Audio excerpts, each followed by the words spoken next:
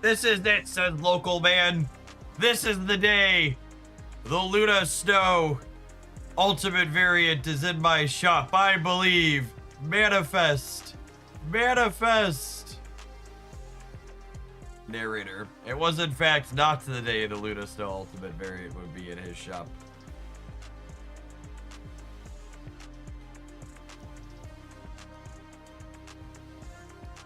So, one of the things, and this is honestly, this is part of why I think you hear so many complaints about the Marvel Snap economy, and people are always like, oh, I have to have every new card.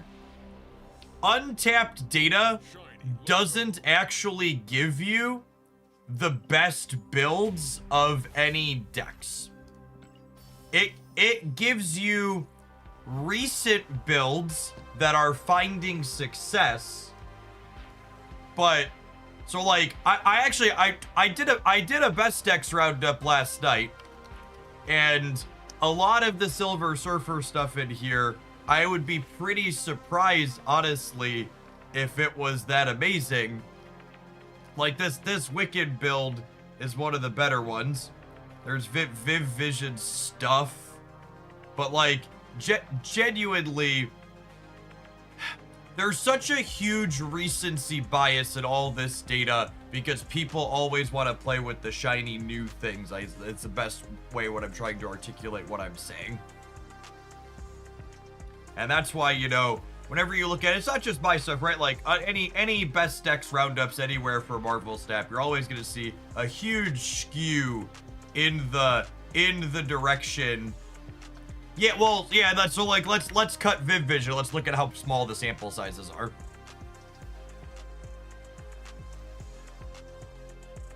Let's cut Viv Vision and let's cut Kang. Let's cut the new how much is Surfer being played without those cards? See? There's actually just no one playing Surfer, a traditional Surfer deck, without either of the new cards, basically.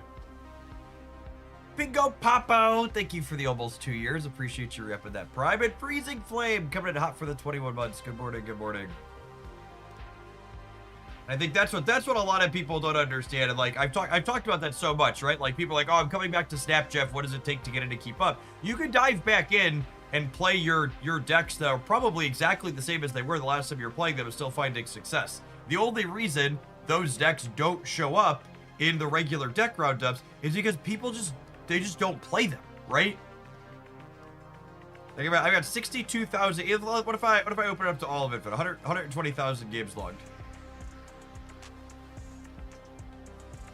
And they're just like, is it anything remote? What if I open it up to rank 70, which is gonna give us screwy on the what's it called? But even when I open it up to rank 70, let me get rid of Odin. Like show me a traditional Surfer list that's not doing weird stuff. That's not explicitly playing the new cards. Here's one, almost, I guess. Like, this is a Sarah Surfer list that has bad stats. It also just doesn't look very good, right? Like, it's trying to play Gwenpool and Galactic and Sarah. And Mr. Fantastic First Steps.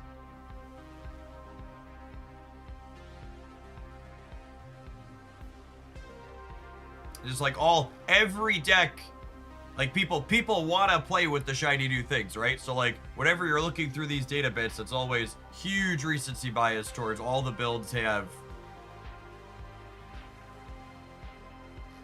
Yeah, Killmonger is also in a weird spot right now too, that's true.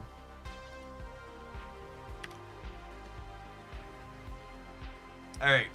I assume I maxed up Bubs. I played a little bit off stream last night. I got a bunch of Bubs. I'm at 600 nachos.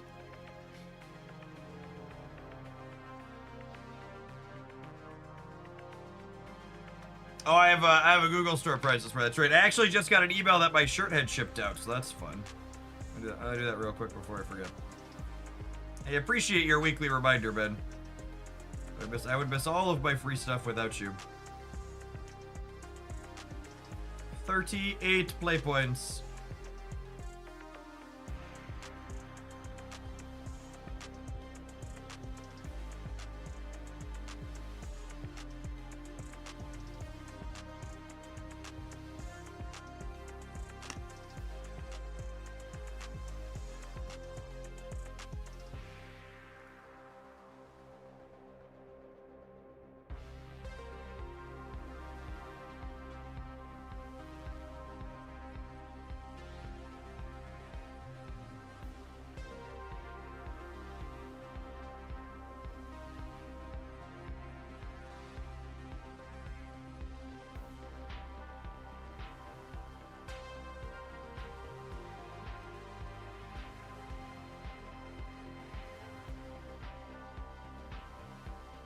Is Hellburger the last tier of the list? It is, yeah. I'll play a little bit of this Boom Tribunal. I was playing with this off stream last night. I got to 30k and I just was having trouble losing with it, so. It's got very, very clear snap conditions. The farm your points up.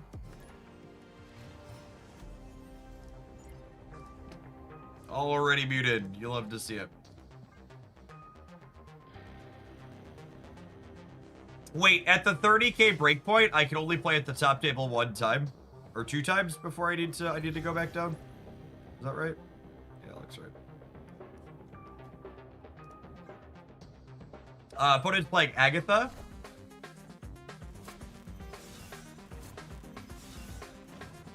Well, that's probably really bad for them. The Utopia here making it so Agatha played the 3 dropout that they didn't necessarily want to. And the Agatha's still in their hand.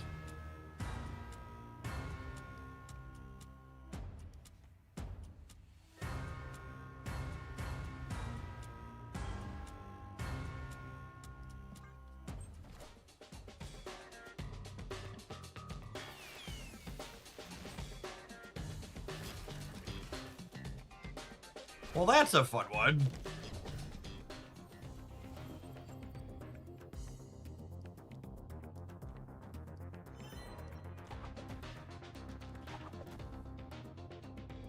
So this will be 8, 9, 10, 11, 12.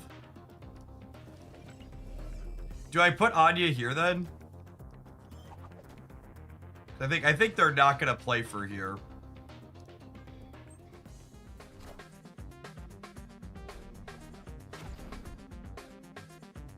All right, we won that 50-50.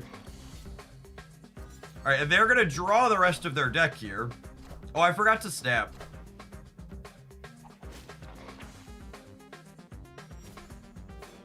Definitely should have snapped.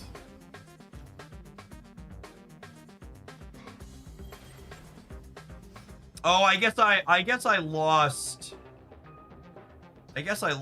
this, which is a big deal.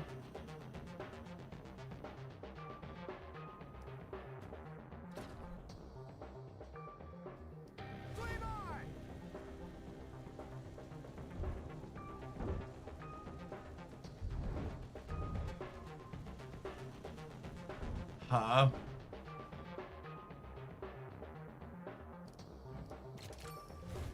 Am I losing, actually?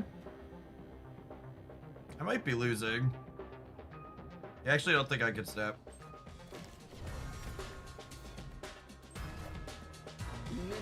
Wait, didn't they discard Hella? No, they discarded what's it called? Got it. Yeah, no way we can snap.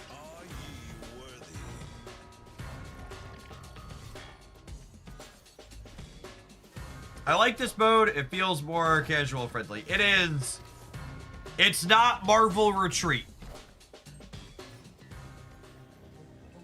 It feels good to be playing a game that's not Marvel Retreat. I think they did an interesting job of having the stat mechanic reward you for understanding when you're ahead, but not punish you and make you leave the game when your opponent's ahead.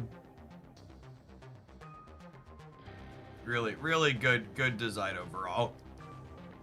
Like, I posted something on Blue Sky about this last night, but like, I think this latest iteration of Diner really shows why Second Dinner is one of the best in the industry at their job, in my opinion. Because they're so good at keeping the things that are good about their iterations of things and then iterating on the parts that leave some to be desired.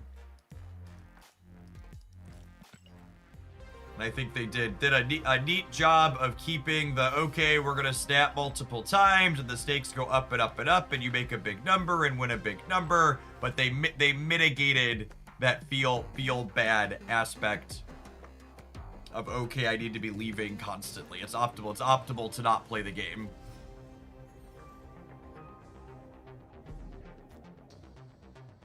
Do you remember when they did character team-ups? I think they should do that again. So there's actually a data mined mode that has more team-up style things coming. So stay tuned, gamer.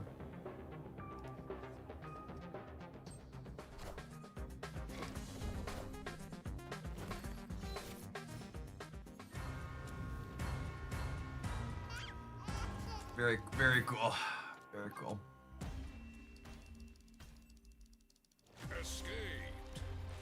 On to the next one. Oh, we can't play this top table now, right? I have to wait at the next one. I think we're... This is... I feel like the one thing that's amiss here...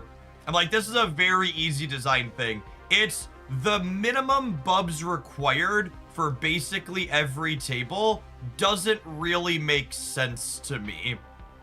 Even the bottom one is strange, right? Because the max snaps at the bottom one gets you what, to 1200? So it really feels like this should be a multiple of that. And like this top one here with your Bub breakpoint here being 30k, this should definitely be 24,000. Like it's weird that I can bust the minimum twice and then I have to go down a table when I'm like only 500 off of being able to play it. I don't know. Maybe that's intentional and it's one of those predatory, oh, you're close, you need more Bubs, buy Bubs. That could definitely be the case, that it's one of the old dark patterns trying to get you to spend currency.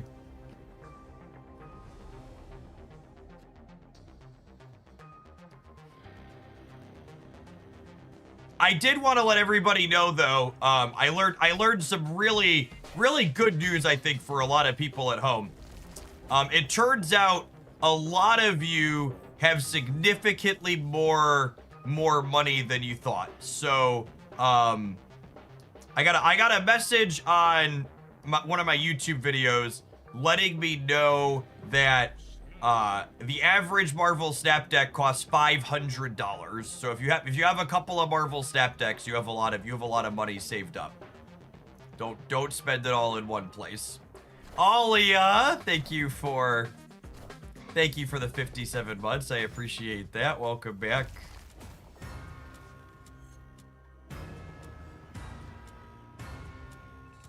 I'm rich. We're all so rich. How do I cash these out? Asking the real questions. I just pirate the decks from the internet. Wow. Admitting to larceny here on twitch.tv.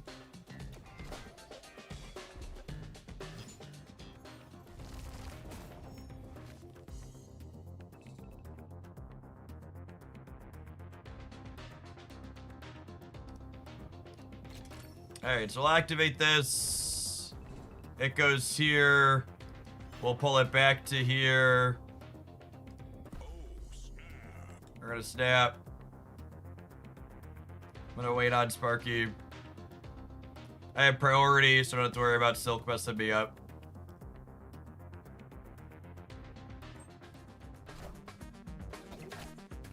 Should we Sparky before Ghost Spider to get more threes to double up? So, I don't think it's likely that the extra doubles from there are going to be relevant points that help me win the game, and I prefer saving the flexibility of Sparky to let me move it more specifically later on, if that makes sense. So chat's right. I would get more moves total. But like, and here's a good example, right? Like even this means I'm actually gonna get an extra move in here, so it actually saves me.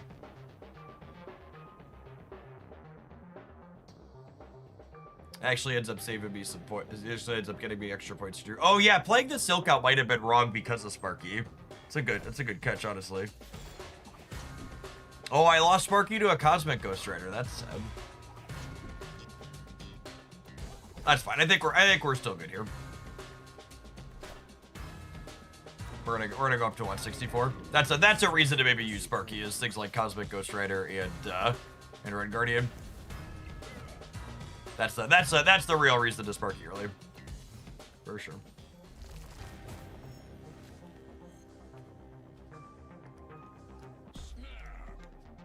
That's fine. I got plenty of points.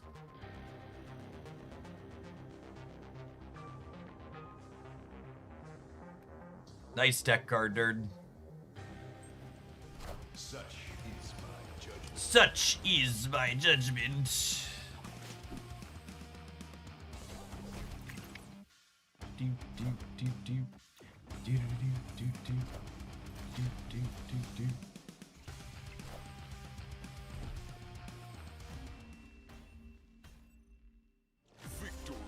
keep forgetting to snap turn 6. I really no joke. I was playing last night. I was like, obviously, I'm sure you can relate to this. I was doing other things while I was playing, and I kept like saying to myself at the start of the match, okay, I need to snap twice this game. And then I just like get through the game, and it'd be the end of the game, and I'd be like, oh shit, I forgot to actually snap. Thirsty Prince, thank you for the 2.5 years. Appreciate that. Good morning, folks.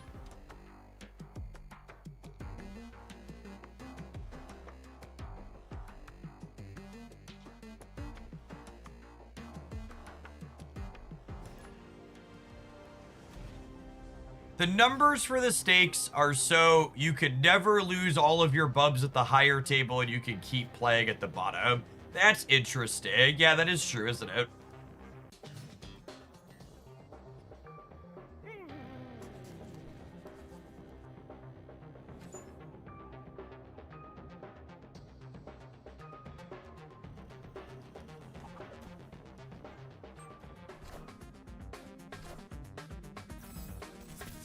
Doesn't the snap carry over between games? It does, but you can't overflow.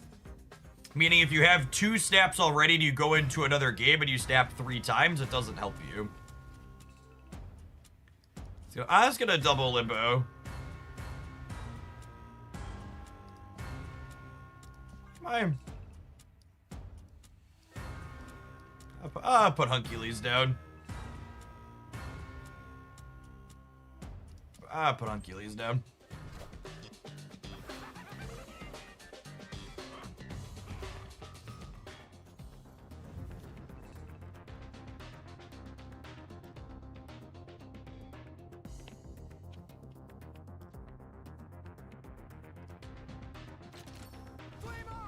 Even Reddit was complimenting Second Dinner on the generosity of this game mode. We've truly entered the Twilight Zone. I mean, it's really well done.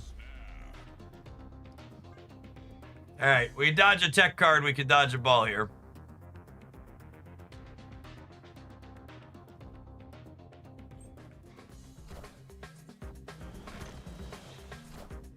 I guess, does that qualify as a tech card? Kinda, huh?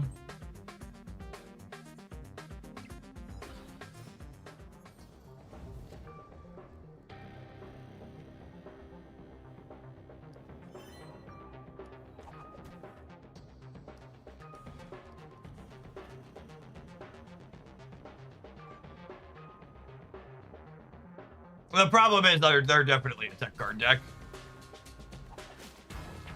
So like,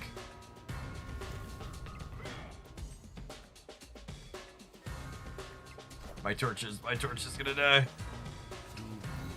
Oh, for fuck's sake.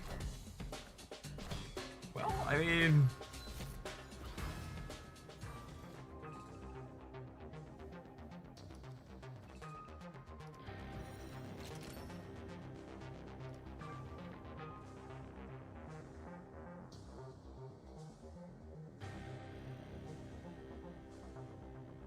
yeah, I just can't snap anymore because we're gonna get cannonballed.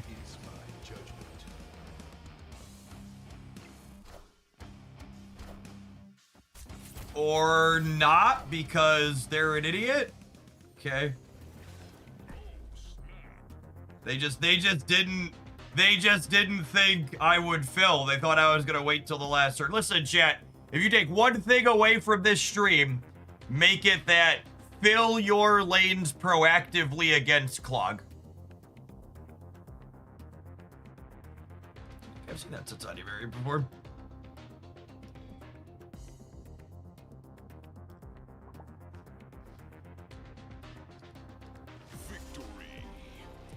Fill them up. Your lanes, and it's counterintuitive, I know, for a lot of people, but your lanes that are almost full, you need to fill them proactively. I think actually my only complaint about the structure of this is that my snaps absolutely need to roll over. This is actually exactly what we're talking about. I didn't snap the second time because I thought we were dying, and then they messed up, so I snapped the second time, but at that point I couldn't snap I couldn't snap a third time, and now my next game, even if I snap 3 times, I'm gonna be at 0 snaps. So I only need to snap once. Yeah, so I couldn't snap the second time because we were dead to Cannonball, then they punted. So we weren't dead to Cannonball. I think they said it was a technical limitation that they don't roll over. Okay, that makes me feel better that it's not an explicit design choice.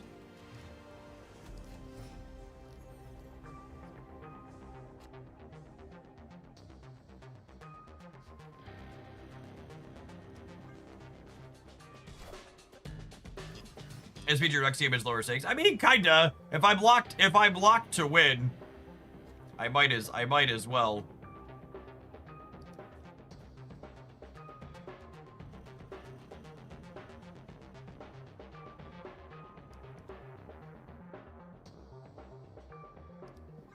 Can you keep playing at the bottom table? You can, but there's not like a huge reason to.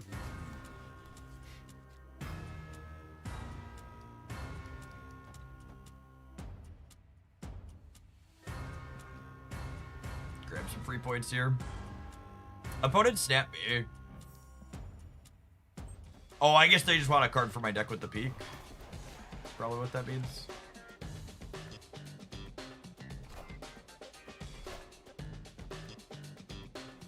Their snap isn't necessarily a show of strength here.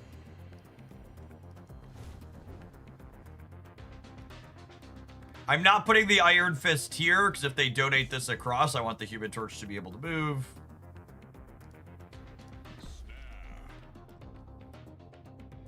The locations in this mode are genuinely very, very good. They did. It's just like... I'm actually so excited that there are now 3 limited time game modes out of 4 or 5, depending on how you count high voltage, that I all really like. It's super fun. When we were like just high voltage, there were a bunch of modes that I like wasn't super excited about. And now we have a number of them that are very, very reasonable.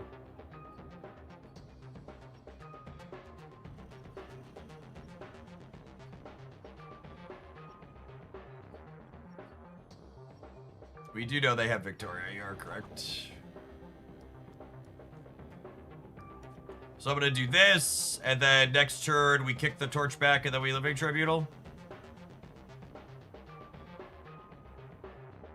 Is this another game mode where the snapping mechanic is better than the ladder? It's different than the ladder. I prefer it to the ladder personally because it means I actually get to play games, and I find it kind of boring, like constantly retreating. But it's worth. I'm objective enough to acknowledge that my personal preference here doesn't mean something is better than the alternative, if that makes sense. Like, this is 100% a thing where it's subjective.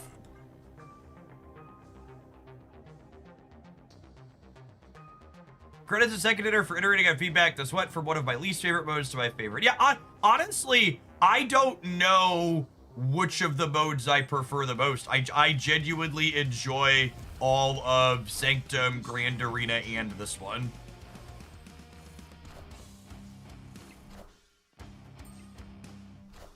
And I can still get kicked in the teeth by a tech card. Marvel Snap, Marvel Snap. I am very nervous about next week.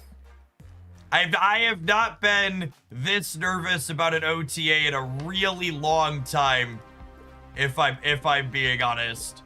Because I am really worried they're gonna put all of these tech cards back to their original text, and this game is so much better with them being worse.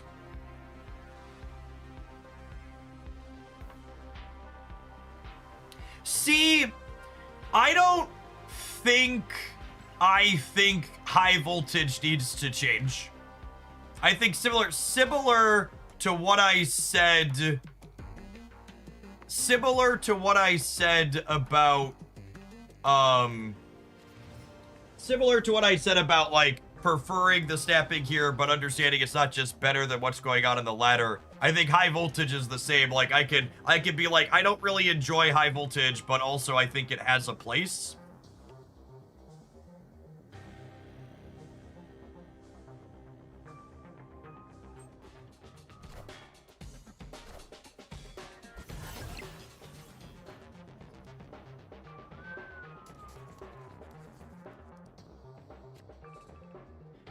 This is one of the most annoying / obnoxious type of comments on Twitch. So you could go away. Jeff, I agree the tech cards aren't fun, but why give me a but? If you're agreeing with my point, why do you need to be fucking confrontational afterwards? Just stop there. It's okay.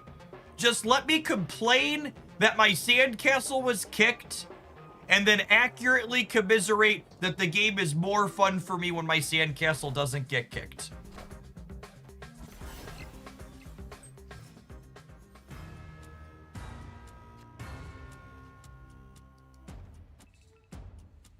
How does the saying go? Everything you say before the butt doesn't count. Yeah, basically.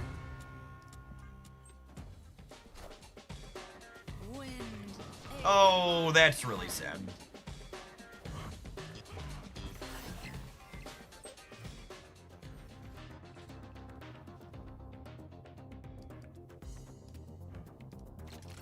I guess I'm gonna get to go into here twice at least. We'll kick this left. We'll kick it into here. He'll kick it out. Next turn, we'll Sparky it back into here.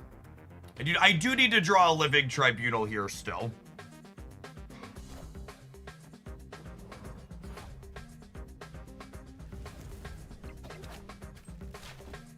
Hazmat, thank you for the 10 months. I appreciate that. Welcome back.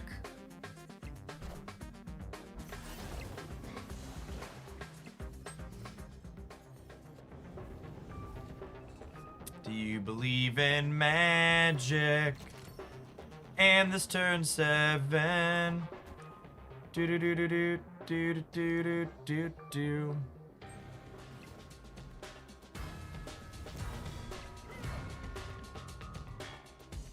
Victory. I'm very confused.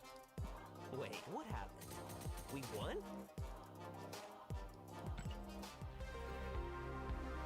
I didn't even get to snap. That's actually been the problem when I've played this deck, is I'm waiting to do my snaps, and then I get set up and I'm about to snap, and then my opponent leaves. I will say that's actually another piece of feedback I think I have for this game mode, is I think every snap should be treated as a retreat later. Don't make my opponent wait. Let them leave the game. But I should get the opportunity to snap before the turn is done so I can get my extra points if I think I wanted the snap. And so there's this weird dexterity style element to it where I have to recognize and want to snap before they decide they're leaving in a game mode where leaving shouldn't really be a thing.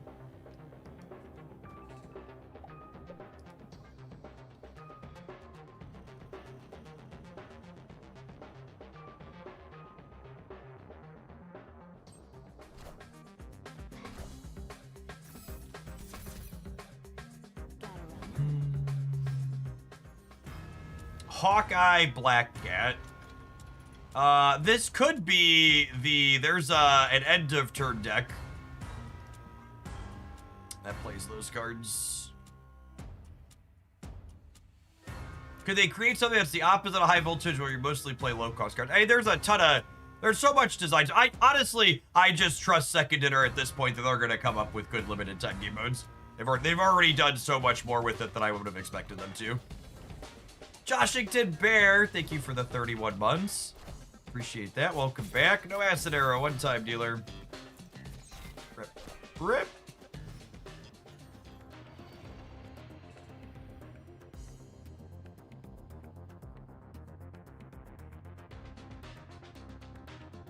Am I burning my Anya and my Sparky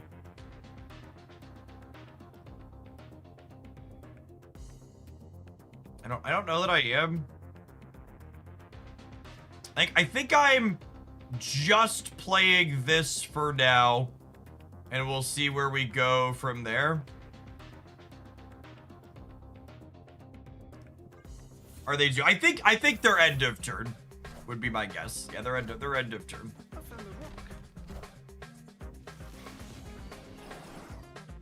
Korg's a little weird.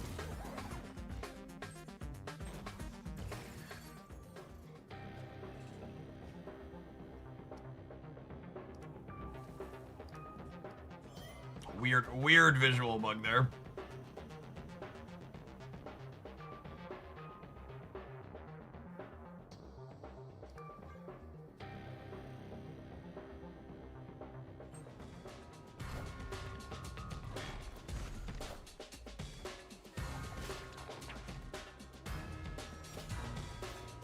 All right, how am I winning a second location is the question.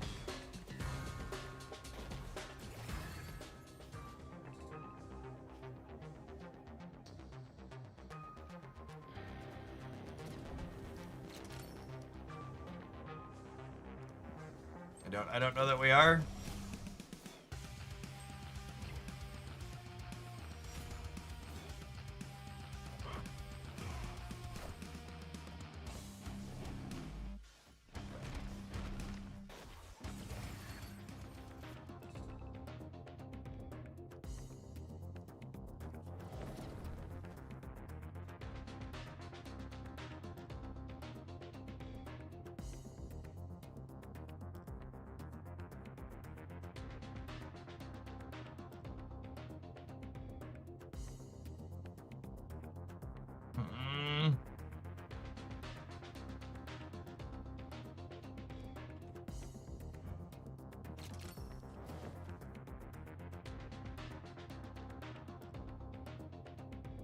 Yeah, I think it's this.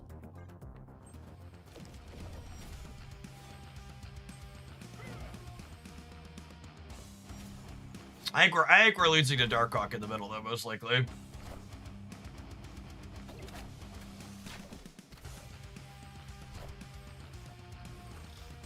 Oh? Well, you know, kind of. 2 points short.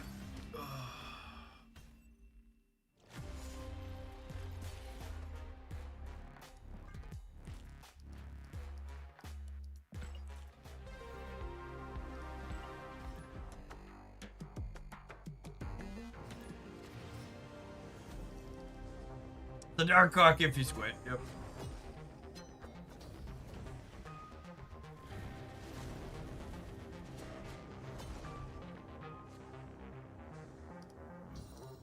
My human torch coming out there is actually quite bad for me if we don't find Madam Web, yeah?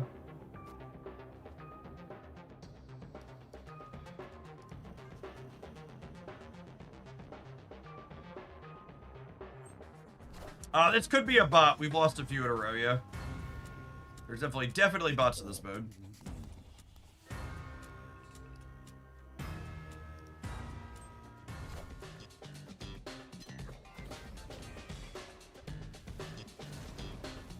We want to maximize the bot. We just stab 5, 6, 7. Yeah, looks like a beep boop. Fucking clankers, chat.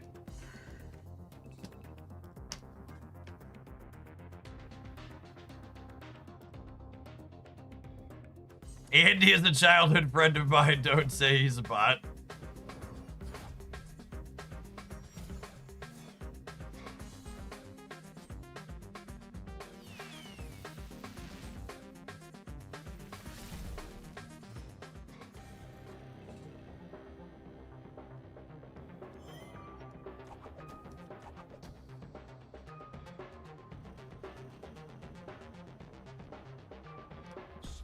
I think we're gonna be big enough to beat Andy.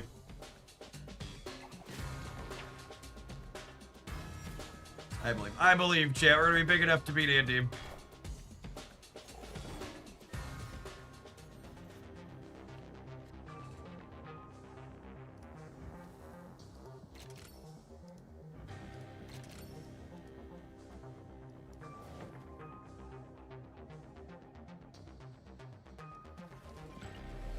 Actually, I guys play Living Tribunal this turn, right? Let them stack more things in the board before I move this around. And then next turn I can go Sparky this back to the left, and then Anya the Vulture into here, and then Strange the Dagger over to here. I did not snap this turn yet, no. Stack it up.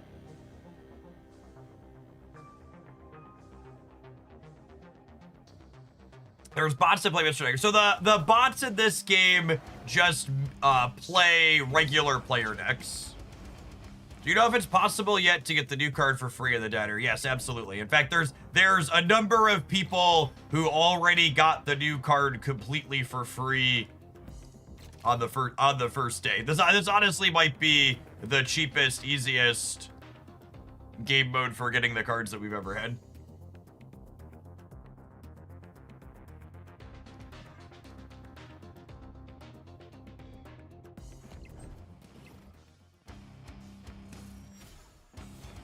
I've almost bought out the entire shop without spending. Wow, really? Wonder if they messed up some of their numbers. I am the Sorcerer Supreme. Oh, I forgot to snap. God damn it. All the time, even when I'm streaming. I did it last night a bunch too. Now I'm so mad. And now they don't roll over. So now I can't get more nachos until 2 games from now. Because next game, I miss out on 12,000 bubs, and I miss out on nachos because now I'm at 2 out of freaking 3. So annoying. Chad, I need you to remind me to snap all day while we're playing, okay? Just be like, Jeff, push the button.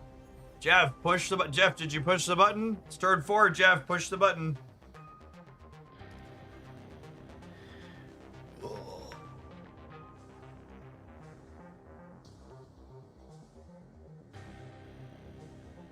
I did clear all 100 of my push-ups this morning. Thank you for asking.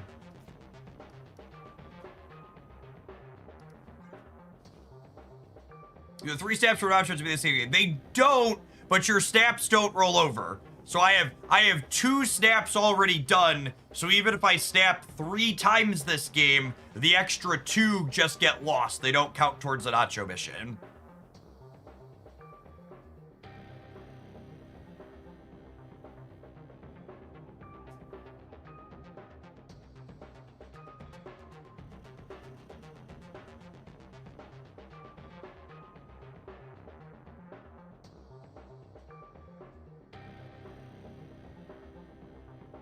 Every missed snap, do 2 more push-ups. I'm not trying to do 200 push-ups today, chat.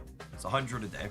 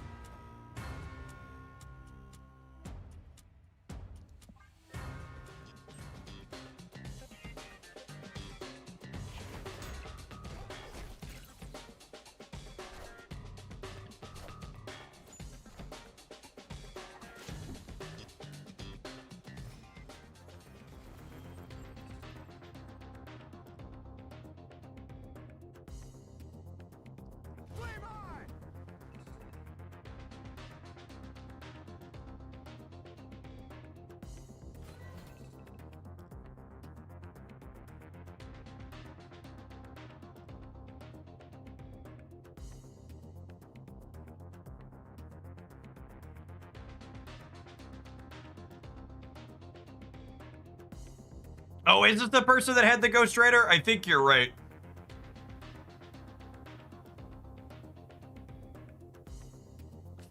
Yeah, I should try and put the chug on the Human Torch.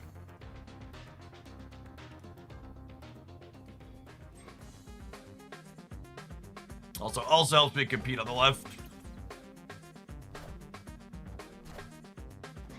snap. I'm not favorite enough to snap, gamers. Yeah, there's gotta be a give and take. It's not, and that's why it's tough. It's like, it's not simply, you know, it's, you need to be ahead enough and then snap when you're ahead enough as well.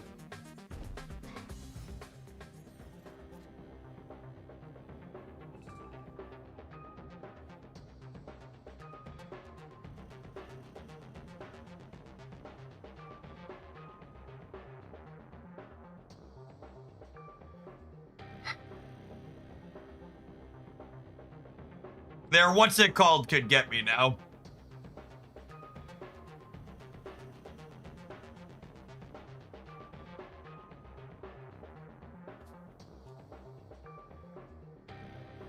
Is it Herkin then, Strange?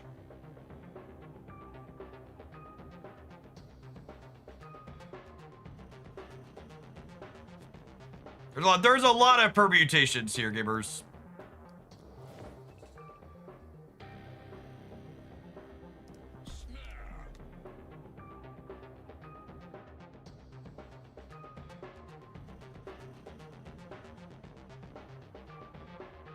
I'm waiting on the Sparky because the Sparky lets me put, the Sparky lets me put, the Human Torch back into Hercules next turn. So doing it now doesn't really play around the Ghost Rider, because doing it now, the Ghost Rider would tag it before it could activate. So at that point, I'm not really playing around the Ghost Rider. And now I'm gonna snap again just for the Bubs, because I think they're dead. They have priority here. So if I had priority on that last turn, I could have Sparkied to play around Ghost Rider. But it's actually really bad to Sparky that turn with the assumption that it's going to work, because I won't know where my card's going to end up at. Which could be really detrimental in, like, where it's going to be, right? Now we'll see if they flipped their coin right for where their tech card's gonna end up at. They did. Dead. That's not the tech card I assumed they were flipping, but it is what it is.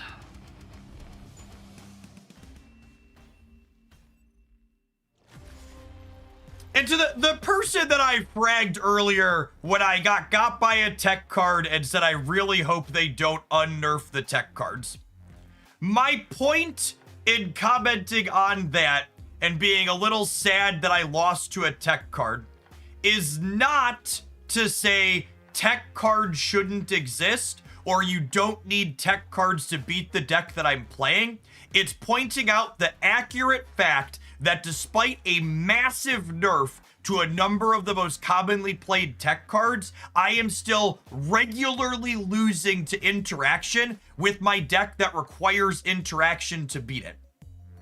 I am highlighting the fact that all of the dipshit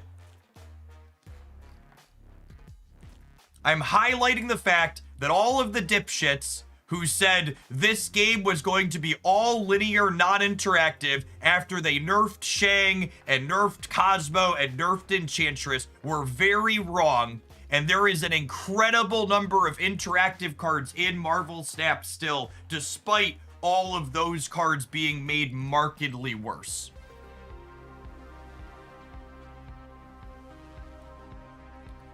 And this game is still well balanced despite those cards being made worse, and the game is more fun in my opinion with them being worse. QED, they should stay nerfed.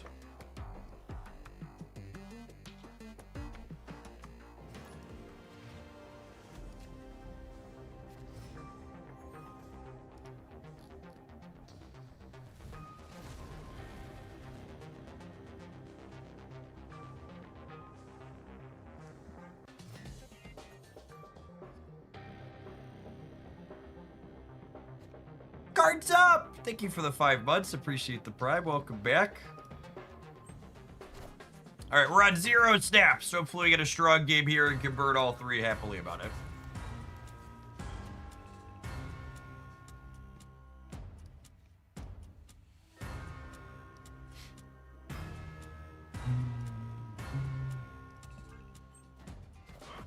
I should have put Sparky on the left because I want Hercules in the middle here.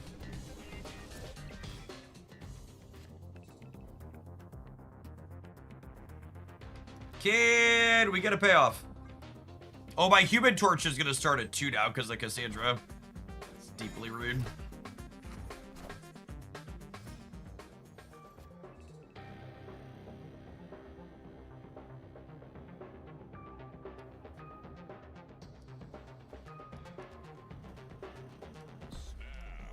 I gotta snap my way through here. We're in an okay spot. I'll try and get 3 snaps in. Don't we hold out for the torch? I mean, I'm only using one of my activators.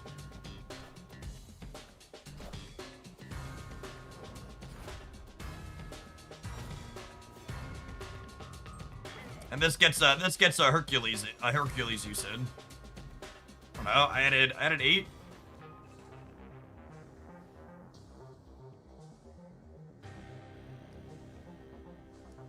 Like, do I bank on the 1 in 3 here, or do I bank on the 1 in 3, or do I use Sparky and assume that Dagger can scale enough? Let's say I draw the human torch. I draw the human torch, and then my opponent's sleeping. All right, well. They just do it. Oh, they're a negative deck that missed negative. Sure. Smells like victory. I think my #1 tech feature one at this point is for limited time game modes like this. And this is true of Sanctum too. In game modes where my opponent is not punished for retreating, ergo it's optimal for them to stay to the end, when my opponent leaves, a bot should take over their game. And I should get to finish playing the game against a bot controlling my opponent. I think that is the next step in making these game modes that aren't Marvel Retreat feel better as a player. I absolutely do not think you should hold the player there. Players should be allowed to leave a game whenever they want for any reason, whether it's gameplay or something in real life came up. Absolutely, the player should get to leave the game. However, if their account isn't going to be penalized extra for staying, I should absolutely get to stay and keep playing the game, even if it's against it. You don't even need to tell me that an AI took over. Like, there's no reason for them to leave, for me to not be able to finish the game in a spot like that, other than a tech limitation. I think that would be a worthwhile use of tech, is them investing in a bot taking over so the other person keep playing the game out. Would make the game more satisfying for me as a player. All right. We need to run an advert so it doesn't happen over the top of gameplay. I'm gonna play a little bit more of this in the diner. It was my most successful deck off stream last night, and I want to farm up some Bubs so we can get the new card. If we've unlocked the new card, which hopefully is gonna happen today, we'll kick over to Jammer with some of that. But otherwise, we're just gonna play some Move Tribunal this morning. Thanks everybody for hanging out. Don't go anywhere. If you're watching on the YouTube side, you enjoy the content that I make here 7 days a week, make sure you tap the like button on the live stream. It doesn't cost you anything and helps the videos reach more people. Appreciate the folks that do that. I forgot to put the poll up on the YouTube side for that this morning.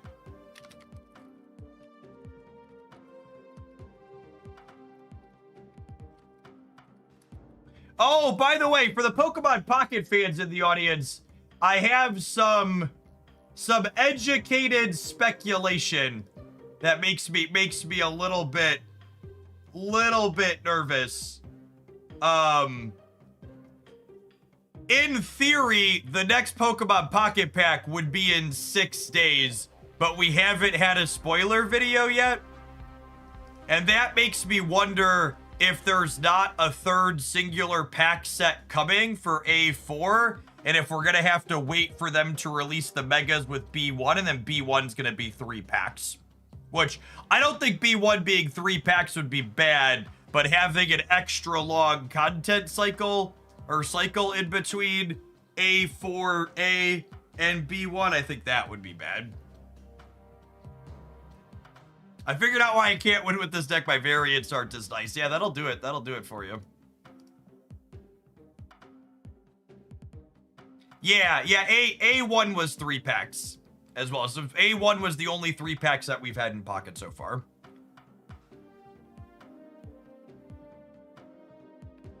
But if I'm being honest, I also wasn't really planning to make more pocket content until stuff for their next set drops. So I guess if there's gonna be a longer time before that happens, we'll just be on a little bit of a pocket break. I hit 1675 points on the ranked ladder, and I feel like I've explored everything, and numbers for that are at their low point in their cycle. It just means the longer they wait for content, the more time their content cycle has in its low point, essentially. Which is fine. That's more time for Snap and other things, Once Upon a Galaxies, etc. Yeah, it gives people time to save resources, but less time to actually play the game. Less interest in actually playing the game. Super Freak, thank you for the almost 3 years. Appreciate that. Welcome back. I think I'll take a 2/3 chance to get one of these. Rip. I guess I messed that up, and I should play Vulture somewhere else. Well, I guess if Madam Web would have landed here, I would have been sad that I didn't. That's close. Maybe I should have put Vulture somewhere else to play around that.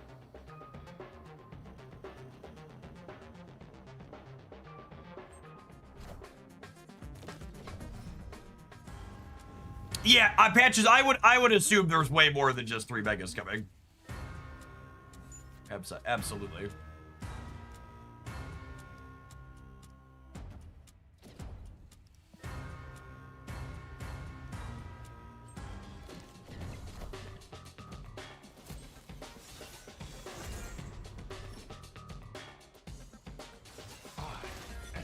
Yeah, free Enchantress is above rate. Hopefully they play Mobius out.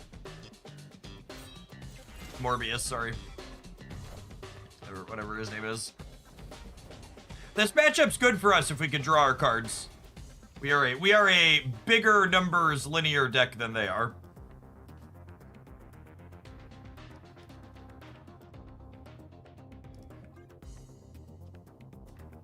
I can wait one more turn to get max snaps. I think I'm also on 1 snap, so I technically only need to snap 6, 7 to max out my nachos. Yeah, Gambit's their only interactive bit. Okay, so their Conchu is 12, and their Apocalypse is like 16 now. Apocalypse is 20. Apocalypse. Their Scorn is 4. Their hand's very good. Our hand is not very good currently. We don't have Torch or Living Tribunal.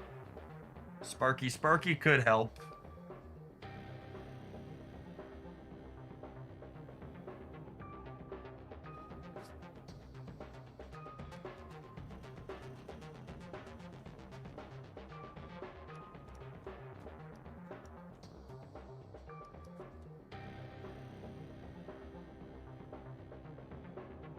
I think I need to start playing like I might not draw Torch.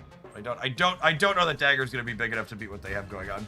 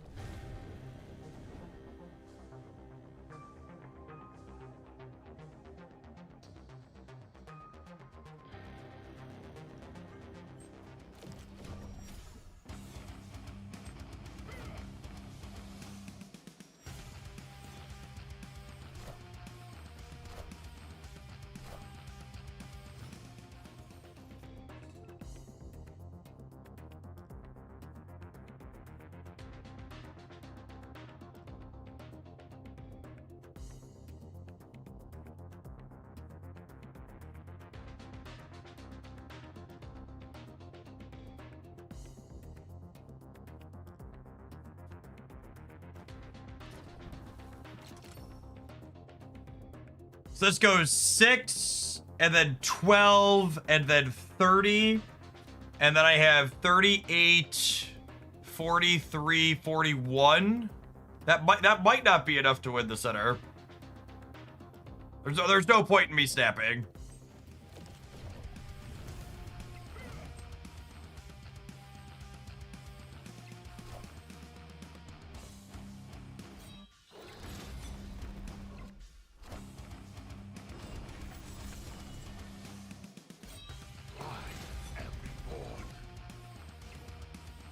Yeah, I think they got us beat, right? Because the Dracula's getting plus 32. Oh my god, do we beat them by 1? Oh my god, we beat them by 1. I just wasn't close enough to snap at any point there is the problem. Wait, what happened? We won? So I got some bubs, but we didn't make any Nacho progress that game, really.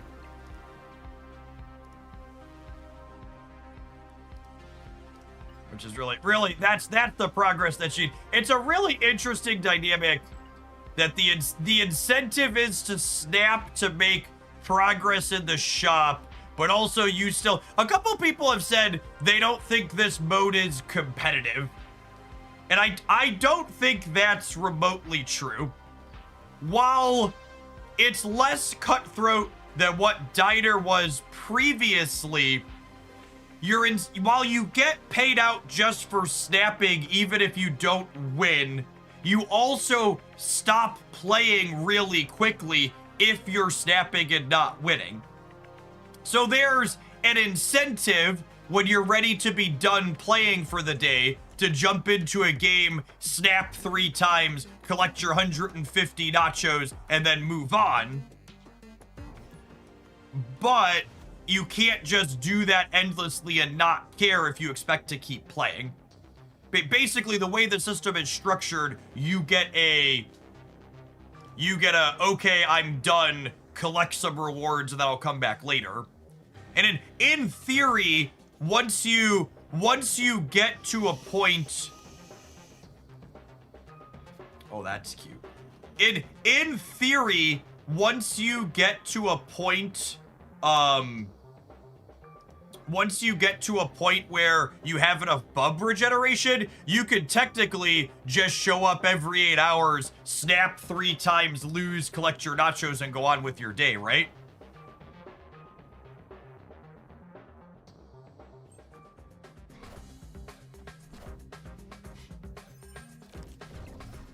So, I don't think the old Diner was inherently bad from a pure gameplay perspective. However, I think the old Diner design was bad for a lot of the same reason I think Conquest is largely bad, which is the old Diner design was just regular Marvel Snap, but with more snapping. Conquest is regular Marvel Snap, but longer. And this iteration of Diner feels like I'm playing a different game.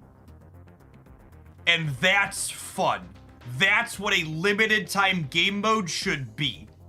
A limited time game mode should feel meaningfully different than playing regular Marvel Snap does. And I think, damn it, I forgot, fuck! God damn it, chat. I was talking, wait, when I click undo all actions, does it undo my snap? No, it doesn't. I meant to snap and move this away. No, I meant to snap because I wanted the Isle of Shush to happen. Because now it doesn't. I was explicitly holding my thing because I wanted the Isle of Shush to move my fucking card. Now it doesn't. Now it doesn't move my fucking card, chat. And I'm mad. I'm mad about it. We'll put dagger there, I guess. That's fine. We're still probably fine. Decision DM, thank you for the 28 months. Welcome back. Yeah, so I didn't dislike the old Diner from a theory perspective, I disliked it from it didn't feel like it was meaningfully accomplishing what a limited time game mode should be accomplishing, which is feeling like a different game mode.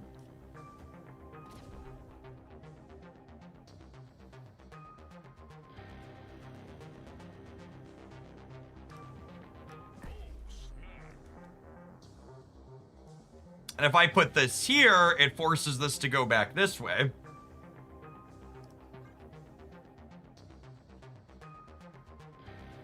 Do I have to craft / set deck a specific deck to play this mode, or can I play my favorite decks? No, you can play your favorite decks.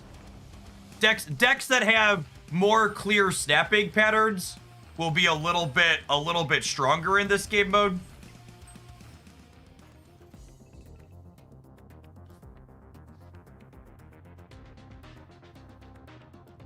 But no, you can play whatever you want.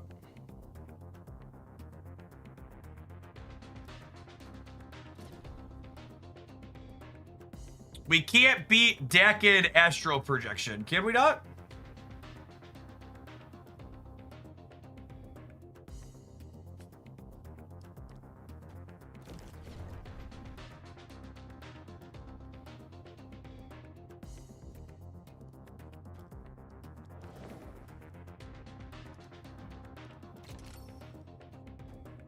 We're at like 100, aren't we? Yeah, I think so. I also don't need the snaps. I don't know. I don't care. I don't care. Fuck it. We'll do it live.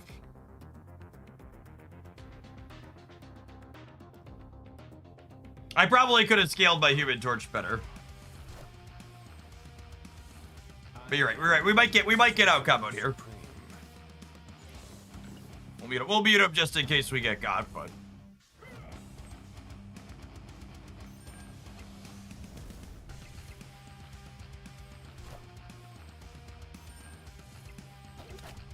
I think if I had put things slightly different, my Human Torch could have been doubled once or twice more. Oh, Agony with that. Yeah, probably cooked. On track to lose left and right.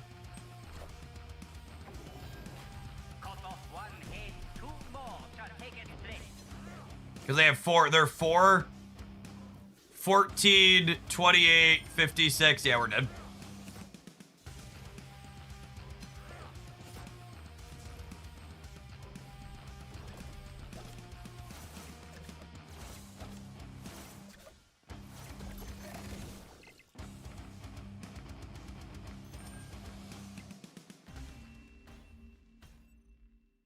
Move Torchman and Herc Doc left location was the line. I'm gonna give you a 10-minute timeout so you can go back and think about your suggestion, Munchlax.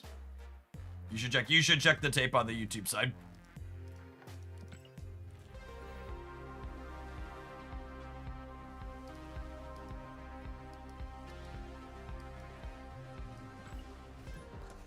Please don't lose. I bet way too much money on you. My getting the Human Torch bigger would have required different sequencing earlier on. Was the opponent's deck 100% in on the Dakin Zola? Wait, 100%, Derry. If you haven't seen that deck before, you should make sure you're subscribed and ring the bell over on the Hooglandia YouTube channel. We highlighted that one last month or earlier this month. It's a thing.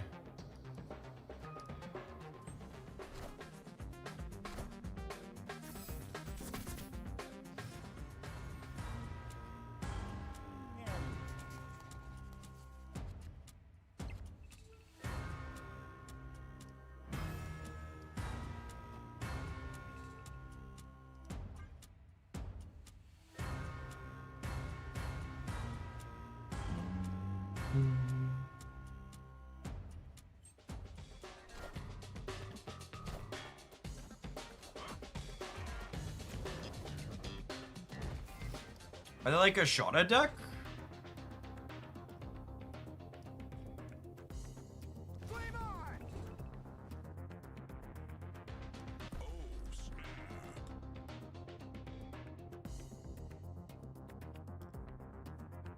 And again, not using Sparky yet, because I want to use Sparky to put Human Torch back into the Hercules path next turn.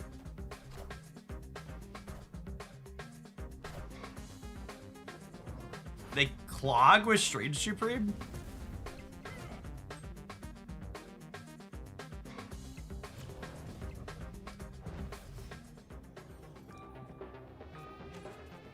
Weird.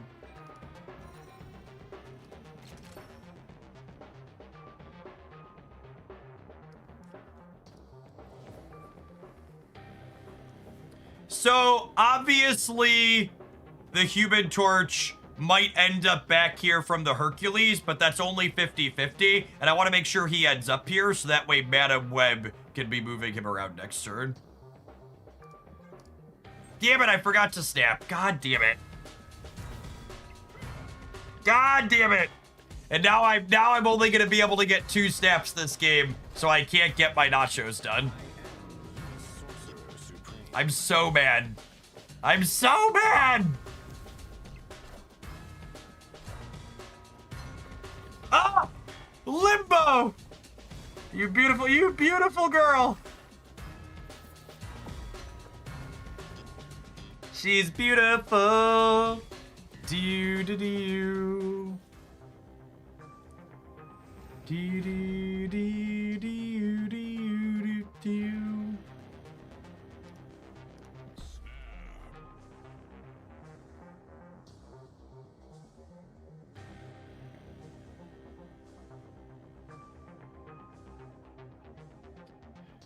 What do we think of not moving Human Torch so I can leave them guessing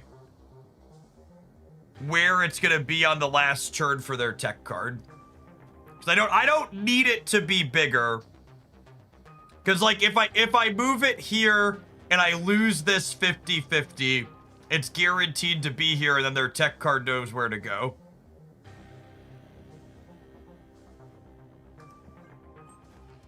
The mystery intrigues me.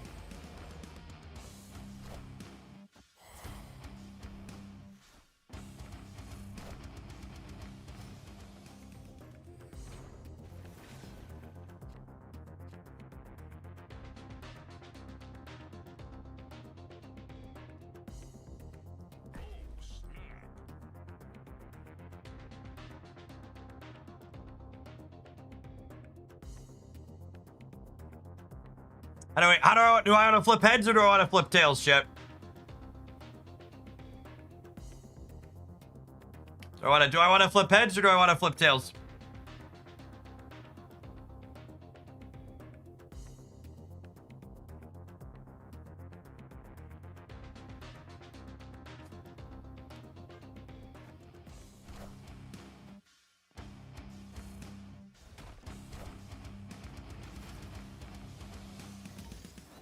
What a skill game. What a skill game. Yes, that's true. Because it was Cannonball and they couldn't fill, we were good either way. Smells like victory. What are nachos? So, this game mode is interesting from a min-max perspective because there's 2 different things you're worrying about. So there's Bubs that you're winning in the game that progress you up this reward track of Bubs, similar to previous diners. However, there's also nachos, which are what you use to buy things in the shop, including the new Series 4 card that's in here, Danger. And the primary way you acquire nachos is by snapping. So every 3 snaps you make inside of spaghetti, you get 60 nachos. Every 3 snaps you do inside of the Hellburger, you get 150 nachos. And there's also some nachos along the track here as well. Oh, there's another Bub refill upgrade? Well, that's interesting. That makes it even easier.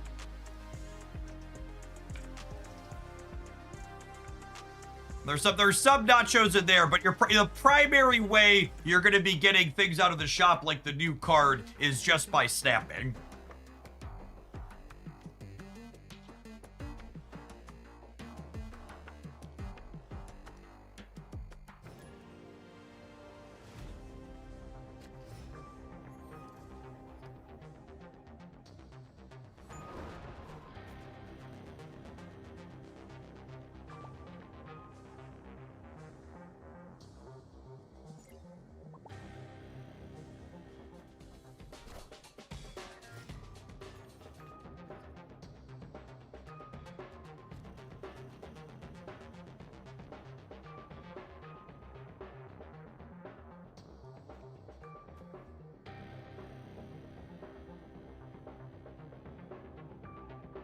I think it's Fist into Torch into Ghost Spider back into here. Opponent's already snapped twice. They're Agatha with Black Cat? Interesting.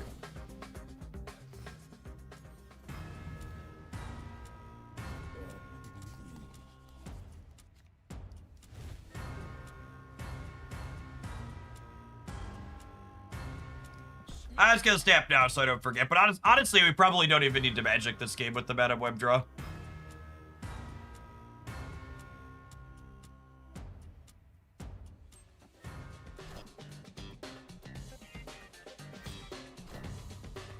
I mean, will I be big enough to beat Hella without the extra turn? I guess that's a question.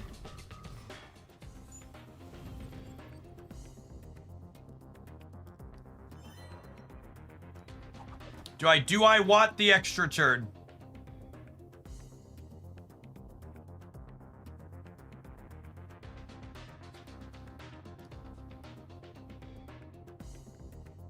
I think I do with the Hercules. I think I do with the Hercules. Although, you know what? A lot of these Hella decks are playing Legion.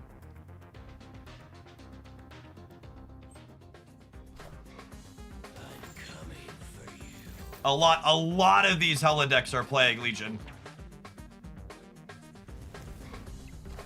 Not all of them, but a lot.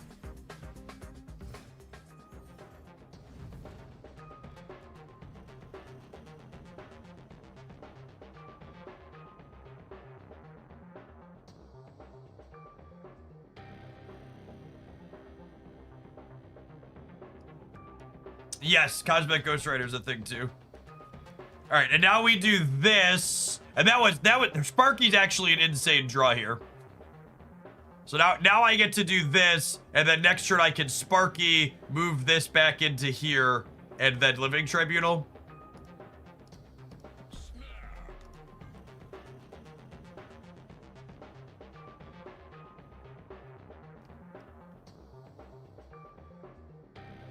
So he's gonna go to 24, and then 54, and then 108.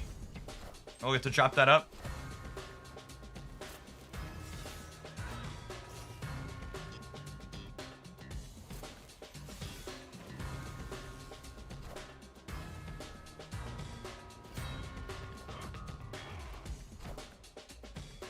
Is Sparky worth the price of admission for this deck, or is he replaceable? No, he's insane. The deck is capable of winning games without him, but it is significantly better with him.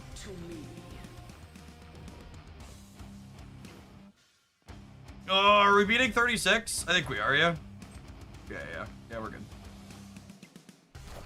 8 is plus the other points. I think we're beating 36. Yeah, 43. Victory.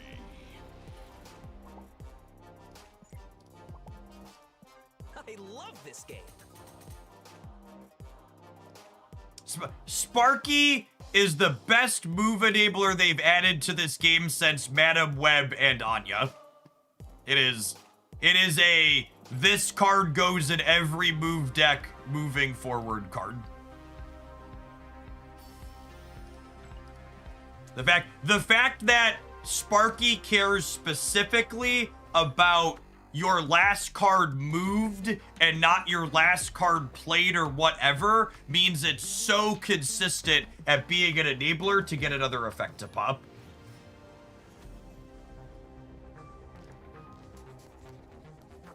Sparky gives you so much sequencing flexibility.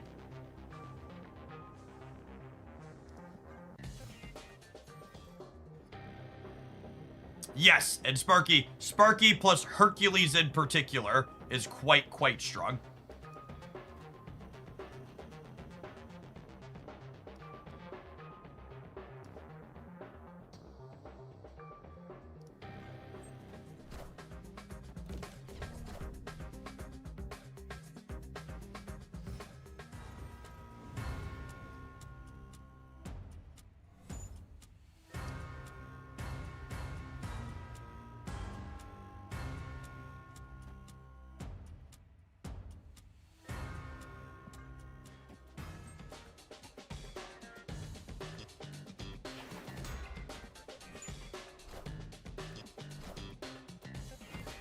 Well, I'm glad I had the Snapchat.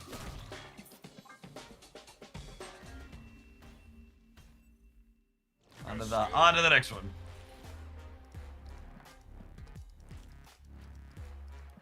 And that's why I don't snap early just to remember it, because usually by turn 4 or 5, you have an idea of what's going on.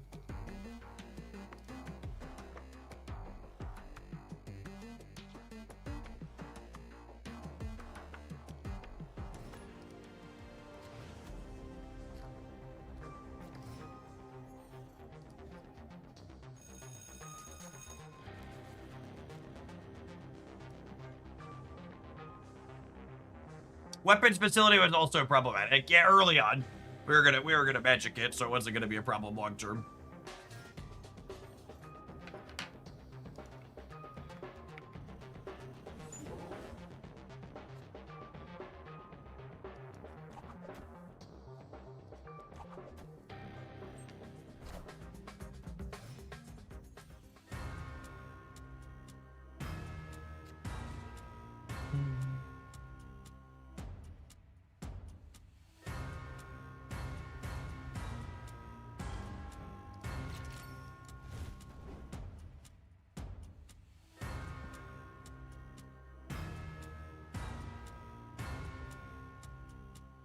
After you snap, your highest power cards move here. Lovely.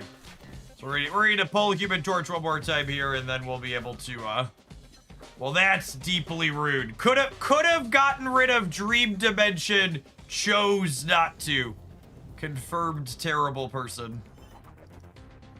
What a terrible person!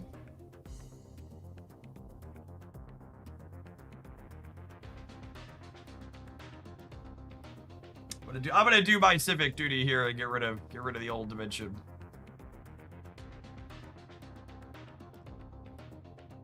Snap. I don't need to snap yet. There's extra turns. I also don't know what our position is like in this current game. So again, like 1, there's no rush with the 7th turn.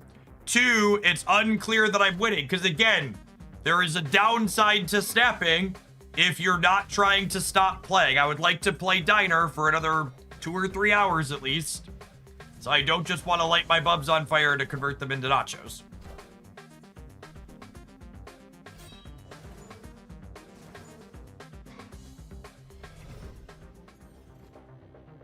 You were supposed to be a terrible person there because you were fine under Dream Dimension. Not strictly. Dream Dimension there with, Dream Dimension there with, if I drew Hercules would have been bad for me. Or Sparky, potentially. I want to hold on to Doctor Strange for now, because Doctor Strange can move Human Torch into a Hercules path.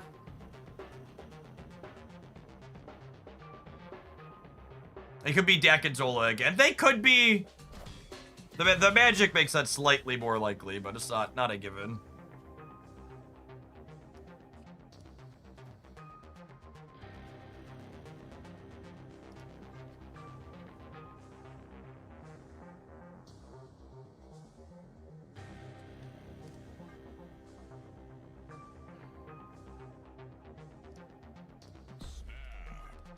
I am a turn late on my snap now. I can't get all 3 in. I guess we're still not guaranteed to win, so I don't even know it's necessarily bad. I'm gonna press it here just in case we'll get 1 in.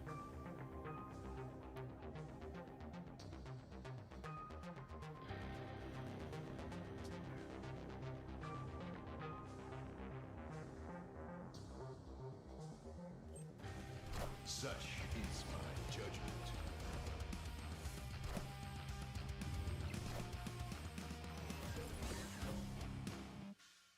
All right, so they can play second Morbius plus...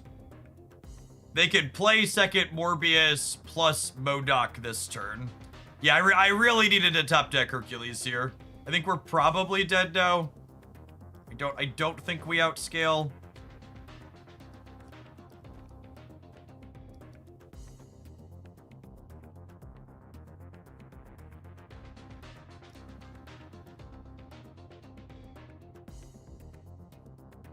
I needed to move Human Torch twice to get it up to 64. So not snapping again here. I am the sword.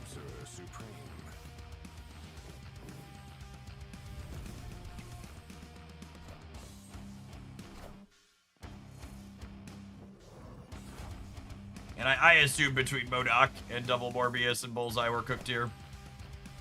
I guess there's a chance 25's enough for the center. No, it's not. The cards should get bigger too. I assume there's a swarm in their hand here. Oh yeah, we already saw the swarm. So between this and then the Bullseye. We did here.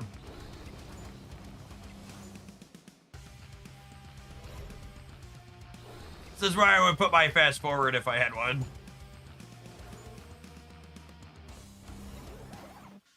Thanks, Brid. So if I would have top decked Hercules, my Human Torch would have been 32 larger, which would have given me an extra 11 everywhere, which still wouldn't have been enough, right?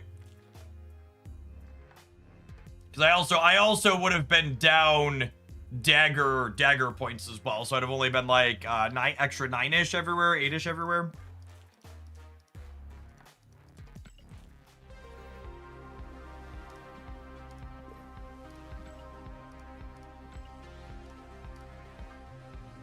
I know we usually have a little bit more variety on the stream, but I'm enjoying methodically playing this deck inside of the diner. So I think my plan is to play it this morning until we either bust out of my points or we have enough nachos to buy the new card and play with that. We take a brief pause for the cause to let some adverts roll. We'll see you in 120 seconds. Gamer6, trying it out. Don't go anywhere. If you're watching on the YouTube side right now, make sure you tap that like button. Doesn't cost you anything. It helps the content reach some more people.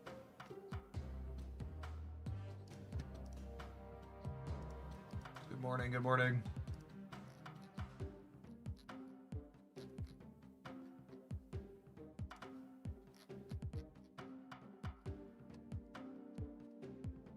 Play the number, go up deck. Yeah, the linear decks that have very clear snap conditions are relatively straightforward to play here in terms of min-maxing your nachos.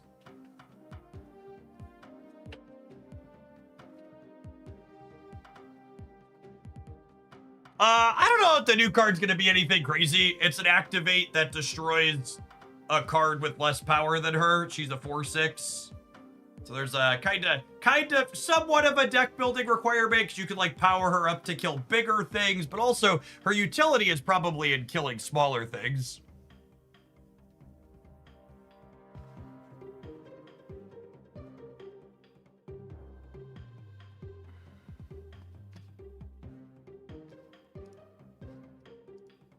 I think making her power go up might be a downside.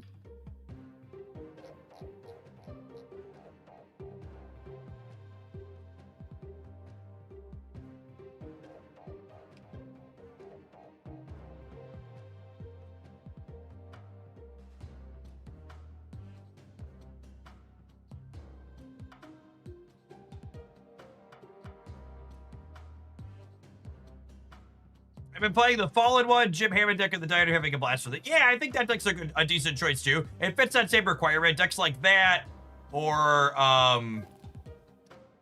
Mr. Negative. Again, things that just have very, very clear evidence when like your linear draw is going to be coming together for you.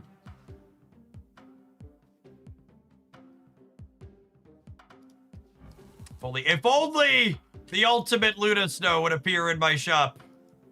He's been saying for the last 2 weeks. This is such a bad system.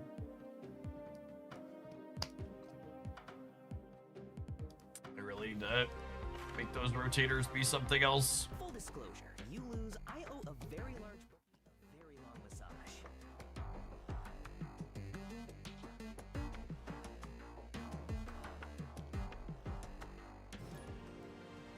You see her hidden text every time you queue Central Park's the first location. Yeah, that would be pretty peak.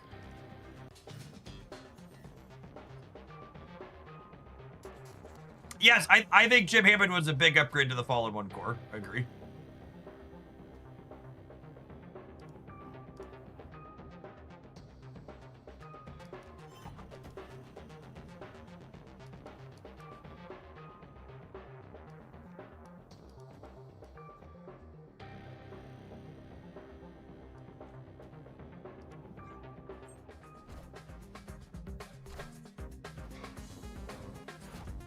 Human who, chat? Human who?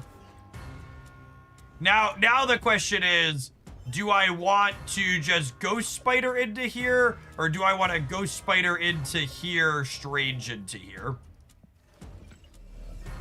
I think I'd rather pick Ghost Spider back up than have an extra 2 points. So I think it's just this. Although I guess this brick's a draw because of the hub. I don't know that bricking a draw is good. So maybe it is this, just because I don't want to brick a draw.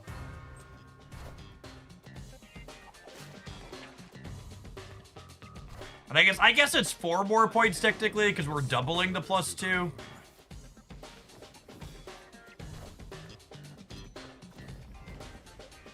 Alright, then do I just leave? Okay, just leave, yeah.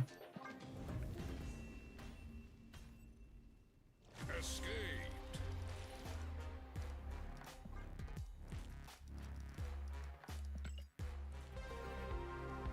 It's actually interesting how you're incentivized not to break your opponent's stuff early in this game mode, because that was really inoptimal for my opponent too, right? They broke my thing early, but then they also didn't snap, so they got no Nacho progress, and they got a very minimal amount of Bubs.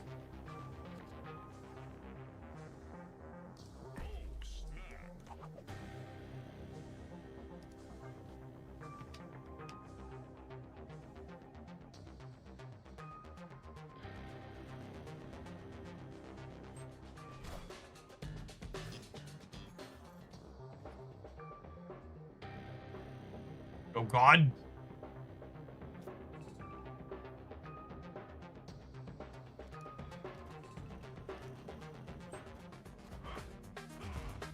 So Kratic, Phoenix, thank you for the 52 months. Appreciate that. Welcome back.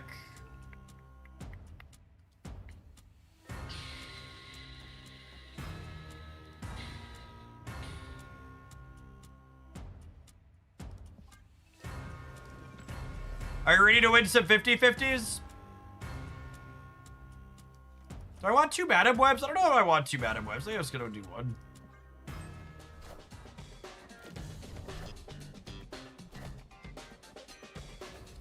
Wow, they could have magicked the rickety bridge and chose not to.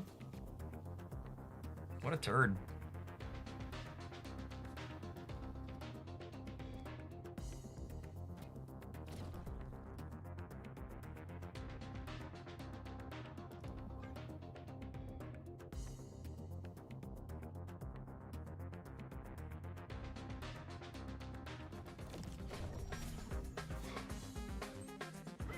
Use Ghost Spider to make sure Dagger doesn't die to Rickety. I see. Okay, so you are mistaken and were unaware that this is a skill game, Steric. That's okay. It's okay. It's an easy mistake to make, not realizing that I'm playing a skill game.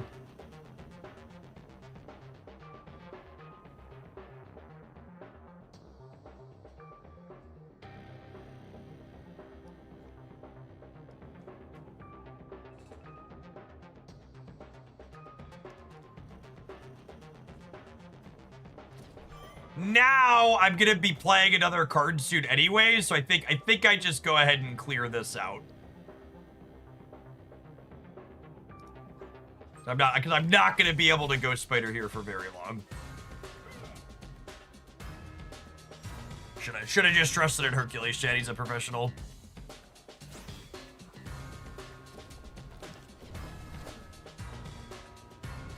I was wondering why they were playing directly into the right or into the left.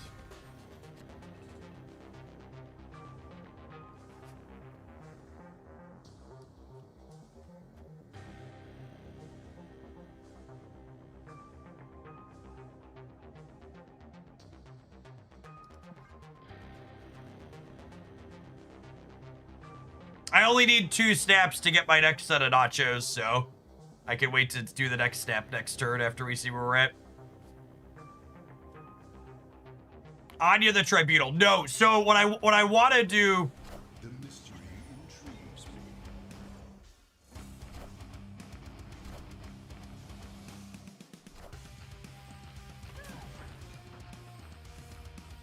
So what I want to do here is I'm going to Anya the magic into here and then Herc will kick her back out using him up, and then I can Doctor Strange this over to here, safely getting more points. So I saved her to burn the Hercules this turn, so that way my Strange can move something for me.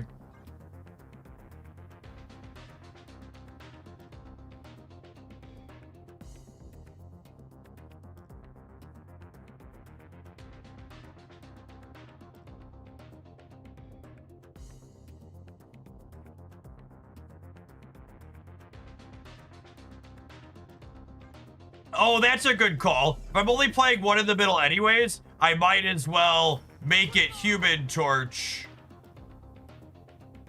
Oh, wait. He'll be big enough. Yeah, this is actually way better. Because this will kick in and it'll go to 8, and then it'll go to 60. No, yeah, this is actually way better. Yeah. Because the torch is actually big enough to get grabbed by Doctor Strange after 2 moves, plus the audio bonus. So he'll go to 8, and then 16, and then 32, and then the magical trait here. This is actually way better.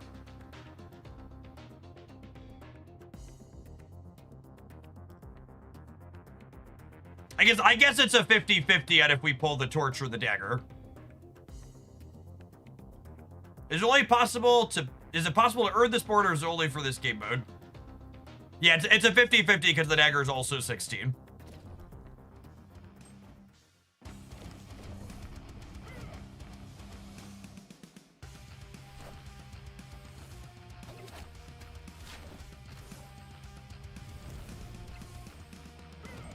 You thought it's play order. I actually don't know. It's all the same for me.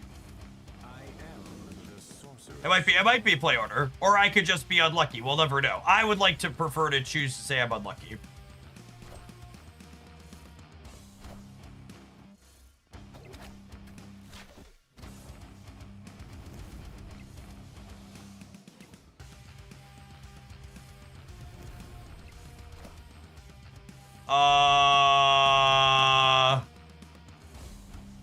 Okay, well, we should have lost that by a lot, but our opponent has no fucking clue what they're doing. But it's obvious that they likely don't know what they're doing because they put a tech card in their deck. If they would have just put Doctor Strange on the right here, we would have been torched in the literal and metaphorical sense. Wait, what happened? We won? We won? Yep. Put it through Deadpool. It's cool. All right, we're less than 400 nachos off of our nine snaps away. 9 snaps away. None of the cards in this deck are replaceable. I know that's not what you want to hear, gamers. You need every move enabler this deck is playing.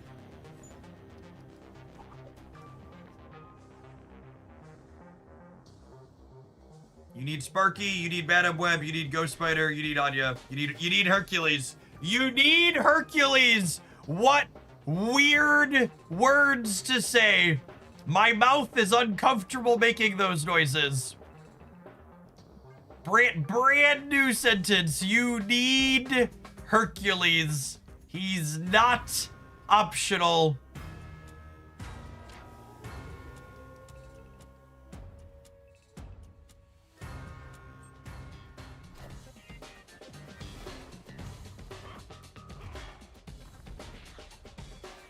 Hercules is significantly better with Sparky.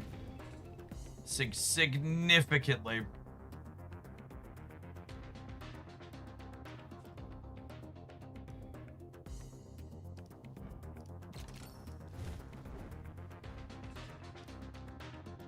I don't have to snap yet because I'm gonna magic.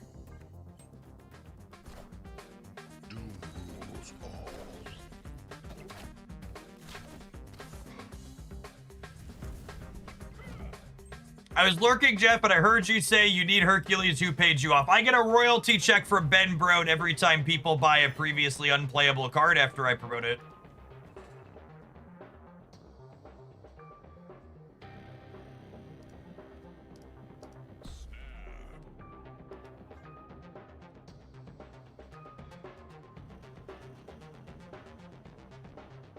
I do need to draw Living Tribunal here, but I have 2 more draws.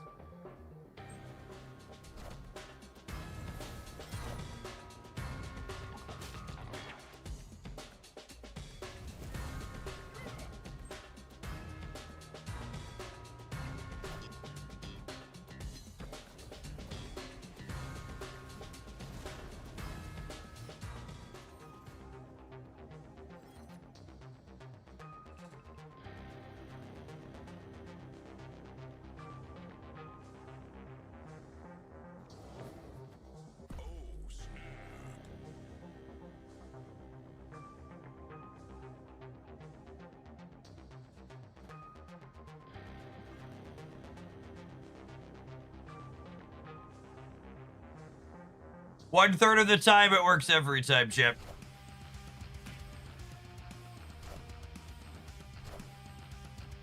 I am the Sorcerer Supreme.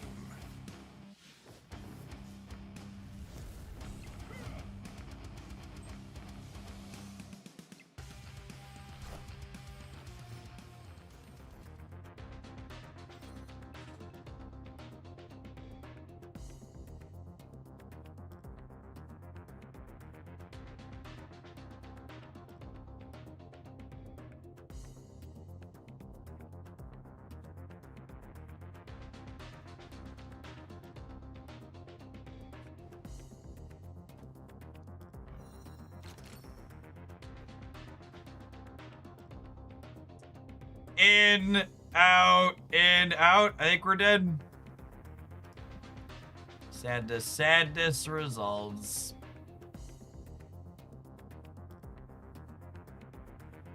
Dangers will be a Series 4 card when it's available for purchase next month.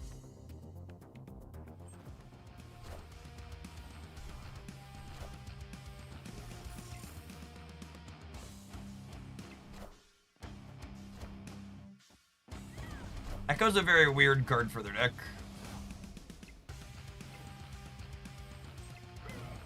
We tried. We tried.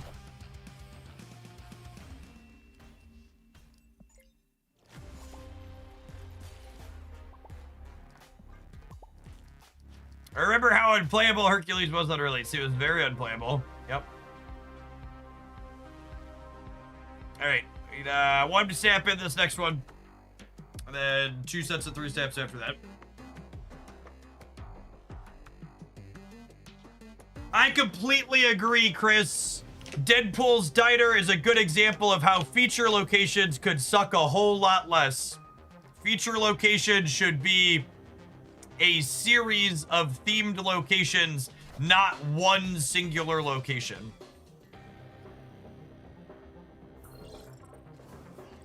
I hate that feature locations heavily encourage mirror matches. Mirror matches suck.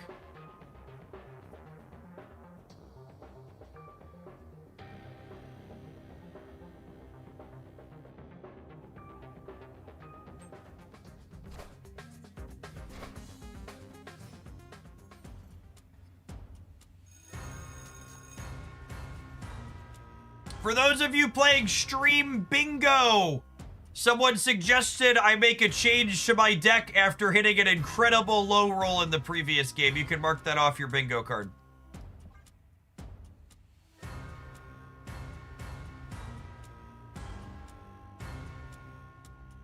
Anima Phoenix, thank you for the 31 months. I appreciate that. Welcome back.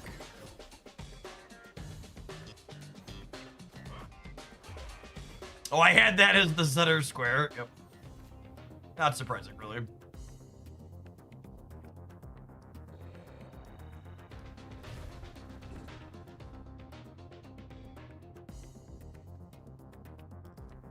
I need to snap yet, technically. I'm gonna hold. I'll hold on to it. Nah, let's make the turn. No, because I wanna save it for when I put this back, pull it back into here.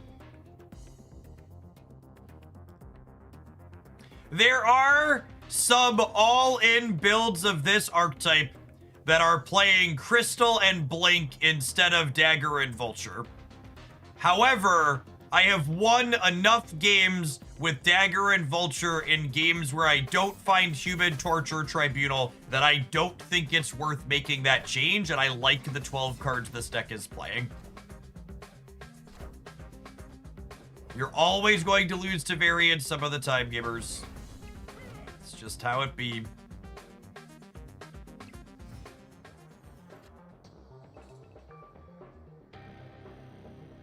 Has anyone called this game mode pay to win yet? That's the center space for me, asking the real questions.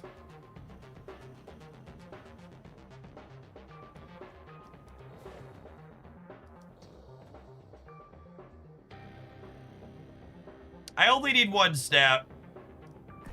So I might as well press it now, and then if we top deck the Huncules, or the Living Tribunal, I was looking at Huncules, look at him. If we top deck the Living Tribunal, we can snap again next turn.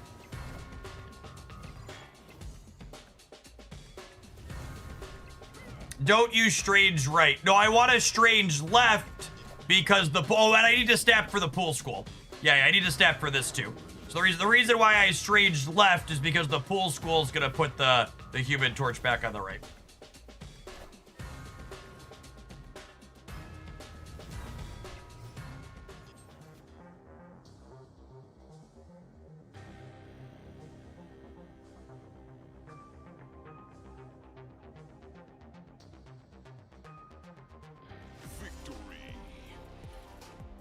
So I wasn't actually going to snap there because I don't have the link. And this is such a good example of being incredibly inoptimal and losing yourself points. This person just retreated a game. They snapped 3 freaking times in.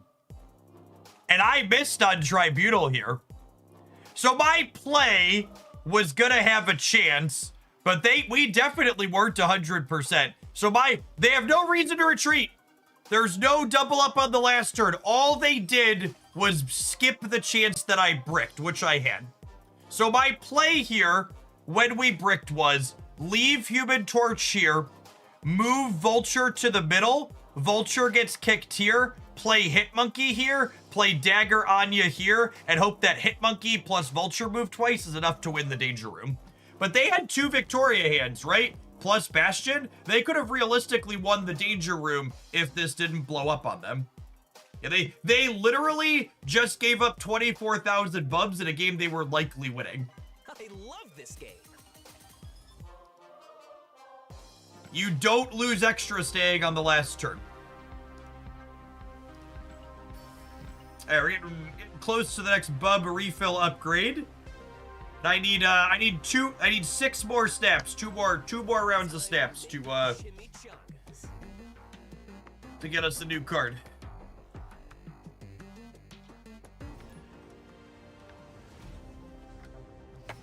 This is also easily the least grindy game mode we have ever had as a limited time game mode. And it's not particularly close, just so we're being clear.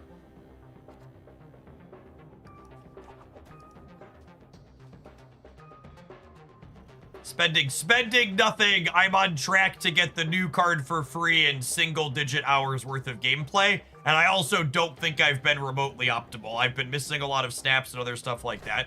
If I was locked in, I think it'd go faster.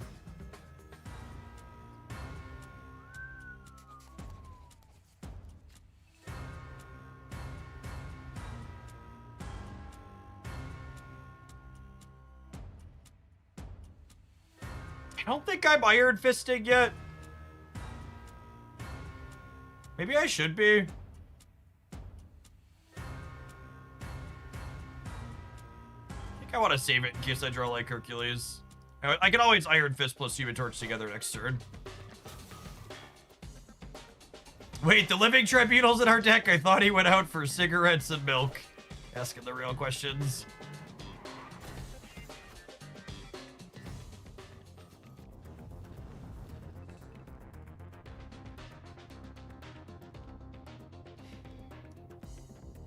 I think we outscale Mr. Negative a non-significant amount of the time. Agree or disagree?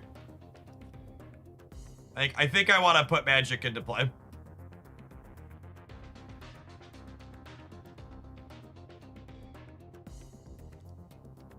Magic, right? I want a clean path.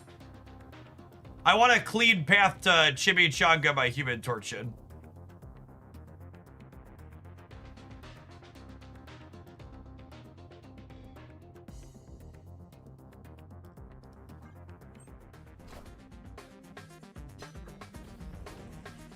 I probably need a Hercules and or a Sparky.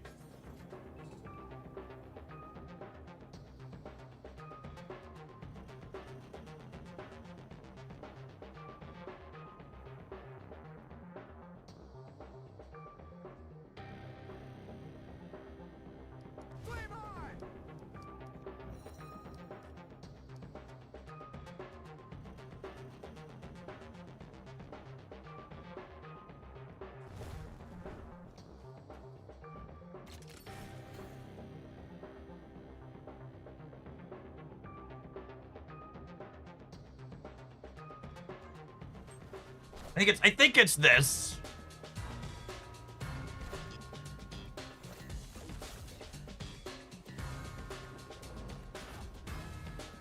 I just want to be clear. I'm not telling anybody in chat their suggestion is worse than mine. I'm just telling you I don't have time to figure out the numbers.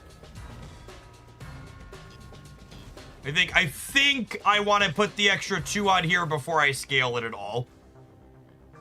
But I also don't have a lot of confidence in what I've done.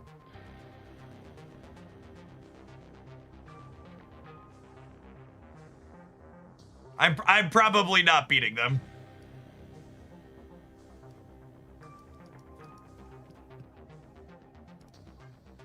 I believe we're dead. They haven't chained us yet, but it's probably coming. Yep. They're drawing 1, 2, and 2 zeros. Shot Rude, thank you for the prime. Our deck is capable of outscaling them. However, the draws we have that outscale them involve Hercules and Sparky early. They were in our bottom 3, unfortunately. So, I'm glad we didn't snap. Should be cooked here. It only cost me 3,000 bubs, chat.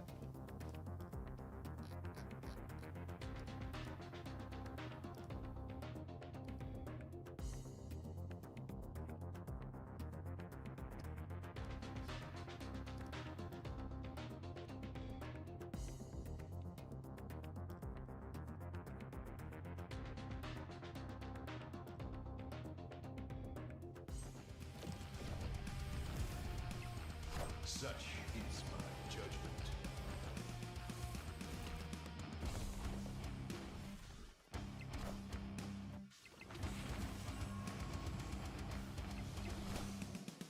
I am Iron Man.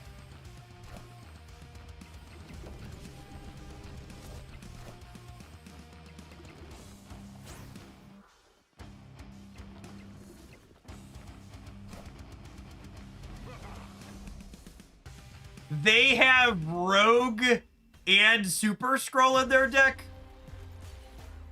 And this is like so much evidence to me that they should absolutely not buff the tech cards back up. None of these gamers stopped playing tech cards. There are still so many tech cards in everyone's deck, despite them all being worse. Like, the anecdotes abound. Like, absolutely, they should just leave it as is.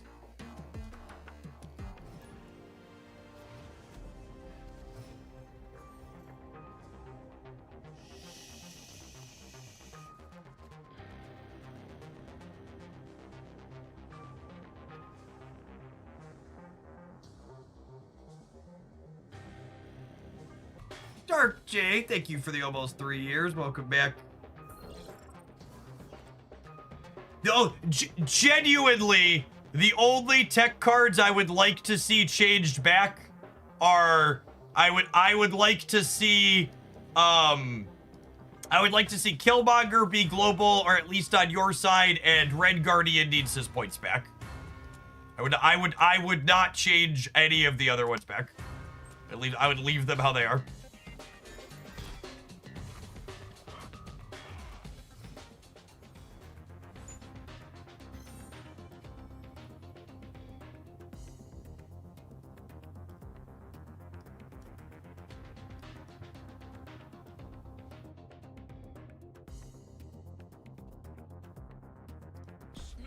Your mouth to Brode's ears. Here's hoping.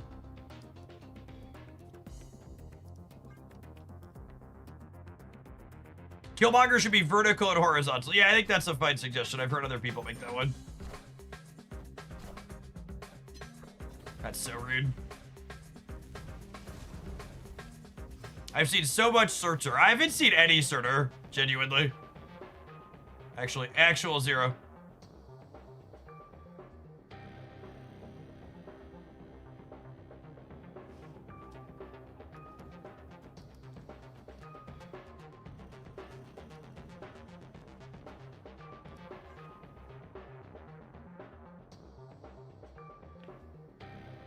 I don't feel anything but better since the I agree, Tion, and I was very concerned that maybe I was wishing on a monkey paw. And it's genuinely just felt really good and clean. Speak of the tech cards and they will appear.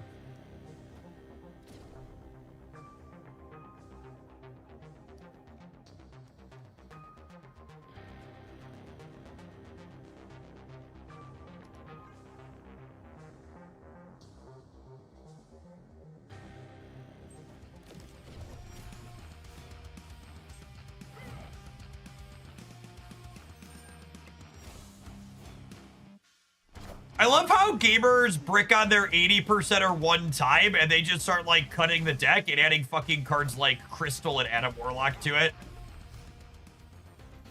It's so funny to me. You people need some help.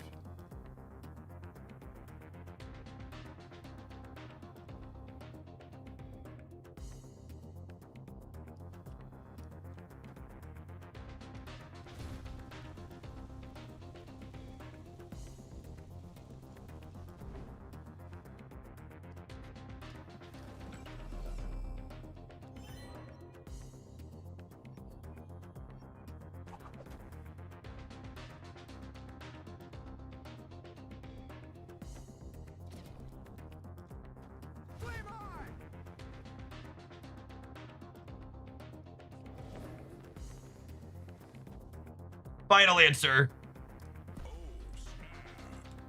I'm 90% sure I've sequenced this in a way that doesn't get fucked up. I'm 90% sure my cards are going where I expect them to. Okay, so Tribunal to the left, and then Iron Fist, Torch into the center, Torch goes anywhere else, and then it's my biggest card, and then Living Doctor Strange pulls it back into the center. And listen, this game is honestly yet another reason why you absolutely do not need extra cards like Adam Warlock and stuff in this deck, in my opinion. Because these types of games happen relatively consistently in my experience, which is I didn't draw Human Torch until the literal last turn, and he still got pretty big. And this wasn't even an optimal Human Torch on the last turn. Like, there's Anya's one of our last cards, and our Sparky got Ghost Ridered. If we didn't get Cosmic Ghost Ridered on the Sparky, our turn 7 Human Torch draw here would have been, God, probably close to triple digits, yeah? So yeah, it definitely feels bad when like your Human Torch or Living Tribunal are in your bottom 2, but those games are outliers, and you shouldn't like make big adjustments to your deck to like play around the outliers.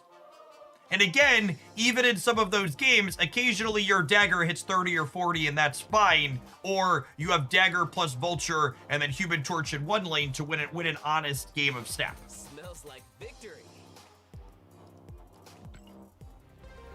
So For reference, if you want the more popular meta build where people are playing, I think it's Crystal and Blink. I believe I highlighted that on the best decks roundup on the Hooglandia Snap channel last night. If you wanna see that, I like the flexibility of playing. I like the flexibility of playing the other enablers though. The other payoffs here. All right, we gonna take a pause for the cause to let some adverts roll. We are 4 snaps away from getting the new card, which I believe means we're guaranteed to get it with the current amount of bubs that I have. So I'm gonna roll the ads. I'm gonna go upstairs and grab an early lunch here. It's almost 11:30 here in the cornfields. I'll stuff my fat face, and then we'll check out the new card once we have acquired that. Thanks for hanging out. Don't go anywhere, gamers. Do you think this version is better than the bounce version? I think it's different than the bounce version. Marvel Snap is a game that's well balanced and has lots of different competitive decks. It is very rare that something is strictly better or strictly worse. They're often just different.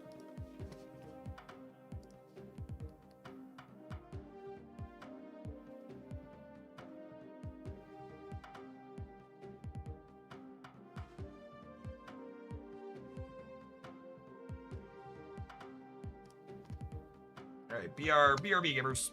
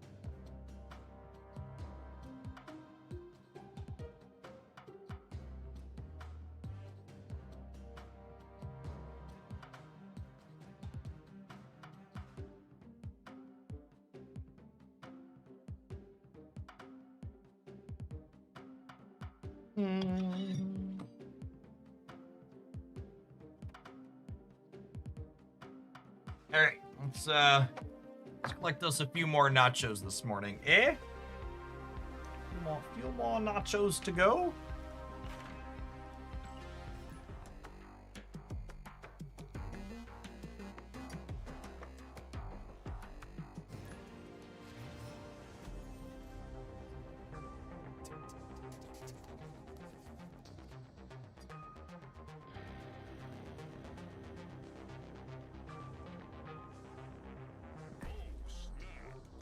I was gonna snap once to start. Just because I need one snap to collect my nachos. And then we're not snapping again. Honestly, I technically don't even need to play, right? I'm gonna play because I don't want to deck build while I'm eating anyways, but we can technically just snap it out.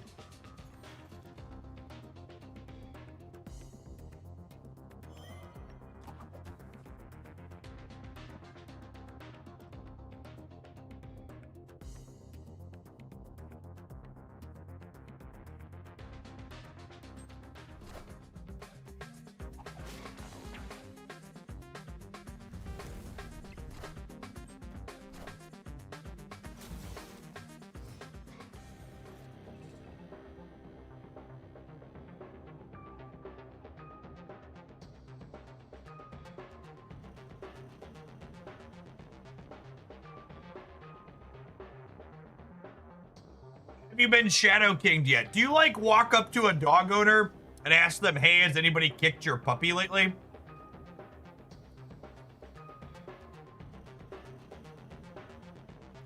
Like, mighty fine pup you got there. Anybody cracked it across the skull recently? You been Shadow Kinged lately? Wow. What a fucking question to ask me.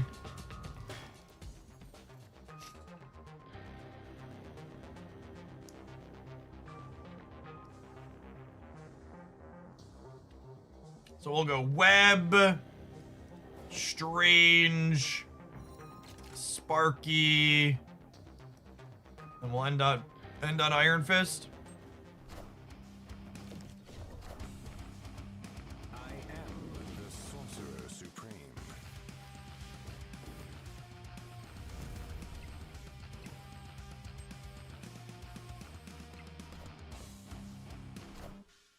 Power must be controlled.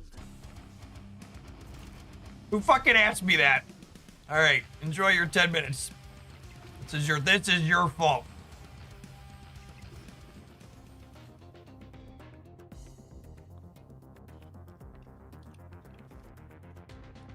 Man, we even lost the 50-50 too. We drew the Living Tribunal. It's fine. I didn't need to win this game. I need a one snap to collect my nachos. Then I need 3. Yeah, good. I am genuinely going to be mad if they give Shang-Chi his original text box back next week. I am going to be incredibly mad.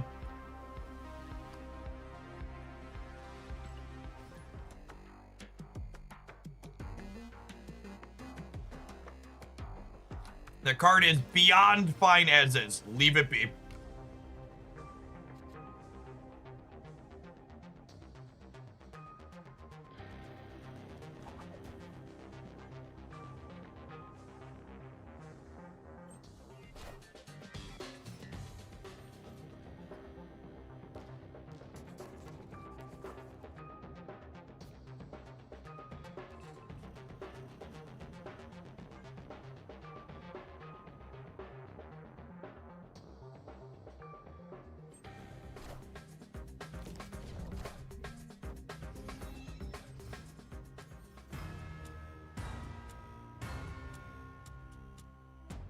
Victory.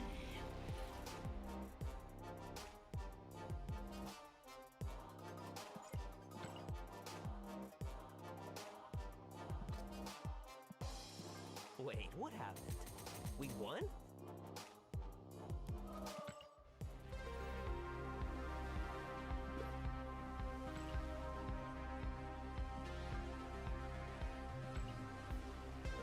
Epic. Are we win trading? Why would we need to win trade? The game mode's so straightforward and reasonable. Please don't lose. I bet way too much money on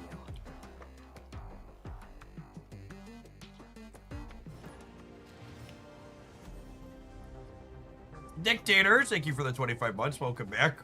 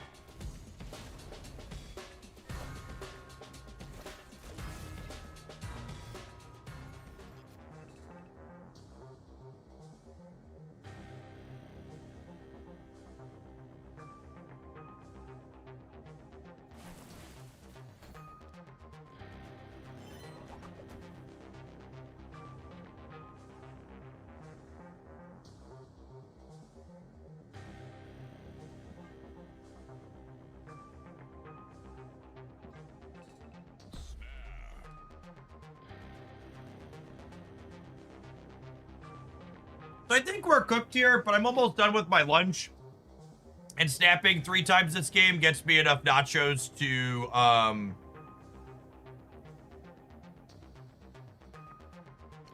snapping 3 times this game gets me enough nachos to, you know, do the thing. So, just gonna let it ride.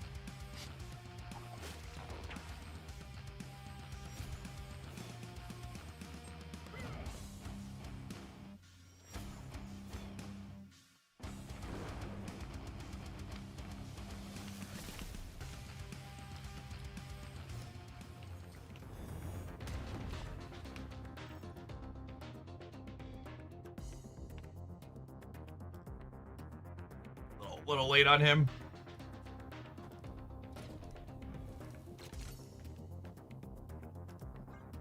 Yeah, I get a couple more points here, but I assume we're into a good negative pull here.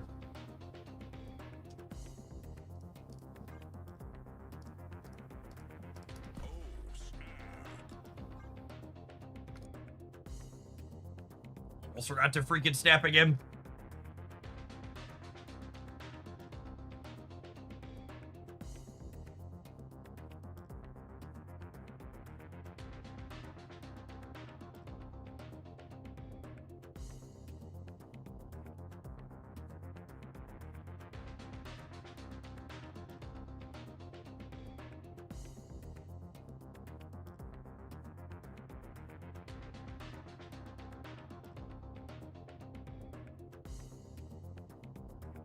Opponent is not snapped here for some reason.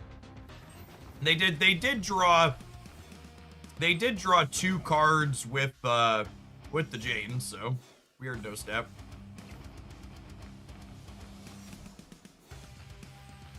Such is my judgment.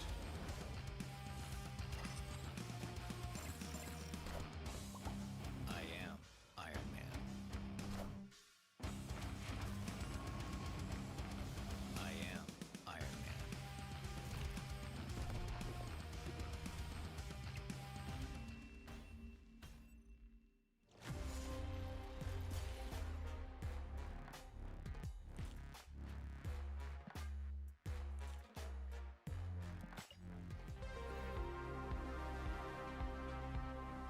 Hey, there's a card. What we played for about 4 hours on stream, and I probably played for about 90 minutes off stream last night. So like less than 6 hours. So it is in a 7-day event. It's like an hour a day, less than an hour a day.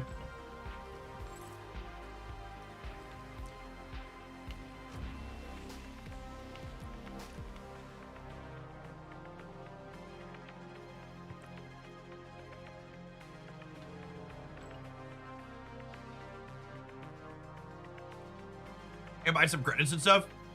I mean, I'm definitely gonna play some more of this mode to get some more credits. I'll take credits to upgrade cards. That sounds great. I can buy black cosmic borders. Oh man, I'm short on those. I don't even know. Like, I said we were gonna play with the new card, but what do we even do with the new card? Is it worth playing? It's not really a build around. It's just like kind of a weird tech card, yeah.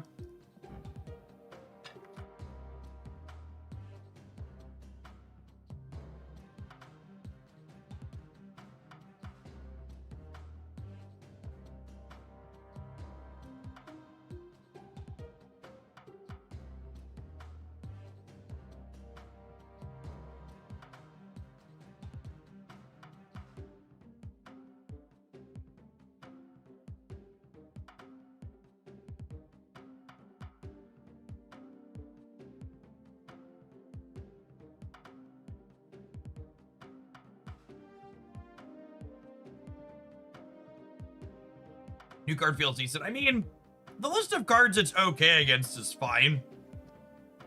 See, the thing about it is people keep mentioning Cerebro 6 and like someone else mentioned hand buff. I'm not actually convinced you make this card meaningfully better by increasing her power. I think because they did the thing that they always do.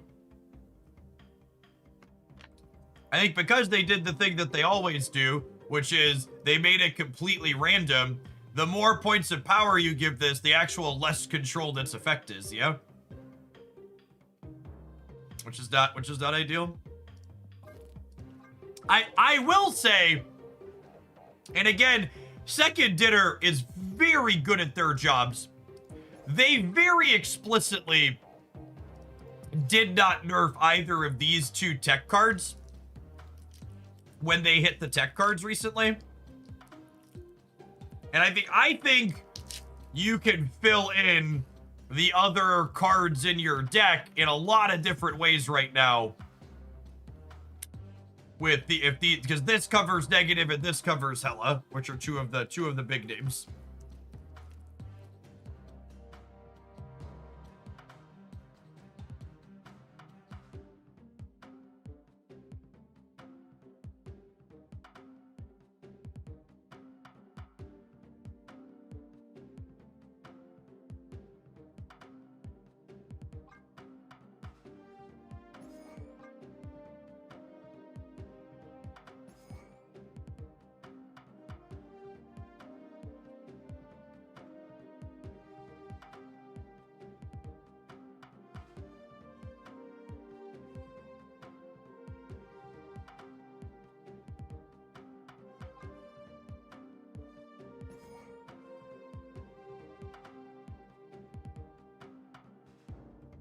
Hey, Skilla.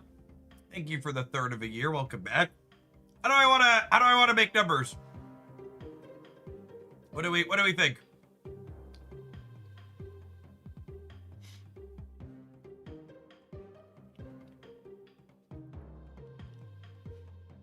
Fenris Wolf. I don't think Danger is good with Fenris Wolf.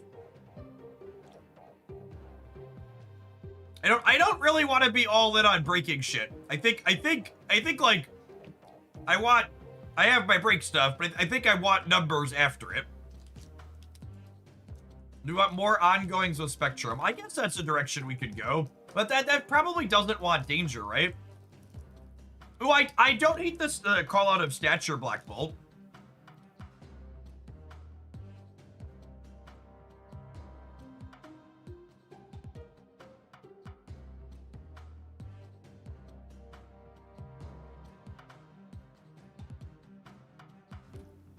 We could also play like Sam Wilson plus Miles.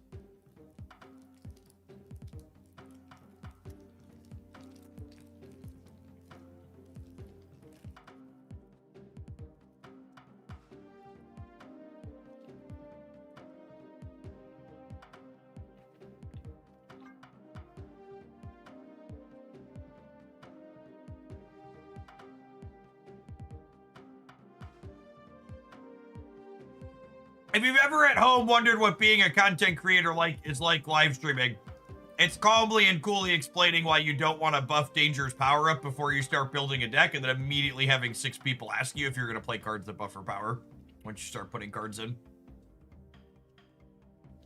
Hi, man. Thank you for the entire year. Let's get you a mod sword to go with that sub shield. Welcome back.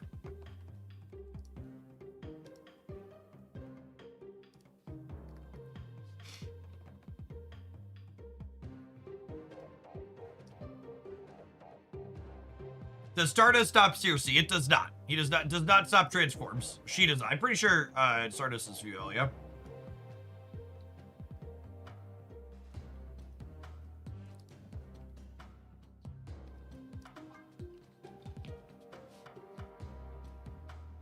I think I'm inclined to not play.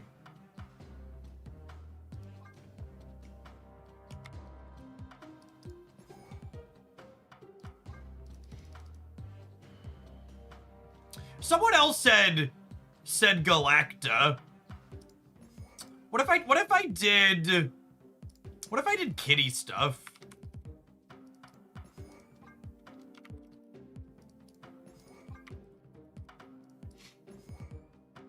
So there are 4 that works with Zabu.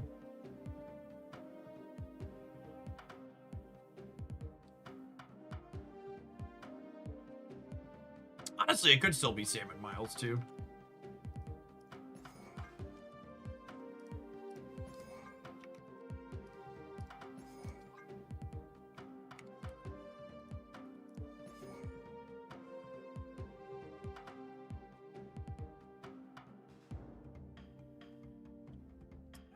Despise this. We don't have any massive stat lines.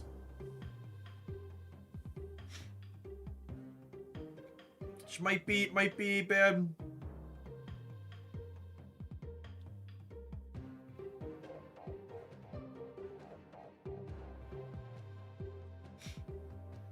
Ooh, that's actually fun deck building synergy. From the chat, you could play Danger with Century Annie, and Danger can clear a spot to guarantee the Void jumps over. That's kind of hot.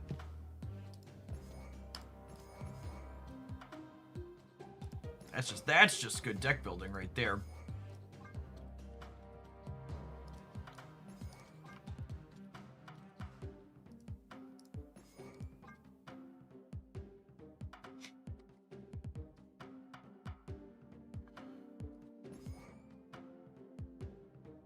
Celine had a wardrobe malfunction, so we had to cut her artwork out here temporarily.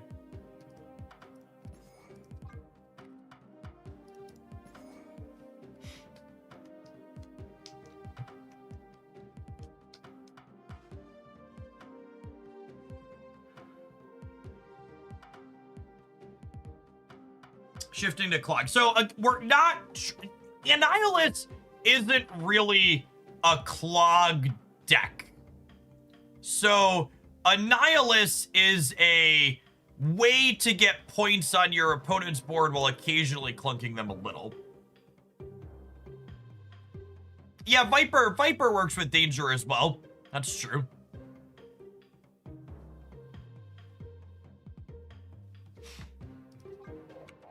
That might honestly be too many. Do I need Annie? Or can I just play lower curve? I kind of don't hate... Is it sacrilege to not play Annie? I have Merlin. Stardust sometimes stops Sentry's thing altogether. Is Merlin Viper Stardust enough? I think it might be. I don't know that I want Circe.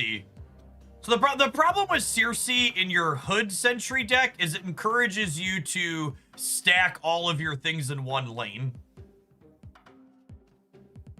Doc Ock or Gladiator work with Stardust. Gladiator's okay. He's a number at least. Doc Ock a 4/8 is not worth playing. You only want to play Doc Ock if you're interested in his effect. We're definitely not interested in his effect. I think Gladiator's in a bad spot in the metagame. Like, there's so much hella. You just cannot play him on curve in a number of matchups right now, right?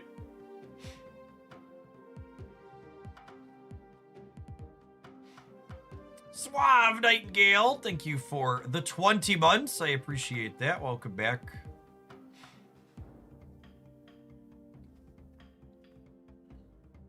Chat thinks we have enough on reveals for Werewolf by Night. I guess I only have 3 cards that aren't on reveals currently. Werewolf does continue the trend of being something proactive I can play out, which I suppose I don't hate. I haven't played a game against Sauron, I think, in like my last 20 hours of Marvel Snap. A couple other people mentioned they're running into a lot of it, but I just haven't seen it at all. Agamotto. Definitely not Agamotto. He makes your deck way less consistent. I don't hate Kate. Although Kate can be a little clunky with Merlin sometimes, but our curve's also pretty low. And she is good with the dog. And with Viper, Acid Arrow has a little bit increased stonks. And Acid Arrow is good with Danger. I do really like the concept of Danger guaranteeing your negative power thing flips over.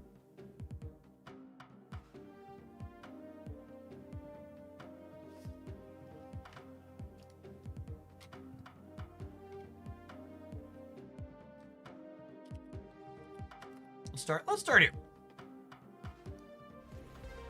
We considered playing Harishim and 11 tech cards, not even for a minute.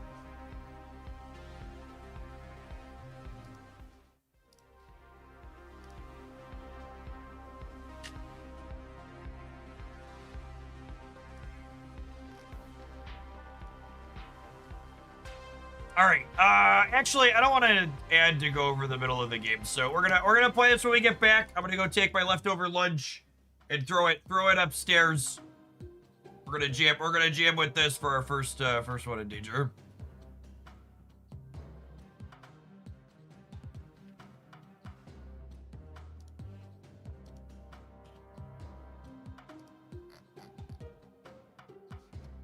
Have an end break, beer me.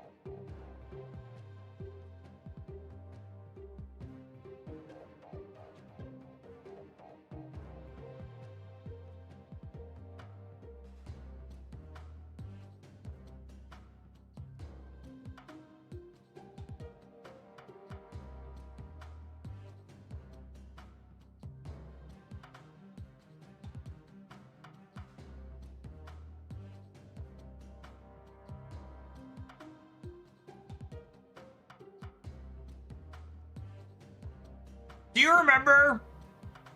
Do you remember when there were Republicans clutching their pearls about Nancy Pelosi insider trading?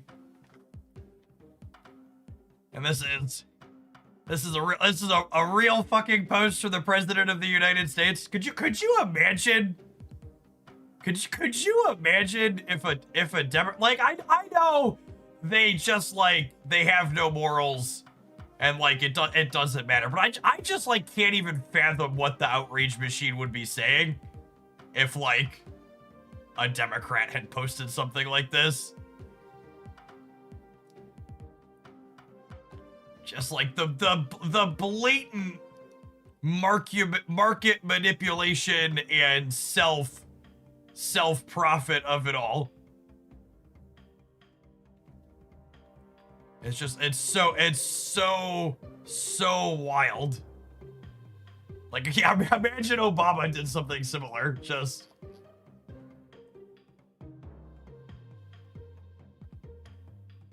Does no one care he uses AI for all of his photos? I mean, no, they don't. The crypto fascists are all in on AI gamers. They love the AI.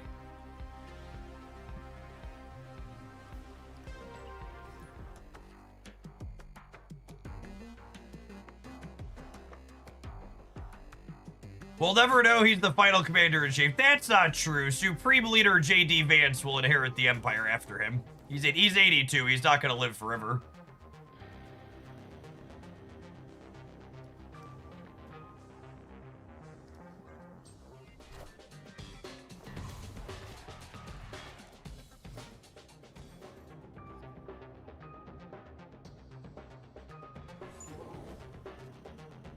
So I've given a lot of praise to the custom locations in this game mode, but I feel like using Cloud City as a name when we already have Washington D.C. as a location is a little on the nose. They could have found us a different location name.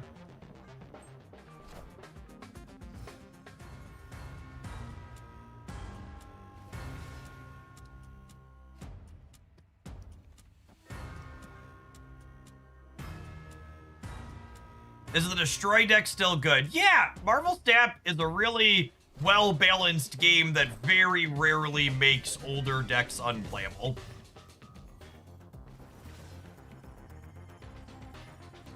Generally speaking, if there was a deck you previously enjoyed playing, you could probably come back and keep playing it in Snap.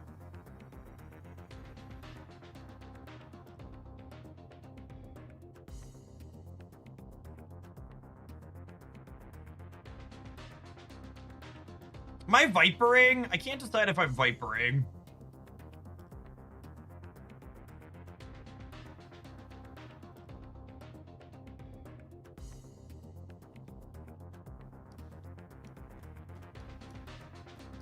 I could do this. It's a little aggro.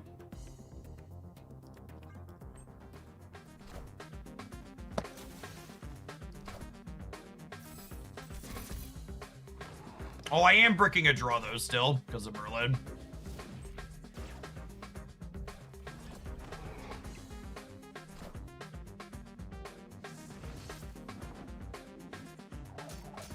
Look at that! Brood delivers, bricking a draw, Hogland. He's got us covered. Morbius?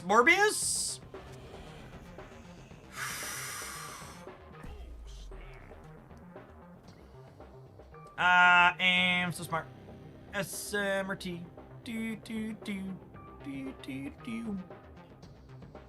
Check to Brood must have cleared for the month. Get it, cut it good.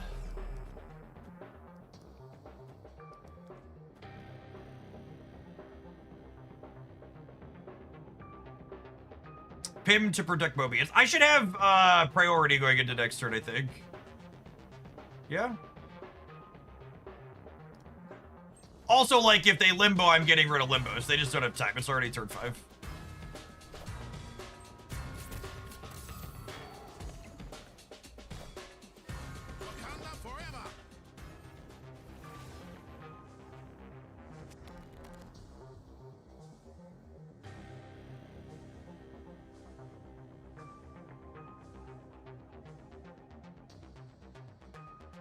Victory.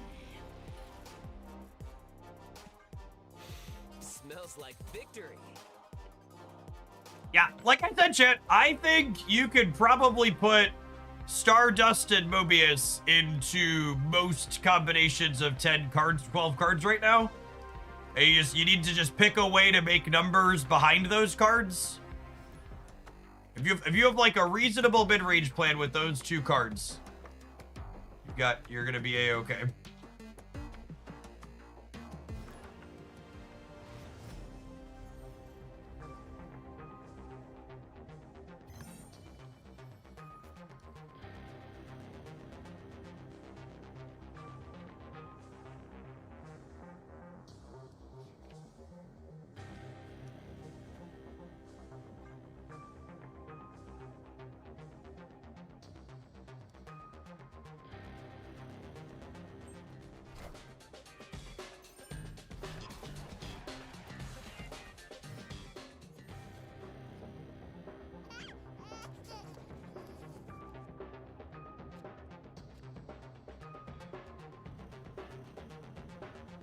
Destroy your next card played here, snap to revive a card. Got it?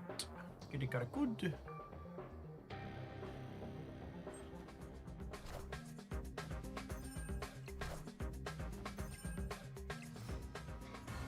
What chair and desk setup do you have? I have the OC6 from FlexiSpot, and then I think my specific desk model is actually too old at this point that they don't actually sell it anymore. I have one of their 72-inch bamboo tops. They have a good range of standards on their site. Mine's like 2 or 3 years old at this point.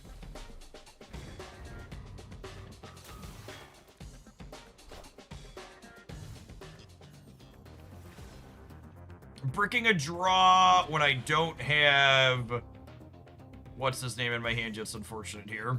Especially when they have turn 3 negative on the back of the baby hand.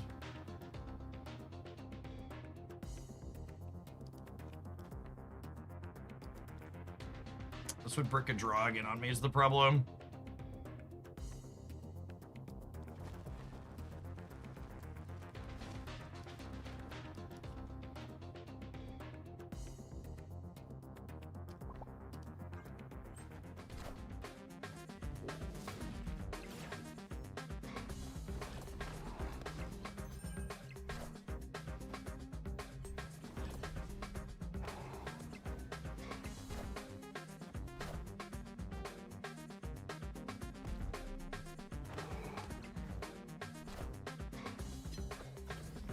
Alright, so Nico's not coming back, but it's fine.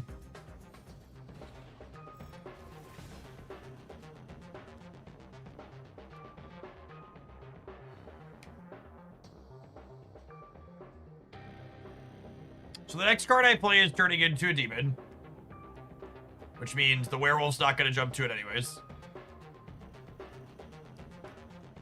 I think we do this. Maybe I do this to keep them honest over here.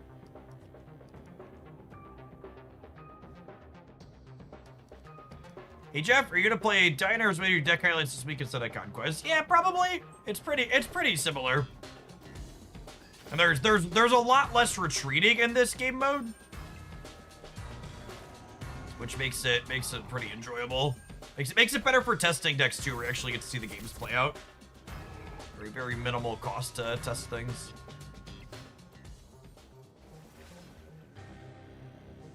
And that's just like literally perfect, right?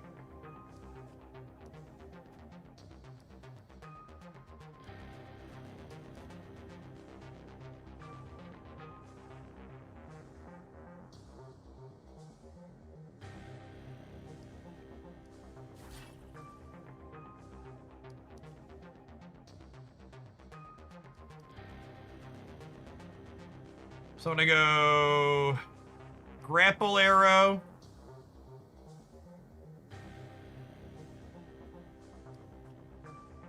Omniversal, polymorph, acid arrow. Done. Does Mobius screw with the negative deck? It does, but I'm just ending the turn here. There's just not going to be another turn.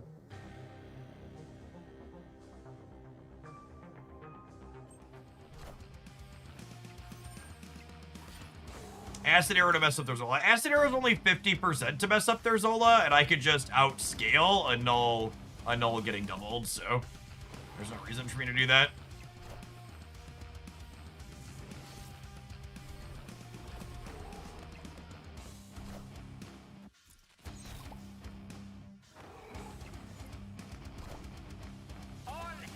There's also pretty good rewards in the diner, honestly. So playing it, and then just like snapping when our hands are good and collecting the rewards is pretty solid. There's a lot of credits in here.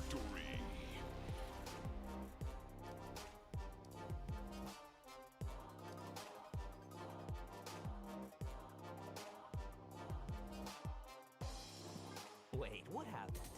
We won?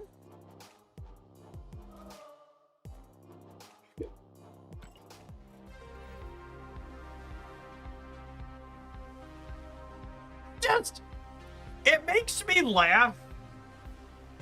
It makes me laugh when people send me messages like this. Jeff, I want to let you know about some toxic mods in your Twitch chat. I asked about getting timed out, and I got timed out. And then I asked about getting timed out again, and I was timed out a third time. It's funny to me and how often timeouts get talked about on this channel that like someone can say they're a big fan and like be like not actually realize how that works. Also, gamer, and I know because I looked at your profile while I clicked this, if you're actually a big fan, you've been here for almost a year and you've never even used your Prime sub to subscribe. So if you're truly a big fan, consider supporting the content even for free with a Prime sub to help keep that content you're a big fan of around and keep it coming.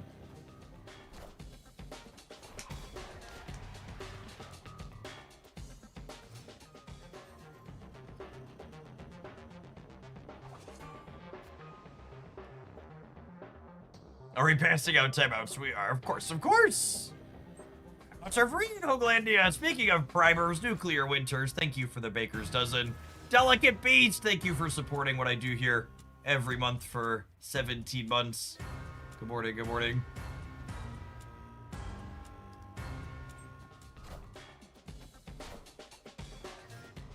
Vivision, yep. Polymorph, lovely. All right, we're gonna jump this dog all around, gamers. Jump around, jump around, jump up, and jump down. Go.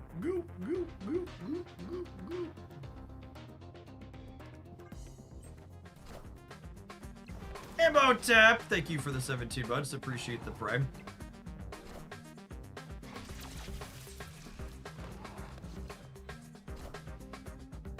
I had some annoying person on Reddit that was trying to write a post that they were very upset with me, and they let me know they listed in their post one of their grievances they have with me is that I shame people who have never supported. And it's just so funny to hear people that just like know nothing about how this industry works act like reminding people that their Prime sub exists and pointing out that they've never used it here is some type of shaming activity.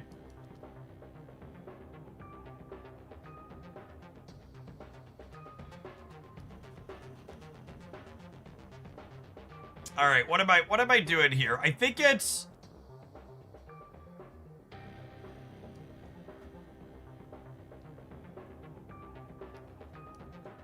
I kind of want a once in future though.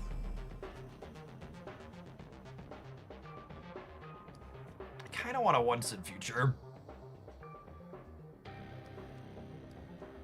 It's this. Maybe it's this. I think it's this. Final answer. Final answer. Final answer. Final answer. Bumbles, thank you for the brand new Prime. Fempi, thank you for the brand new Tier 1. Because you know what happens every time I point out someone's been around for a long time? They haven't supported? They often support. They're like, oh, I didn't know that Prime sub thing existed.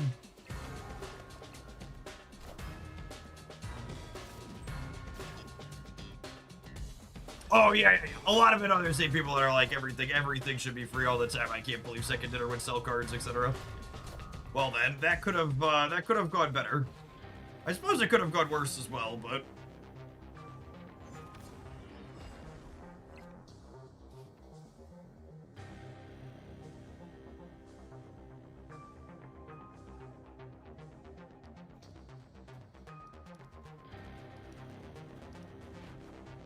actually pretty good for us, yeah?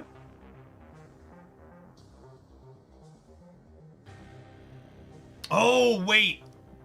The way this stacks up, actually, this would put... Yeah, this blocks the sentry. That might be fine, though, because the dog's gonna end there. It's actually fine. I think it's actually fine.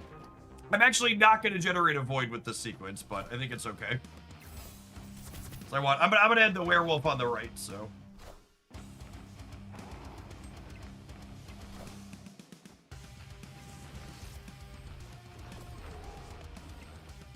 Could get eat shit to a tech card here.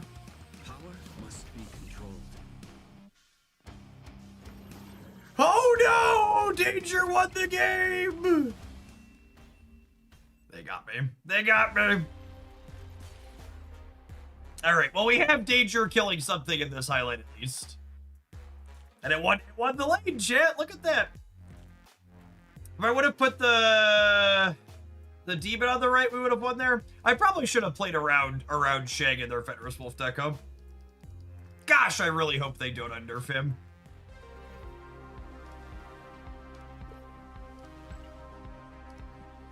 I really hope they leave him how he is. He is very, very fine just how he is. I owe a very large bookie a very long massage.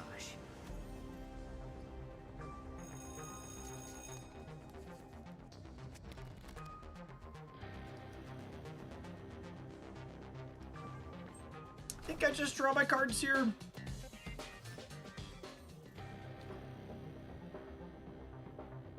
We've heard your feedback. We're making Shang a 4/5. I think if they wanted to give Shang even 2 points of power with this current text box, that's fine.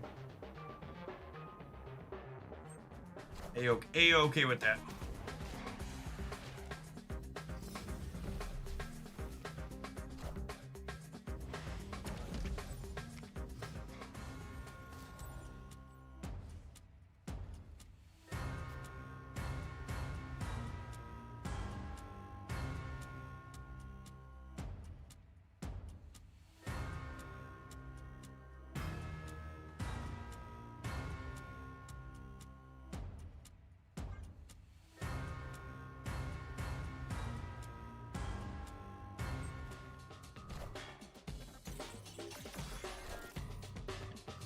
Oh, this is the downside of this game mode, right? This is not a given.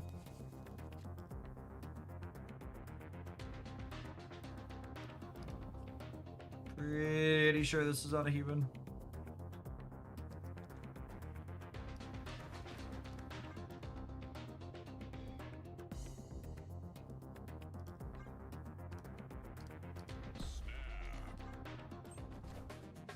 Pushing the button makes things a little weird with the pool school is the problem. I guess the monster just slides around.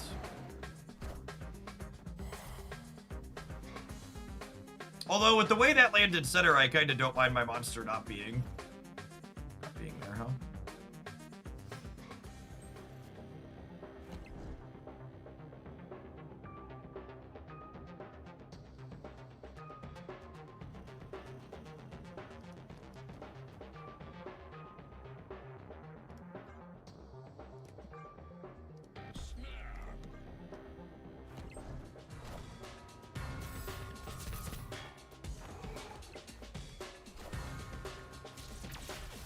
There's a chibi for danger. Okay, that's good to know.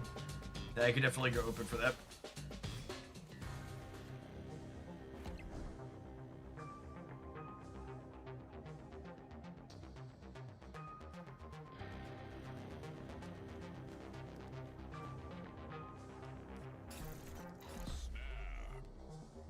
It's gonna collect up my my what's it called here.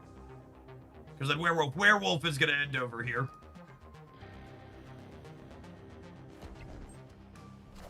That's how this works, right? He's gonna be my biggest. So look at the location should resolve left to right.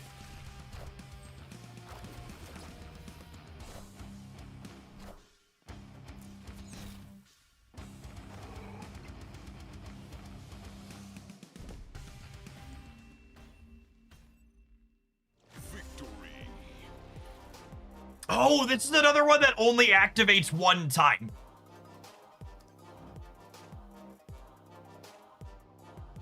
I guess next snap is supposed to imply it only happens once, I huh? love this game. Is what that is. All right, we hit the bub refill upgrade, which means our cap is now 60k. That's the last refill upgrade, yeah. Farming for nachos in a variant now. All of the snap 2 and next snaps are early ones. Yeah, I feel like I need more clarity on that, on the location. It's good to know mentally, but it doesn't communicate that to me.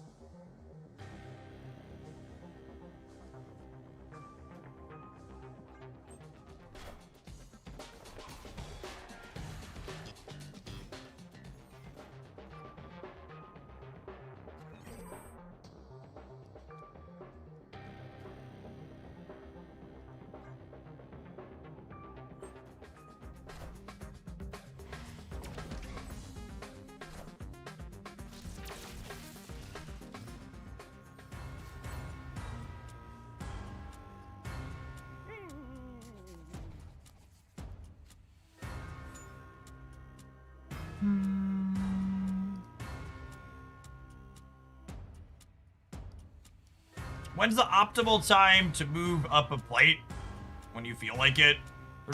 This game mode really isn't a lot of this game mode is more about how much you're snapping to get the nachos, and a factor is how long you want to play before you're done is also a thing.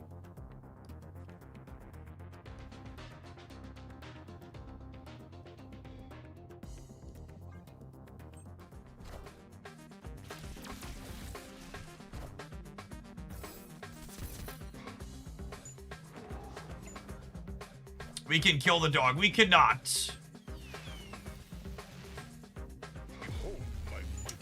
She only kills with less power. However, hold please. Danger's gonna do her best Christy Gnome impression here real quick.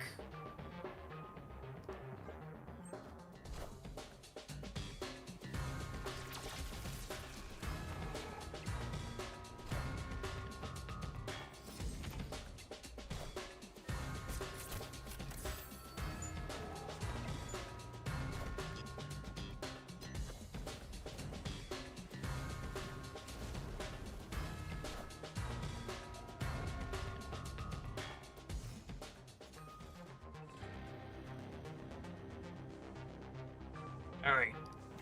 So we murk the dog.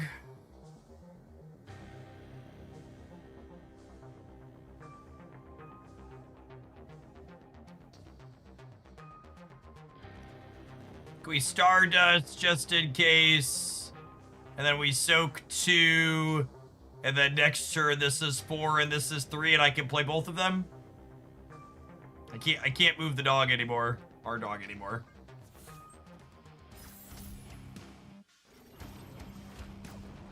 Good night. Sleep tight. I'll see you and good day.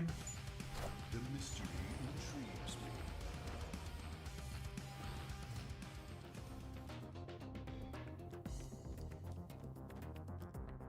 I think there's a world where we die in a what's it called, so I can't snap here, but obviously we get to stay, and that's why this game mode is fun and good for content. Staying is optimal. It's Marvel Snap, not Marvel Retreat.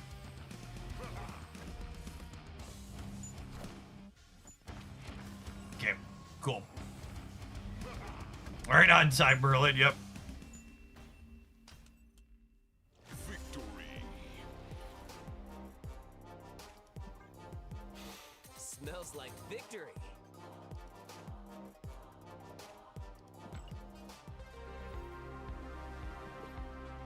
Oh, man. And I'm going to assume this reporting is accurate if Fox News of all places is reporting it.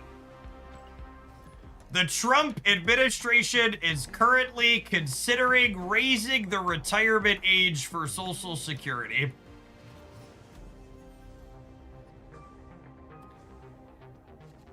That sounds much better than taxing the rich, yeah? None of you were planning on using that ever, yeah?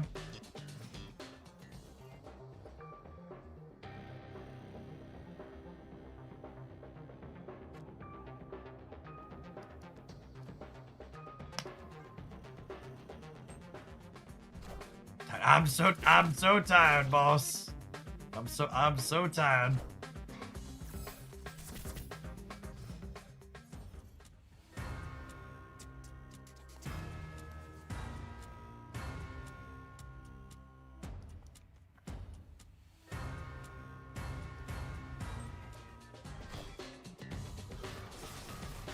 Enough said, Bub.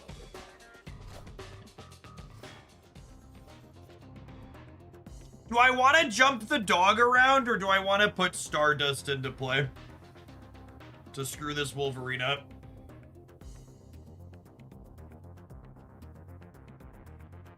I think I just want to dust him.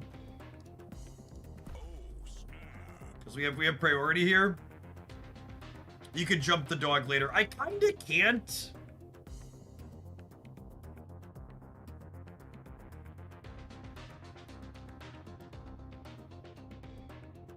I think I needed one more stat for my nachos.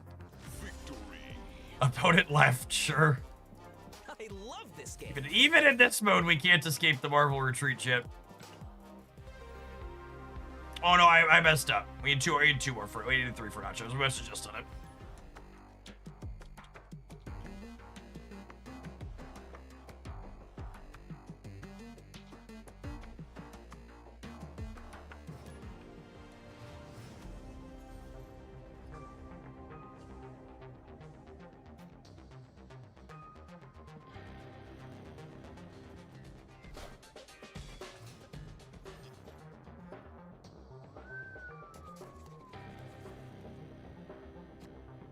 Joke's on them, I plan on dying before I retire. Yeah. Ugh.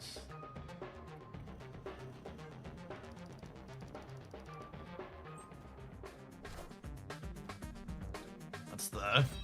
I often joke about how, you know, I'm upper middle class, which means I might get to retire someday. But that might get to retire someday does really kind of depend on Social Security being there for at least part of it.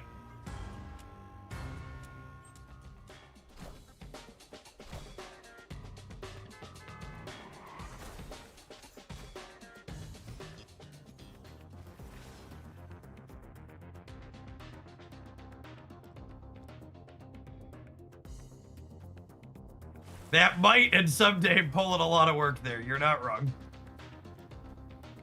You're not wrong.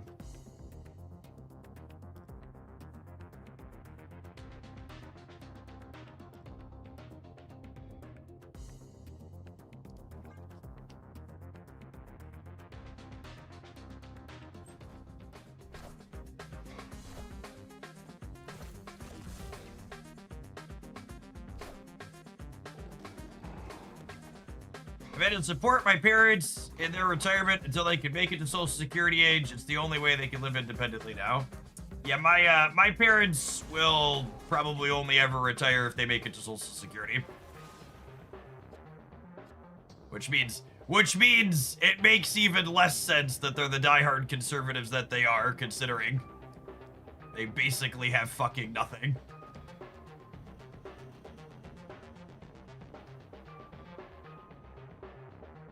But it's the immigrants and the poorer people's fault that they have nothing. It's not the billionaires. Yeah,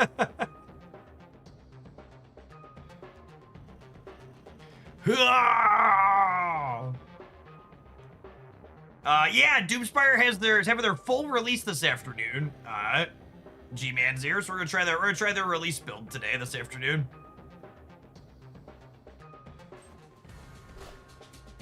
Oh, Dockerson.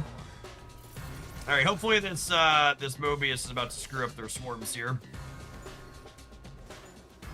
Never danger this turn and Mobius next turn to try and slay something. No, I want to proactively shut the swarms down. Will Jeff get me addicted to another game? Listen, Doomspire has a really novel business model I would like more of you to learn about. They're asking you to pay $15, 15 USD, and for that price, they are offering you an entire video game. And I know that sounds weird, but I promise it's not a scam. Want to give you an entire game for $15. I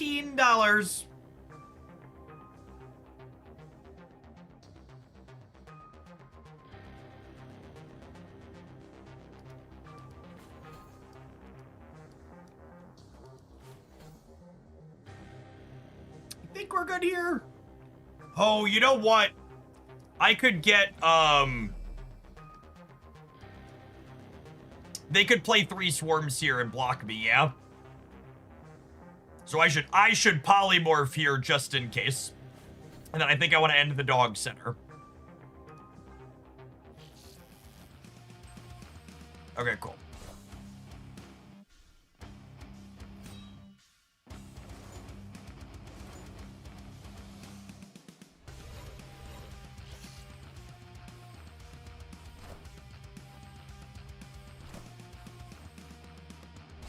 But will there be in-game purchases to give me 1% more of the game to play? No, you can get the whole thing.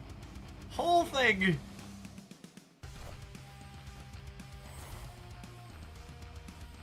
All right, now I just need my Viper not to transform into something that kills the werewolf.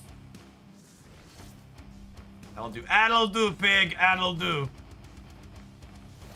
How goes the stat pig? Quite good, honestly. God, Benjamin Brown, I was just complimenting your game. I was just saying something nice about your game.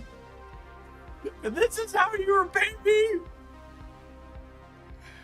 Less good now, but still fine. It's less good. It's less good now, but so I should have stabbed. I need to stab more. Victory.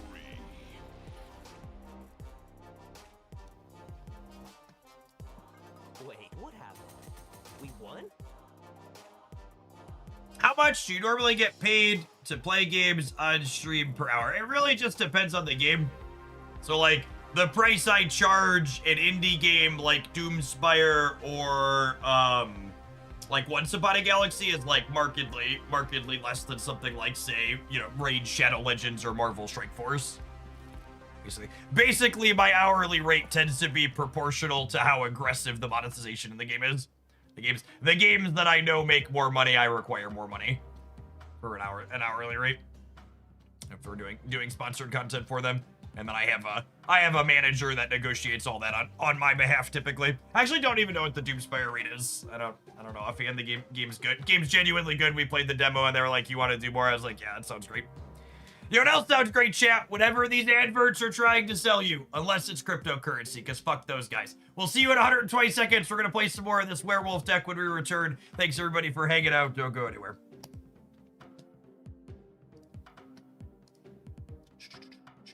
If you're watching on YouTube right now, make sure you tap the like button, gamers. Appreciate the folks that have done that already today.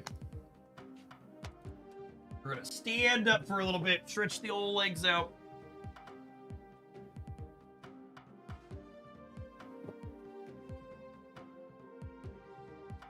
So far, we haven't really had time to play Danger Out in this deck. And that was kind of the problem with Omega Sentinel as well. These 4 energy activate cards feel like a tough sell to weave into your curve because you have to play them on 4 or 5.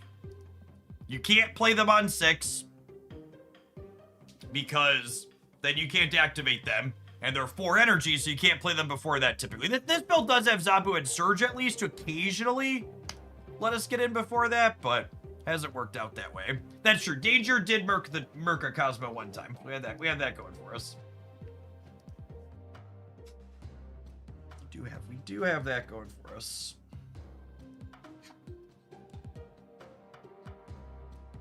Am I gonna take danger out of the deck? Nope. I've only played with the deck for about 30 minutes. So we're gonna get a chance to see and play some more games and see if it still continues to feel that way. Or not. Oh, children, I'm taking my oldest camping this weekend. It's supposed to storm tomorrow. That's annoying. Cleared up a little bit. Sporadic instead of raining all day. I think I'll take that. Sporadic rain instead of rain all day. Supposed to be raining when we get there, though. Setting up tents in the rain sucks.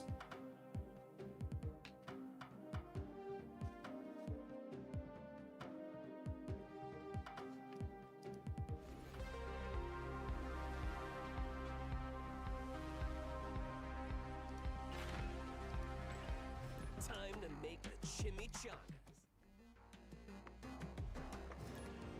Well, we played Doomspire. We're gonna start Doomspire in about an hour is the plan. I'm gonna wrap up with that on stream today. So I think their global release just happened. I think they were going live on Steam at noon. I didn't want to go live right away just in case they had any. Sometimes there's technical issues with releases, so we're gonna be checking them out a little bit. We're gonna diner for a little while, then we'll wrap on them.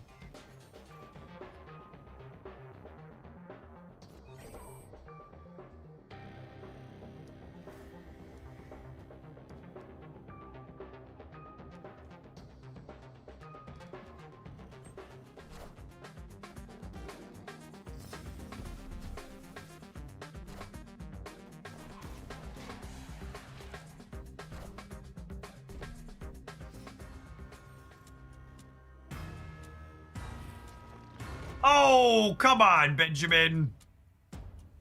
I'm so annoyed right now.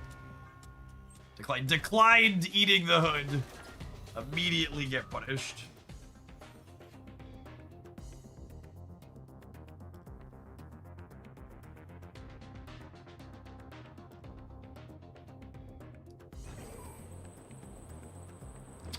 She's got a really good animation.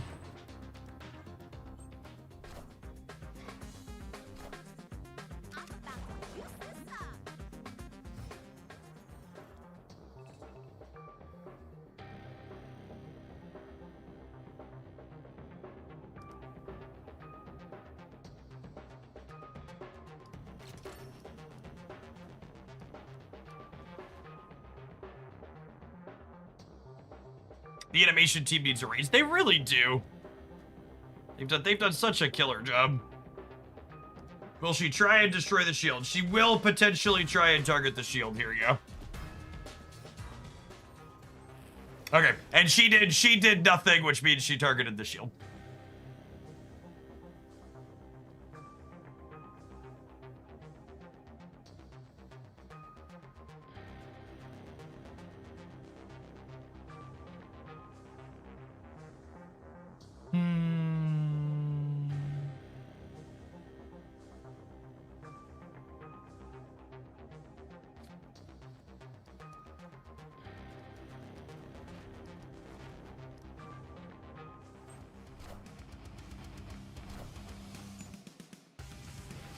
Oh shit! I forgot I wasn't gonna get the thing from Sentry.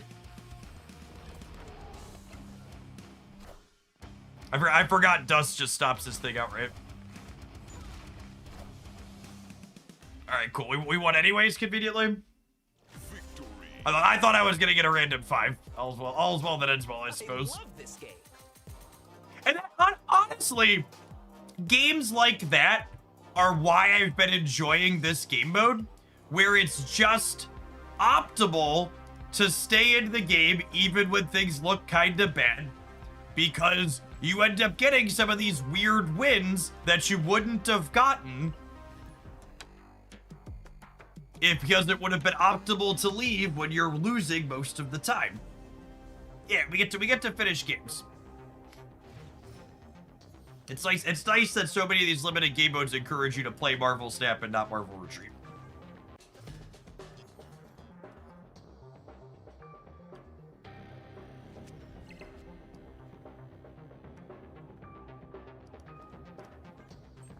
think I'm gonna Surge rather than Merlin. It's close though.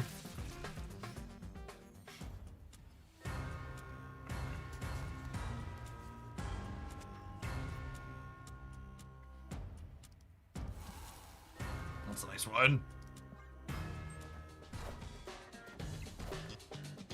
Does Stardust stop cards from switching sides? It does not.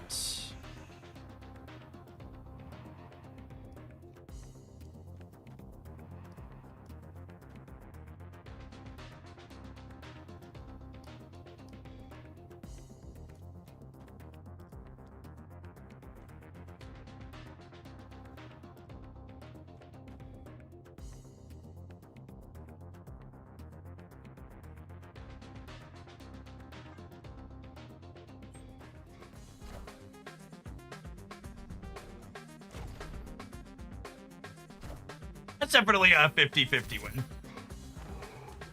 They're gonna get Surge in the middle though.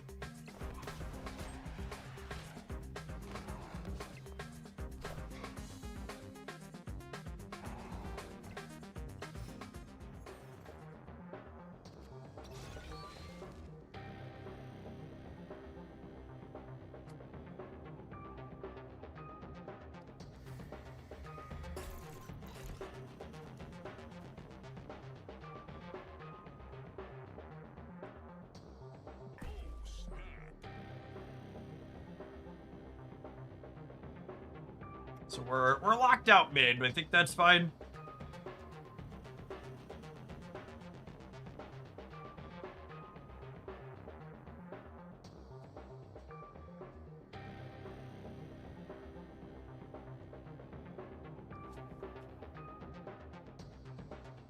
This Pim arrow is turning into a demon off the Nico. And then Dog's going up to 13 with the hood and the acid arrow jumping across.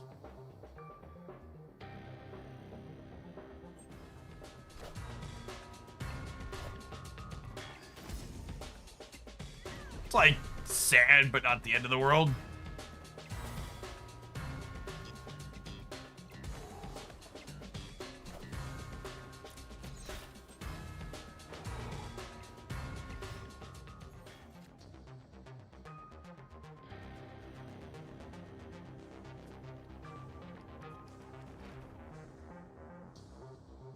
I forgot to drop their Surge into play. They're definitely a Shang-Chi deck. So do I put Killmonger over here or Demon over here to fade Shang-Chi? Probably.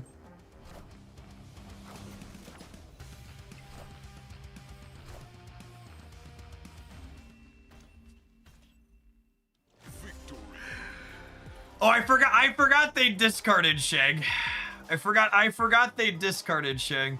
Easy peasy. Look at this dusty boy, Chip. Dusty gal.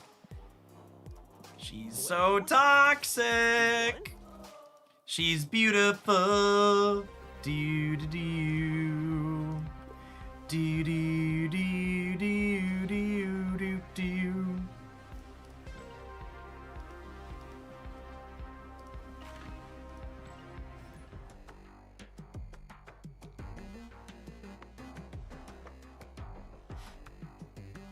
So, I do not think Diner and Ladder should have snaps behave the same.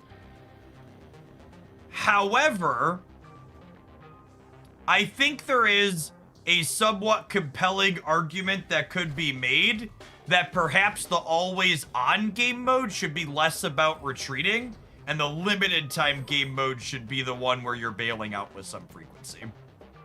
I think that's an interesting discussion. I think variety is the spice of life, and you absolutely want there to be a range of different gameplay experiences for Marvel Snap to offer.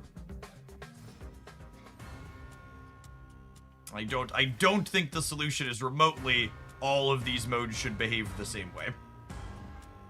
I would disagree pretty strongly with that.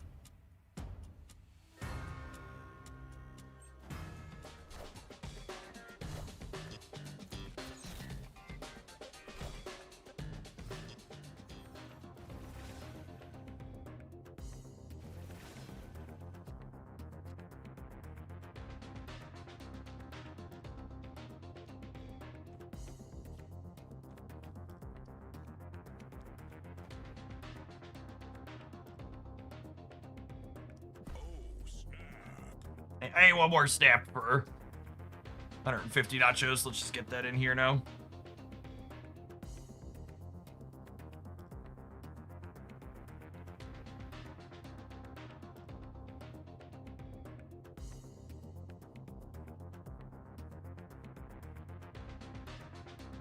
And we'll have 7 energy next turn with once in future.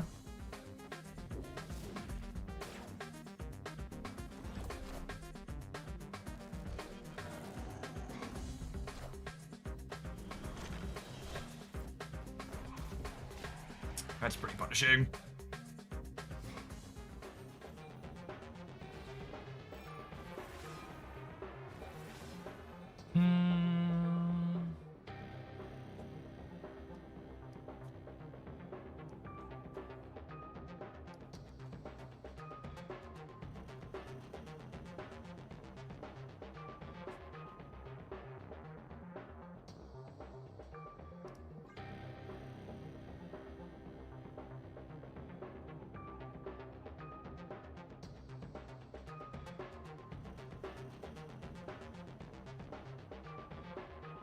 I could be right to polymorph plus danger in the center as well.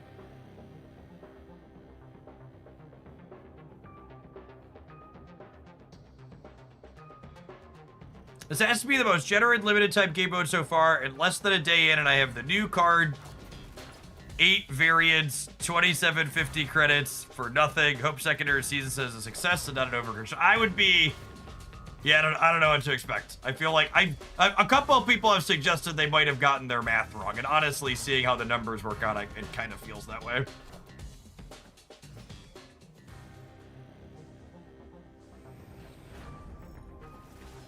We'll see though. I got the new card in barely 5 hours of play, which is not a lot.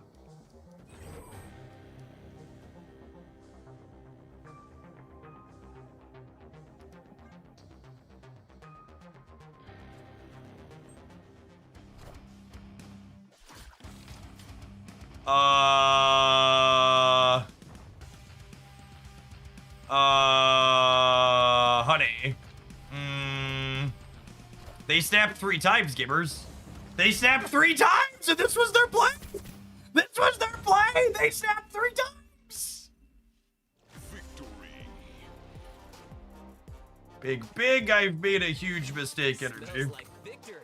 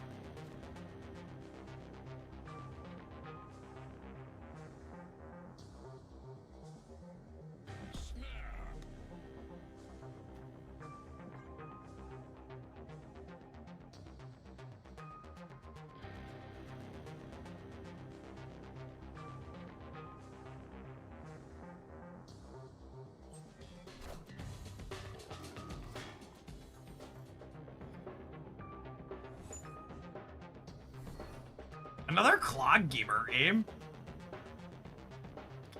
All the clog gamers today love us some turn 2 Merlin into clog.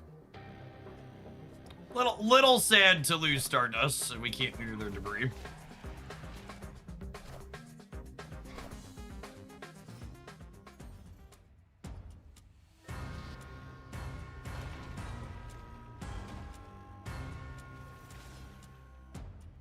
All right, Merlin. Viper's gone. I'm counting on you, bud.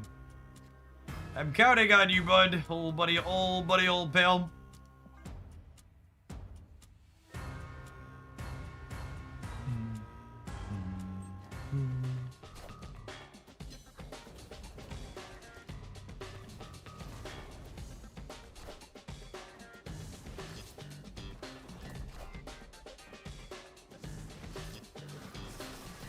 Carnage is a hungry boy, chat, and if spells are the only thing that are around to eat, he shall be satisfied by them.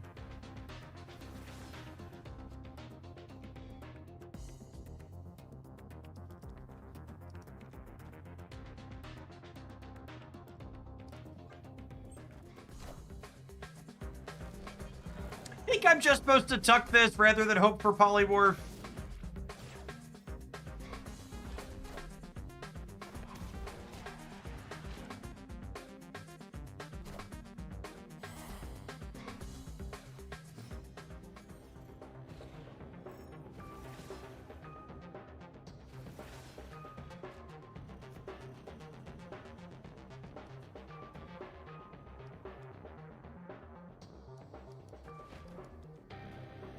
And again, one of the #1 things you can do against Clog is just make sure you're filling your locations proactively, because you want them to be full on your terms, not on their terms. So my 2 locations that have the most cards in them, I'm making an effort here to fill them up. So that way they can't add stuff to them this turn that I don't want added there.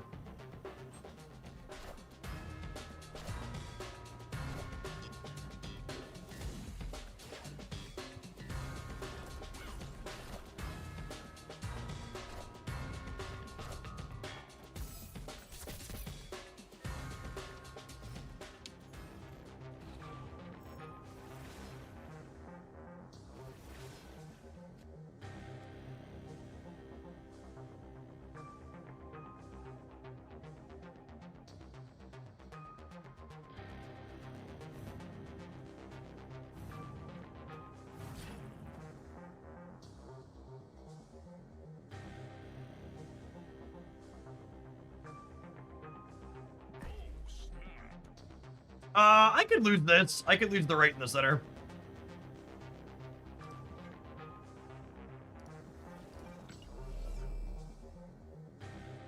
Do I do this and make it so they have to play center? This would make it so they have to play center while putting 2 here. That's close. I think they're going to play center regardless.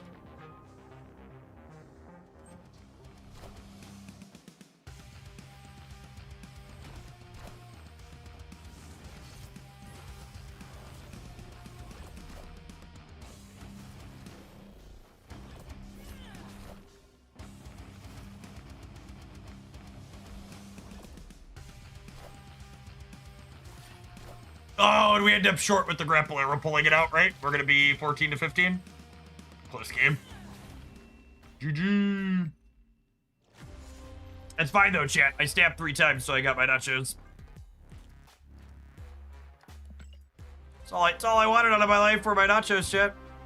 We're just gobbling up. We're gobbling up the nachos. We're still at 61,000 bubs. Gotta spew my bubs here. We're gonna be kicking over to Doomspire soon, so I gotta spend them out.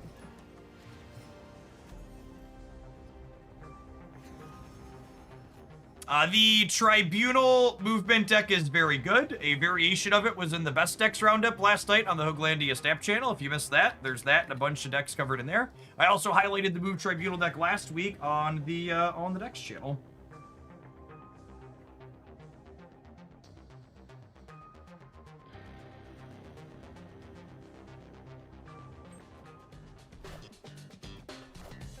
Is very, very, very reasonable.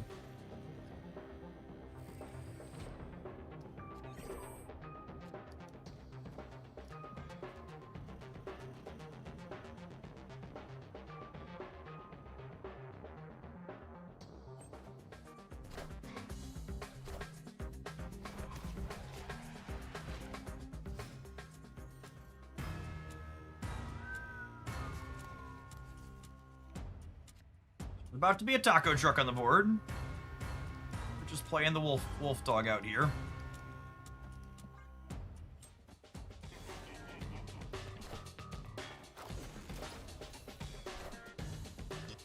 Okay.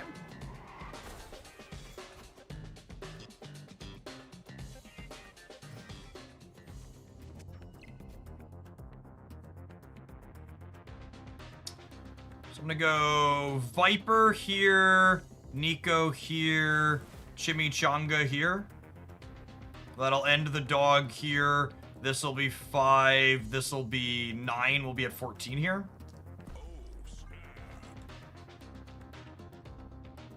Need to be in a favorable spot. I'm going to position ourselves to snap 3 times this game, potentially.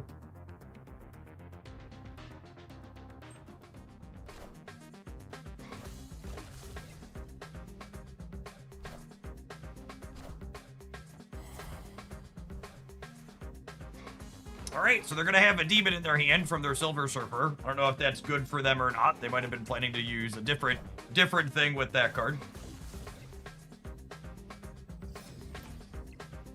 And this is Stardust, right? So because this is Stardust, my Sentry actually gets to get played without generating a Void this turn. Which is pretty good for the home team. And this is again a spot where just like playing Danger Out is not optimal, so we're not doing it.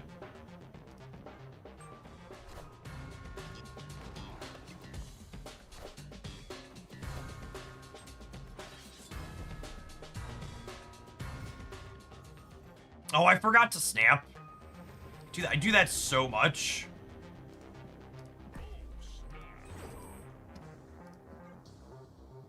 Forget to snap so frequently. Now I'm only gonna get 2 snaps in, and I need another game to finish this Nacho plate. And I'm down Bubs if we win. I'm up Bubs if we lose, but I think we're winning. They seem pretty cooked gamers.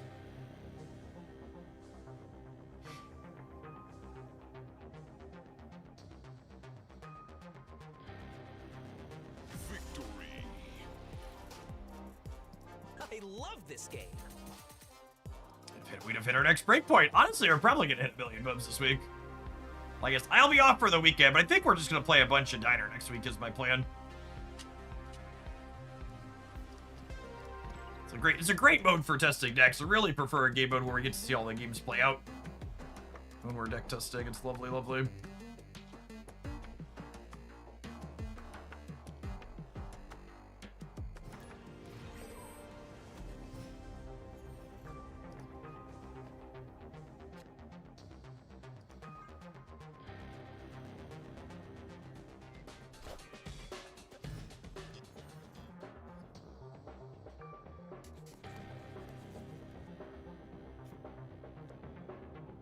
Opponent is doing some schmovement. You know, I suppose this deck doesn't really have great tech into the move deck. I guess gumming their board up a little bit is okay. Like Viper Sentry stuff. Not a casual move player. Beauteous. I might snap once and then end up losing anyways, just so we can get our nachos done. Basically spending 3k Bubs that don't really matter, so we can grab some nachos, have it reset. I do that now. I think there's a good chance that we're dead, but the Nacho min-max demands that we push the button here.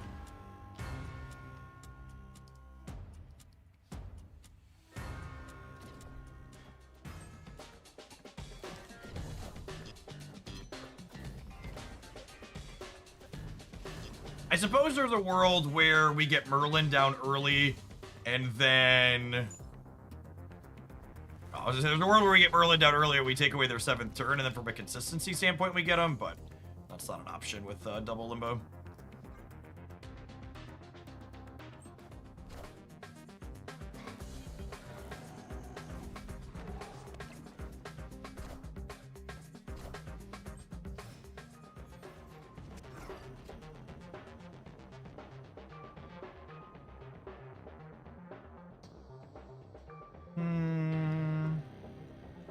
Viper here, Kate here.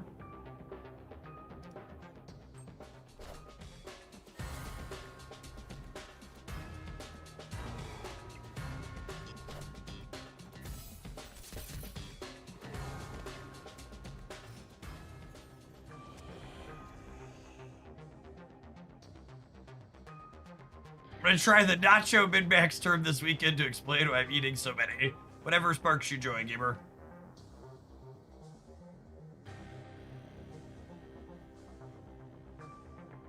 Snap 2. No, from a Nacho perspective, I don't need to snap again.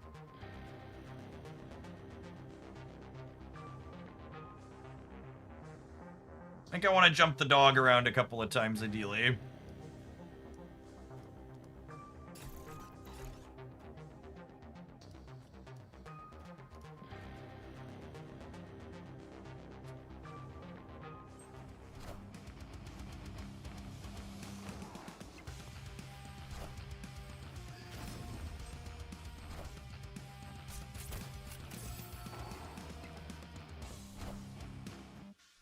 Such is my judgment.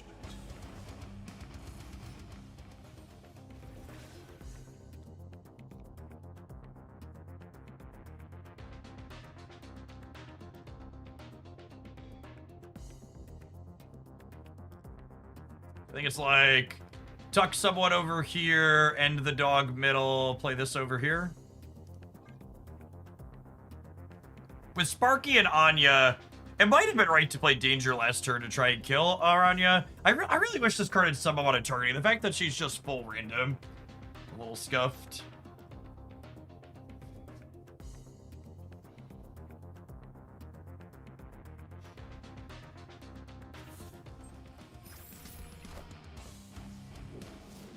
Is there a particular type of stat you're interested from Diner? Because from my perspective, Diner feels mostly the same as the other game modes. So I'm curious what you think anecdotally feels different.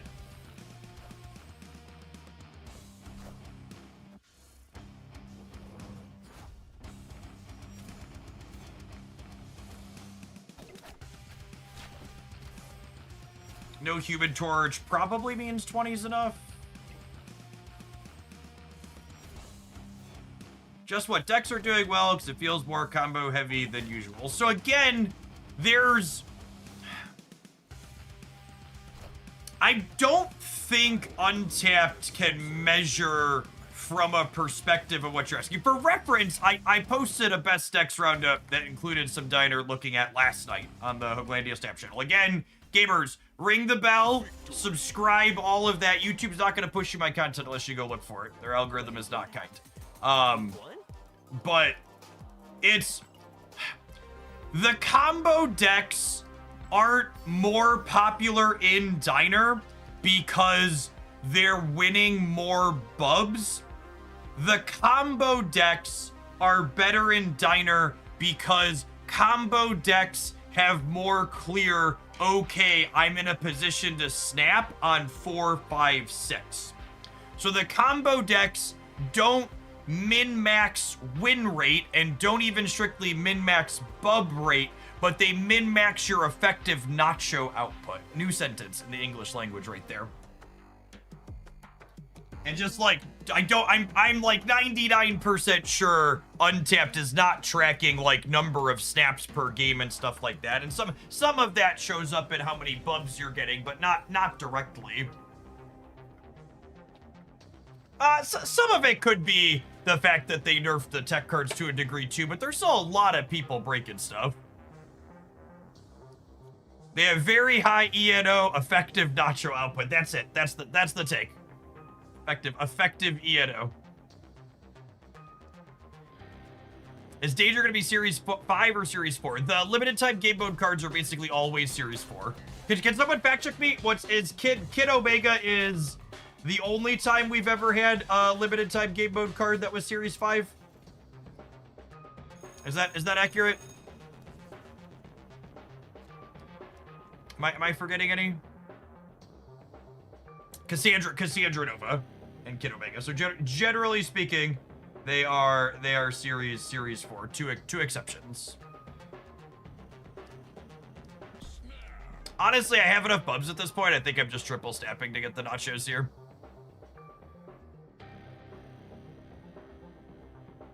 I think we're sitting at close to 100K.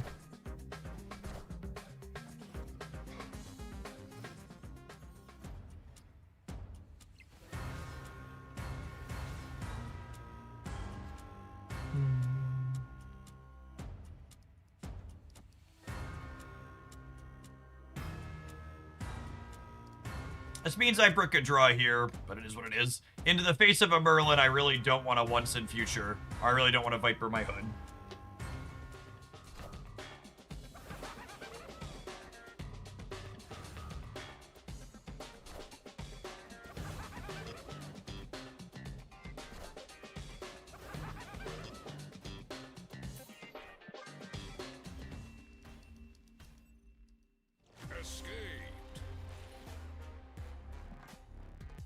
It's funny, if anything, my experience today has been more clog than combo.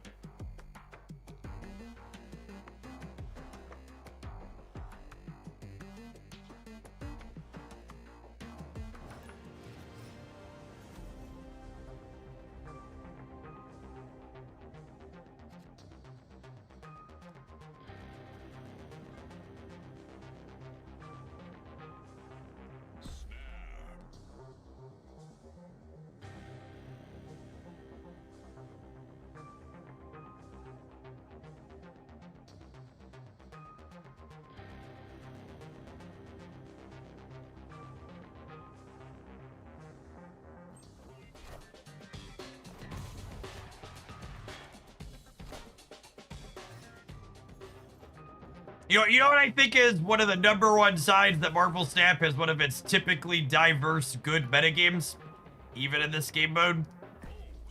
I'm sitting here discussing with chat what decks are popular, and I'm getting like 6 different answers that are different than my experience. Because remember, the plural of anecdote is not data. The last handful of games that you played does not indicate a representation of the meta, even if you hit the same deck 2 or 3 times in 5 games. That's just like how variance works sometimes.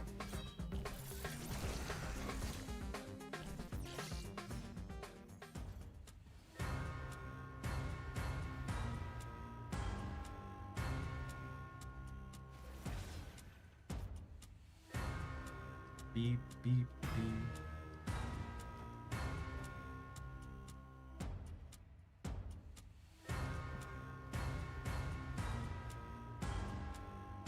I already have 1 stamp, so I'm only gonna stamp again if it looks like we're definitely winning. We don't get more nachos from it.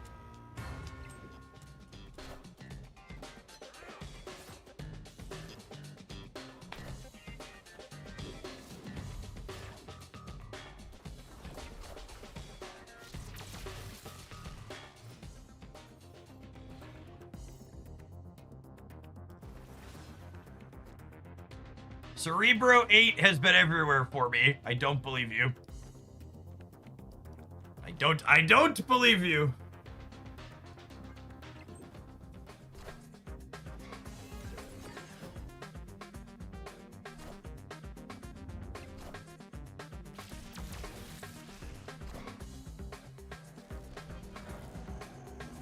Discard is a matchup where our various technology cards are not particularly great here, I don't think.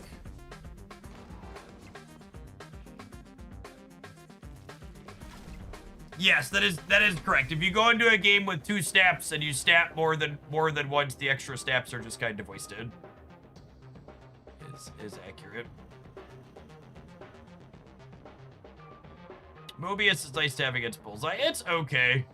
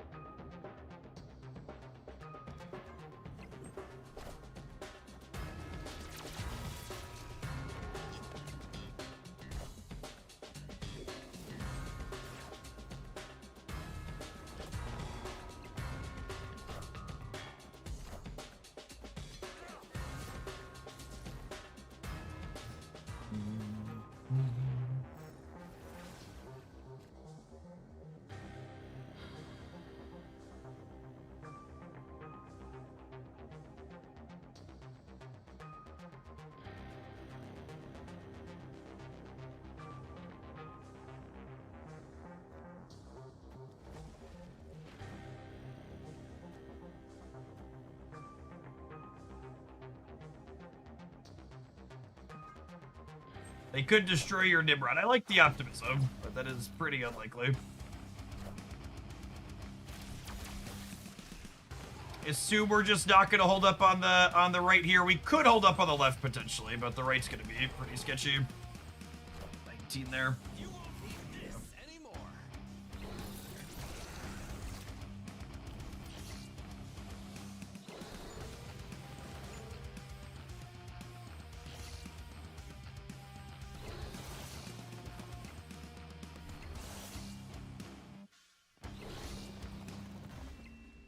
I'd have been short in the center, adding 13 there. Oh, would I have been? 13, yeah, I'd only been 20.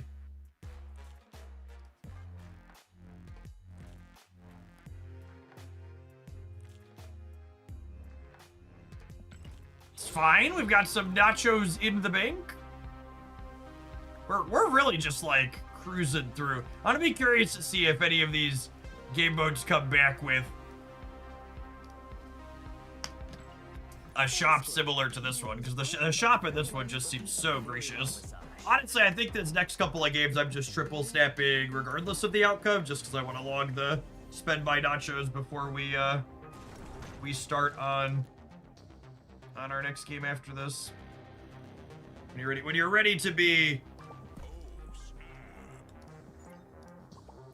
done with your session for the day, You want to just spew your snaps, basically turn your bubs into nachos, is what you're looking to do. Blow the bubs out. The highest level you can blow them out.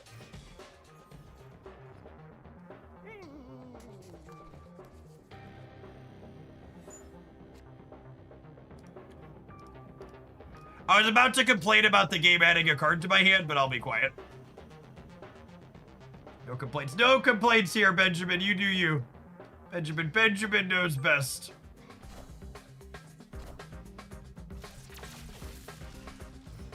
O12. O12 might be slightly above rate.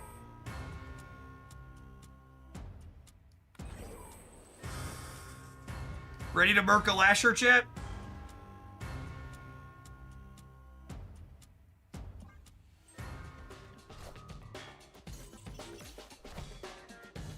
Looks like Namora. Need to keep snapping here.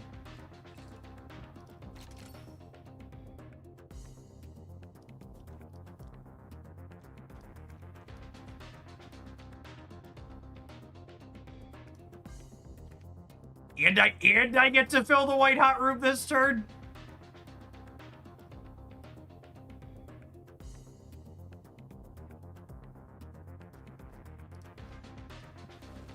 Oh, could I? I suppose I could do this instead. Yes, this is probably better.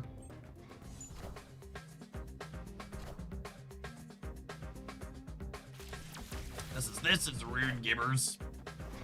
This is rude. I would say I feel bad about this, but I don't want to lie to you all.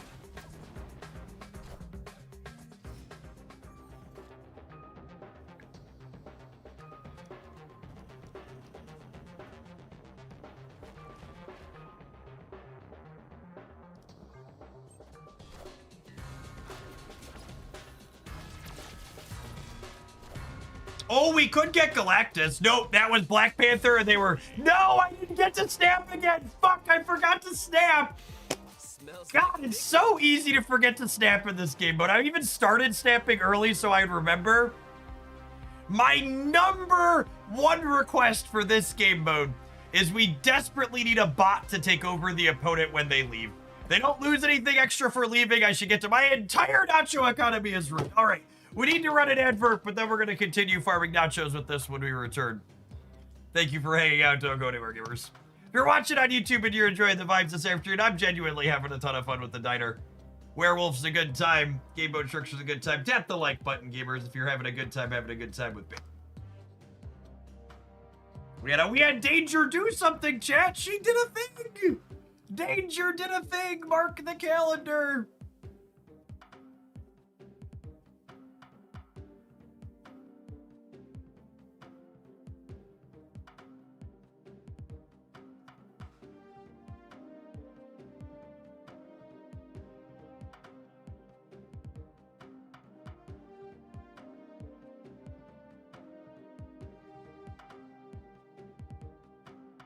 Replacement for Danger. Caution. Yeah, man, make sure you take a little caution.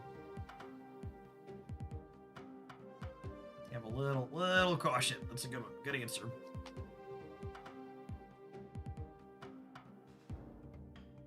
You can't just tell chat to replace Danger with a good card. That gives away the whole bit that she's terrible.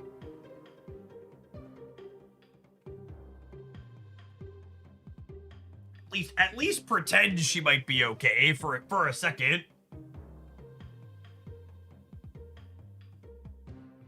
Give the illusion. She's not terrible, chat. You have to have her. She's so important. Substitution for Danger. Gotta play more Diner, obviously.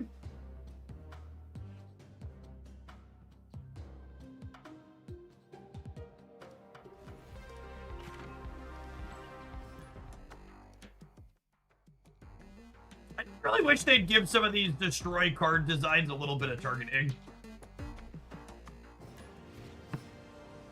The random range on them is tough. We had that like game against Lasher where like when their location's 0 where it's like okay, but a lot of the time. I'm gonna snap once here for the Nacho economy. So we don't forget and they don't leave early.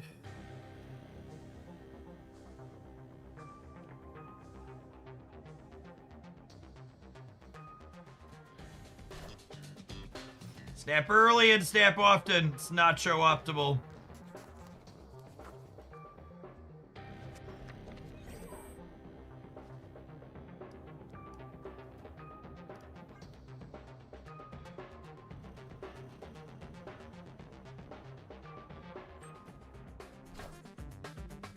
Remember when they learned to give discard targeting? That was nice. That is a good point.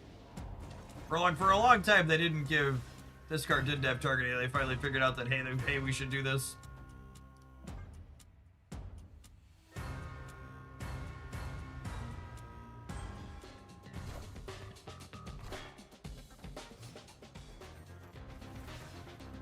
Should you always snap in this mode? No, it's more complicated than that, Keeper.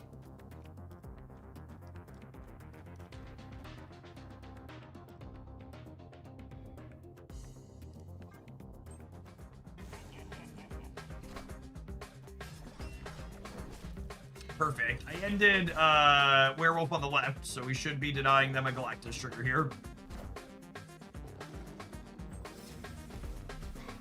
Oh, no, wait. I think I ended Werewolf in the middle, actually.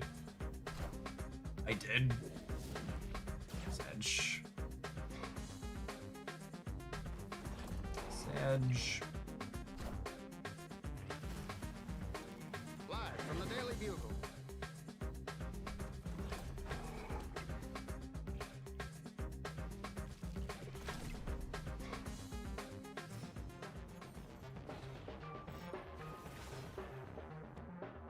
How much you should or shouldn't be snapping in this game mode is directly proportional to how many nachos you currently have available to you and where your bubs are, and then how long you intend to continue playing the game for. There's a number of factors. I think I successfully ended the dog in the right spot this time. Let's find out.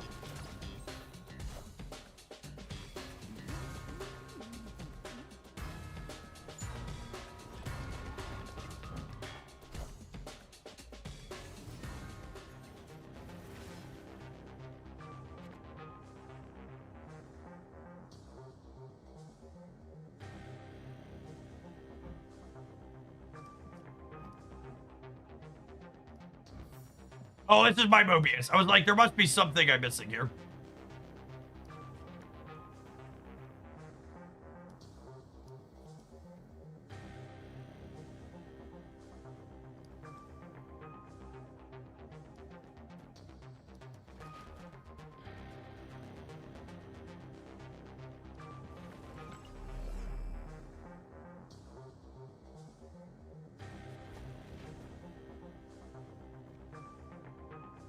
I think I need to play for all the locations. It starts looking kind of hard too, right?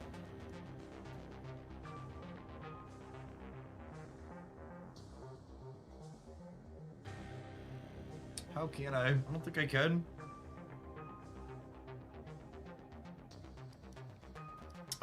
This has me winning everywhere, yeah? Because the dog jumps twice and is at 19. I need to beat their Galactus being played somewhere. What needs to happen.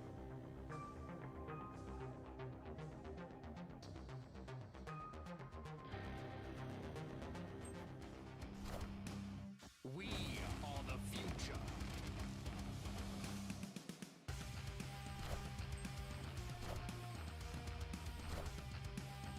Wow, brutal.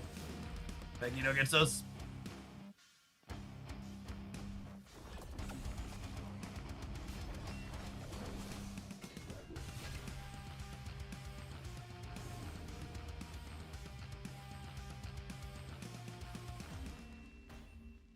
Close. Very close. Got our nachos.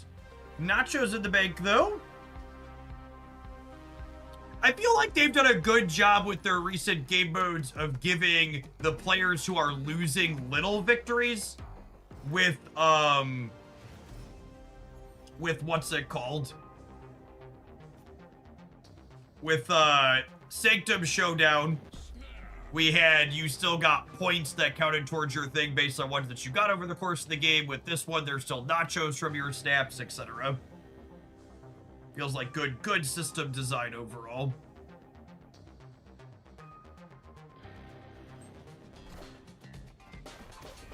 I feel like that's something 1v1 PvP games often struggle with, is making it so one player out of the game doesn't feel super unsatisfied every time. And here again, I'm just snapping because I have plenty of bubs and we're about to be done with our diner session, so I just want to get my snaps, my convert as many bubs to nachos as possible. Move Tribunal puts up big numbers and everything lines up. It's super fun and satisfying, I agree. We played that one for a bunch to start this morning. Lovely. I'll play this demon out here. We're probably not that good against ongoing.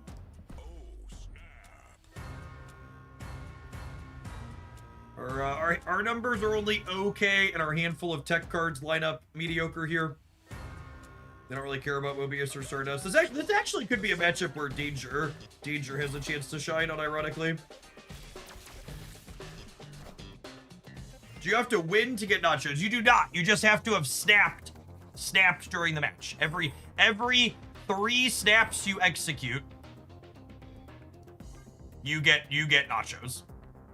So when you're ready to be done with your session, you should just snap a bunch and clean the nachos out.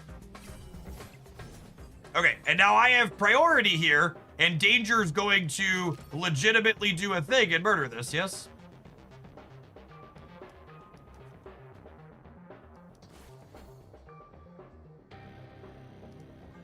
She's gonna kill the captain here? Yeah, 3 snaps per game. So you can always convert to a full nacho hit per game. Should we chibi first and try and hit Moonstone? That's an interesting thought. It gives them another chimichanga, but that's probably fine. Is it worth giving them a chimichanga for a 1 in 6? I don't know the answer to that question. I lean towards no. Because the right side is so open, those 2 points could really matter. Yeah, but I'm gonna say no. I'm gonna say it's not worth giving them a chimichanga for a 1 in 6. Should we save Sentry for an extra and Stardust now? No, I'm gonna high roll a Polymorph on the Merlin.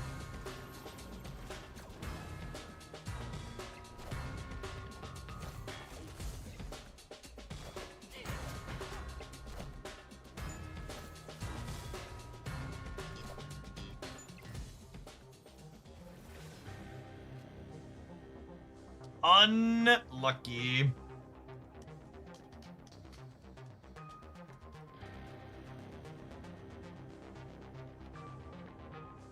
My opponent retreated! Gamer, we're all in! Play the game! Wait, what happened? Play the game, gamer! There's no reason to leave! You've got no downside! You are getting the nachos regardless!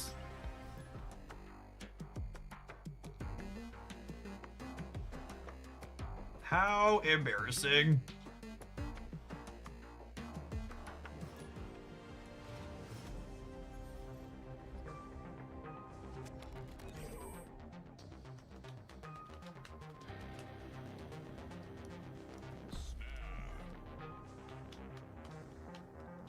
You don't need to manually collect nachos for the quest. You do not. They automatically get added. It's very clean. JLP, thank you for the over 2 years. I appreciate that. Welcome back. They thought we were going to kick their sandcastle. Maybe.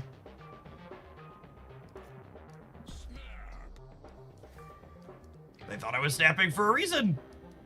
Little do they know I'm just crazy.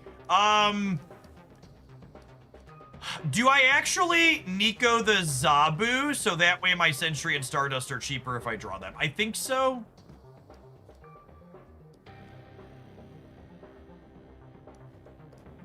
It's close. I think this is optimal.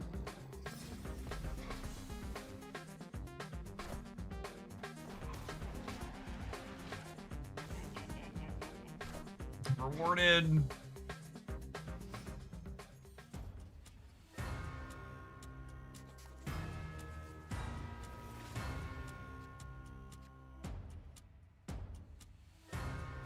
Well, okay.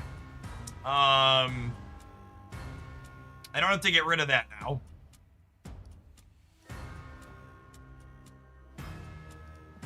I guess we'll do this.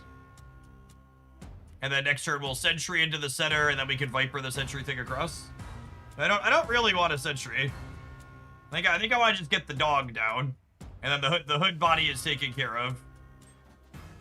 Double the void. The void has a 4 energy cost, gamers.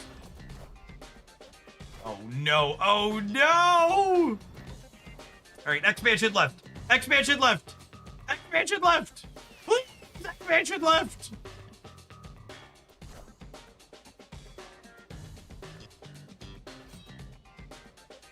Rutro Raggy. Rutro Raggy. Sometimes lucky rubber ducky. The wolf's gonna have to take one for the team to send the what's it called across here, though. That's just not gonna be optional.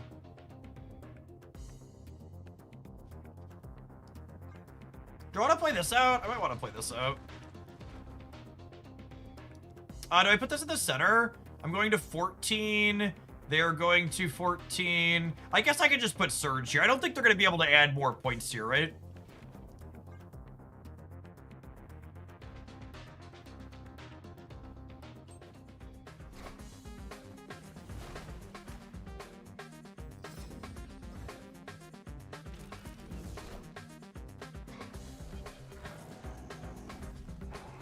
Oh, Merlin spell potentially. Yeah, that's a good call.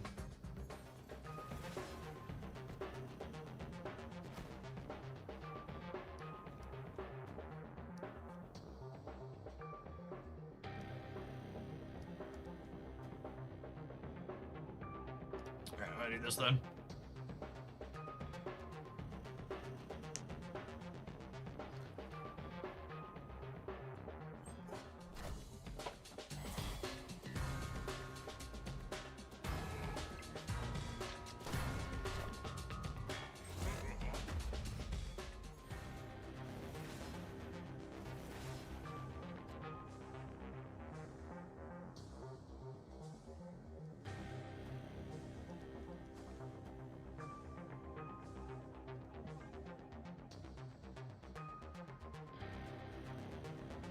Theory, we could lose left and right here, I suppose.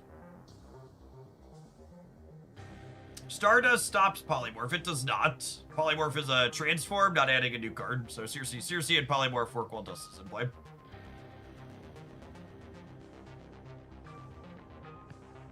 Oh, they can Polymorph by Void. Yeah. I'm thinking about that. We're only going up to 20 on the left. Yeah, we could realistically lose left and right because of the Merlin. I wasn't thinking about that. I don't think I had another line.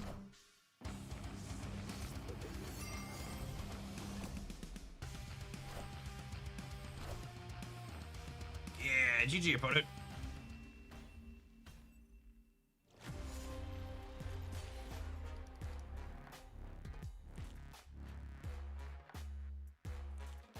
Should we Surge left and Omni right?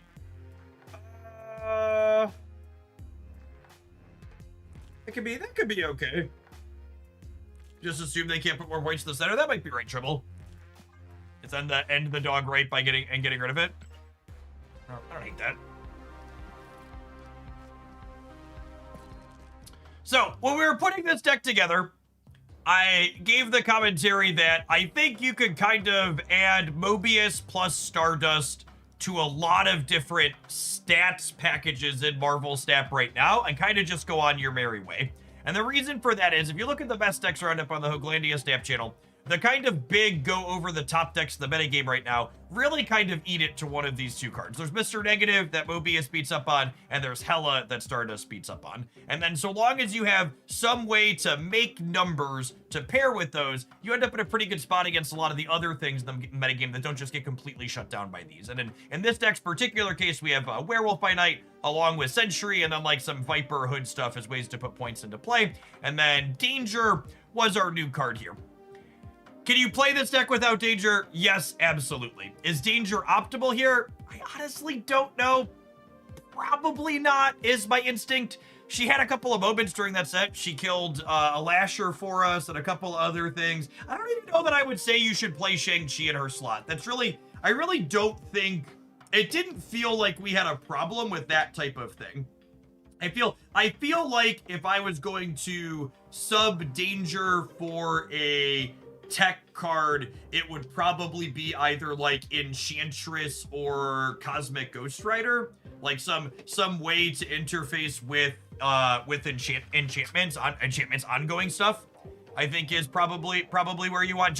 Juggernaut could be fine as well. I think I'd probably lean Cosmic Ghost Rider with Enchantress being a budget choice there, but Juggernaut's a pretty generically powerful Marvel Snap card too, and it's a 4-drop that works with Zabu. The one downside to things like Shang and Juggernaut is they're a little awkward with Surge. Surge really wants us to be able to play out our cards proactively, and basically everything else in the deck is a card that we don't mind playing on curve after we play Surge out.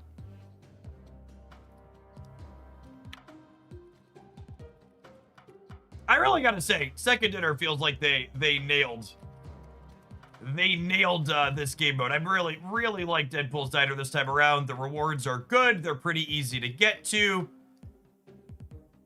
It's not a game of Marvel Retreat. It's a good time. All right, gamers, for the last couple hours of the stream today, we're gonna be checking out some Doomspire as a sponsored segment. If you are a card game enjoyer, and I know many of you at home are, you should make sure you hang out for this. Doomspire has an incredibly novel monetization model. You could buy the entire game on Steam for $15. It's very fancy, I know. Imagine that. It reminds me of my childhood, chat. Imagine buying an entire video game for one price. Let's dive on in and showcase the roguelite gameplay that we have here. Make sure you've got the audio.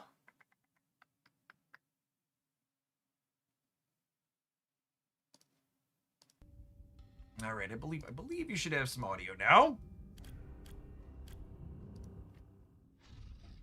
It's actually currently only $12 with the launch 20% discount. Lovely, lovely, lovely. All right, let's pick an opponent, huh?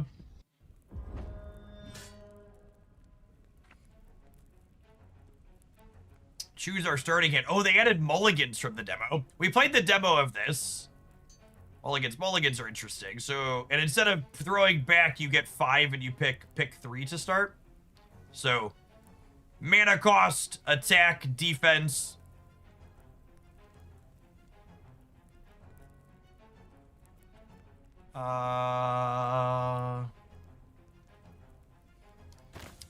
Let's take a 2 and do a 3 here. A 1, a 2, a 3. Oh, I'm picking the ones I keep, not the ones I'm throwing back. That makes sense. We draw a card for the turn. Let's play our 2-3 out into the center. And then the combat in this game is a little bit Hearthstone or Shadowverse-esque. You play out your units, and then you're attacking either your opponent's units or their health directly. Yeah, this is out on Steam now, and it's got a small discount for their launch day. You can check it out. All friendly minions in the field gain 1 attack. Let's drop our Lightbringer, who comes with a friend, and then I'm gonna go ahead and bump into this one here. The the end of turn, fire an arrow, dealing damage equal to this minion's attack to one of the enemies. So I cleared my 3/3, which is a little sad. Let's draw a couple of cards. Doesn't love a good pot of greed.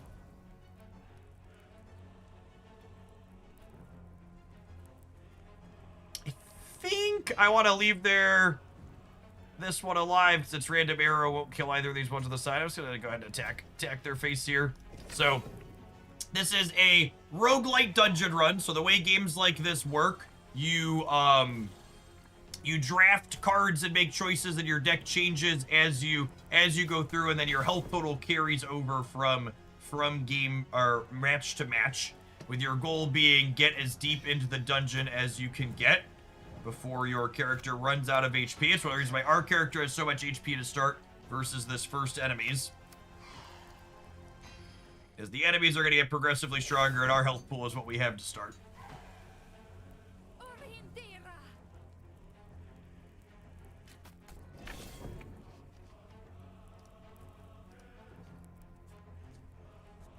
Are they dead? Yeah, looks like they're dead.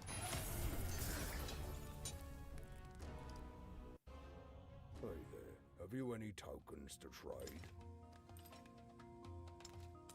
Exchange tokens for rewards. We get to pick which one we want. Take a look. Take your pick. Oh, I think we get to pick all three. Do we get to pick all three? Take your pick. Accept 2. Reroll a set of new choices. So usually you want to pick like a direction that you want to draft in. The starting deck here has a few different things going on. So there's a Scorch the Dragon, who when it comes into play, it deals damage equal to its minions' attack split up. And then there's cards that make your Scorch bigger. And then there are Silver Thorns that give your subsequent Silver Thorns extra attack, and health. And there's Lightbringers. So we've got a Silver Thorn card here. Something that gives all of our things extra attack. We can draft a bunch of Silver Thorns. That sounds fun. Yeah, we do get to do all three. That's what I remembered. Restore 1 hero health for each friendly totem on the field at the beginning of each turn. Well, we only have 5 rerolls total. I wonder if that's per shop or total for the game. Friendly Silver Thorns get 2 attack and 2 health. Let's try and draft Silver Thorns and see how far we can get. Restore 30, plus 15 max health, and restore, or plus 30 max health. Would love to increase our max health. We have a little bit of healing potentially too that we can draft.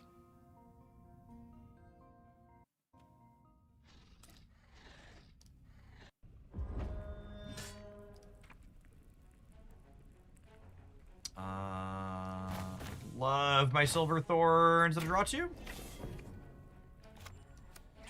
Drop the Silver Thorn out here. It says each subsequent Silver Thorn summoned will grow. So we can see this next one's going to be a 5/5 now.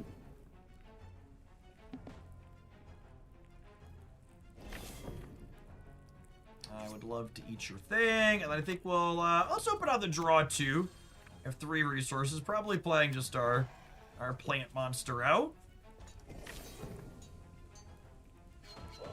And glory.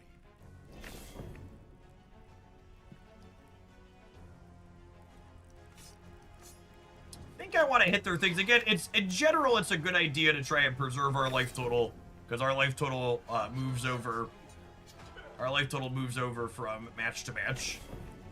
And then now we have enough, right? If this is 13, 18, 22. I believe if I click end turn, yeah, it actually shows some videos. So if I hit end turn, it has everything attack them. So clear that one nice and easy. The enemies will scale up pretty rapidly as we get deeper into the run. Take your pick. Okay, so the power cards are like a break glass in case of emergency. They, you use them and then they're gone for the rest of your run. So they're like, you want to use these when you need them. And it looks like our rerolls did not reset, so we want to be conservative with these. Summon Silver Thorn and give all friendly Silver Thorns +1 health. Yeah, that seems good. Restore 2 mana, max 10 from all sources per turn. Oh, this gives us 2 back. That's interesting. Draw a card and get an empty mana crystal. Ramp seems not bad too. Let's take those two. Not going to make it far without this. I think we'll take this one in the middle now. Heal and increase the max. I don't have any healing just yet. Good luck out there. So just increasing my total max health isn't beneficial until we find a way to heal.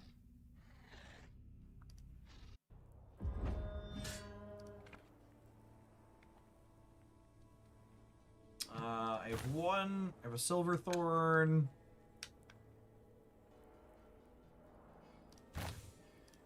I guess we'll take the totems.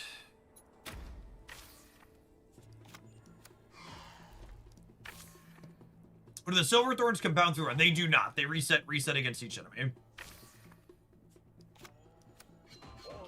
Play the Lightbringers out. Just being resource efficient here. They cost 3, and the next turn we'll have a Silverthorn plus a totem of strength here. I'll trade this. Hit their face. Good hunting.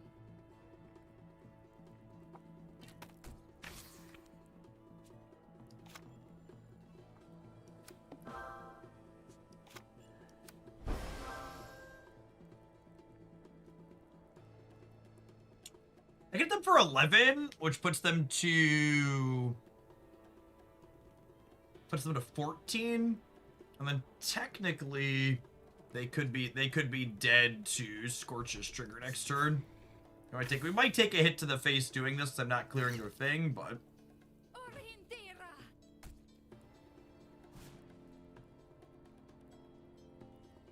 poison is damage over time.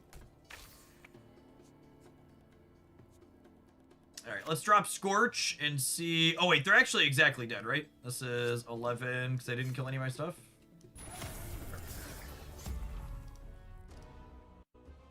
Hey there. Have you any tokens to trade?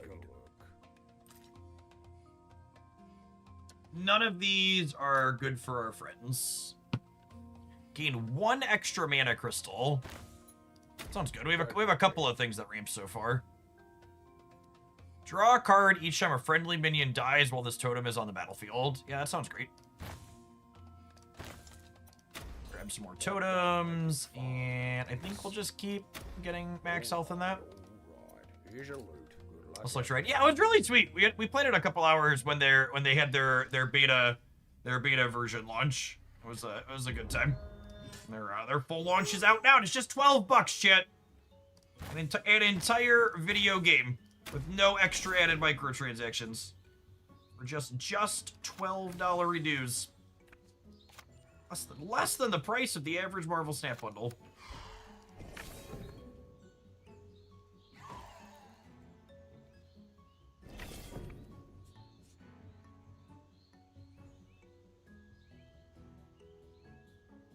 So again, this is our power card, so you can see the reminder there. It gets consumed after it's played, so... Once we use that one up, it's gone. It's gone for good. Now, this is not a PvP game. It is a roguelite dungeon crawler. What does this one do? When damaged, give Scorch 2 damage and 2 health wherever it is. Final breath, summon Scorch the dragon. Huh? Okay, so I don't want to attack that one. I want to make that one attack my stuff.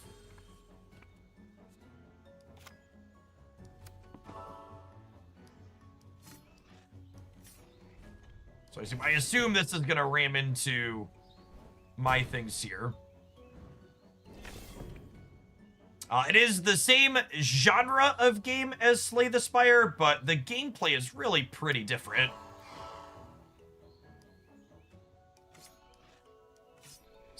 Slay the Spire is the mechanics of how the cards are attacking interface is really close to something like Hearthstone or Shadowverse, where you're controlling minions. The minions have decisions on like where they're attacking, whether you're taking an offensive or a defensive.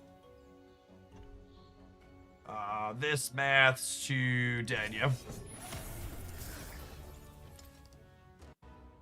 Hey there. Have you any tokens to trade? Take your pick. Destroy all units from both sides. Yeah, I like it. Oh, Take I your like it. Oh crap button. 2 Silverthorn cards are lovely for what we're drafting here. These up today. Oh, this is a full card set. We kind of have a bunch of totems going on. Seems fine. This is new. There weren't totems in the beta. All right. Here's your loot. Good luck out there. You're having different deck and hero types like in Magic and Hearthstone. Yeah, exactly. So like you can see that I'm talking about how we're drafting the Silverthorns and the totems here during this run. There's there's at least 4 different types, maybe 5 groups of cards, and you kind of draft around synergies for them. So the Silverthorns here, every time you play one out, all subsequent ones that you play out for the rest of that game grow. Then there's other cards that give them other bonuses and modifiers. So you can see this one, so now my next one's a 5/5.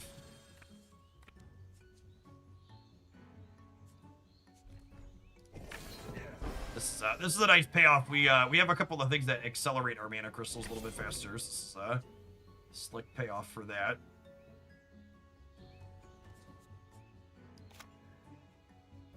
I gotta say what I want to do. I think I'm gonna do the totem and the draw 2. I guess if I was drawing 2, I should draw 2 first. What do these do? Basic unit can be made stronger by other cards. And again, when I'm not killing my opponent in a very set number of turns, I want to be controlling their board typically because my life total carries over turn to turn, so I want to preserve it whenever possible. Let's draw a couple of cards here. Let's just load the board up with our plant monsters. Good hunting. And they're wearing us down here a little bit. There's 2 Silverthorns. It makes them larger. Or definitely just cleaning out as many things as we can clean out this turn.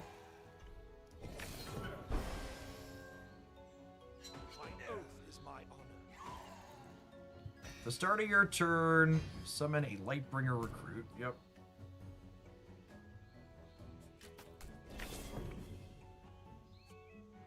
So I'm a couple off of the big guy yet. Oh, I can ramp this turn, and then we can play the big guy next turn and get a bunch of totems. That sounds lovely.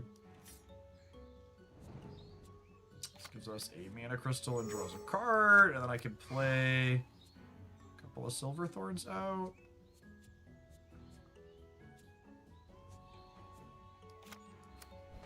Play this little one.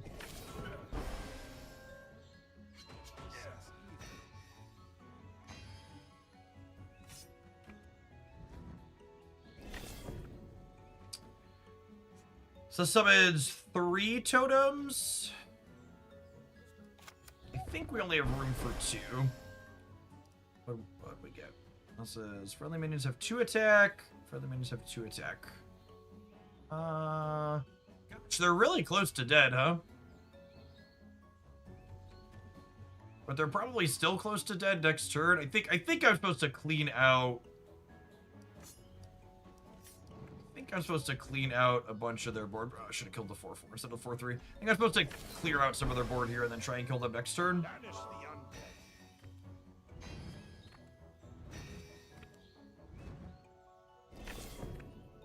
Well, we certainly have a hand size. Let's take this trade here. Scorch killed their thing. Lovely. Oh, I guess it's going to give it Scorch. It still powers up while he's on the field. Yeah, perfect. And these get bigger from our totems. Yes, this is a PC via Steam. No mobile client for this one. So I have...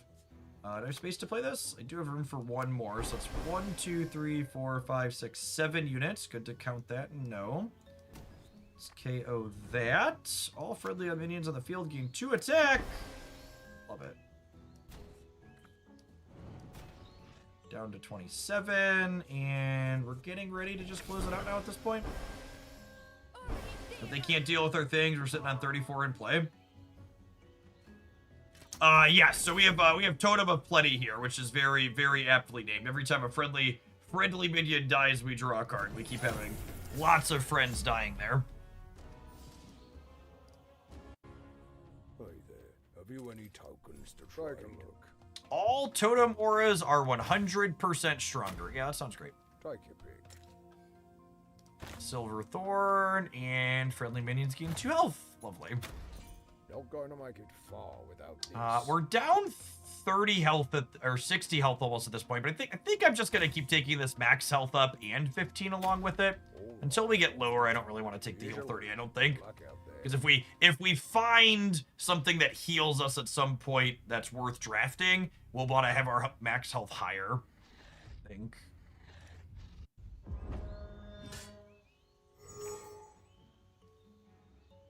I think I just am happy to start on 3 Silver Thorns. We're just gonna get real aggressive real fast, especially because we have one of our artifacts lets us start with an extra crystal, so we get to go thing into thing here. Go clean. Oath is my honor.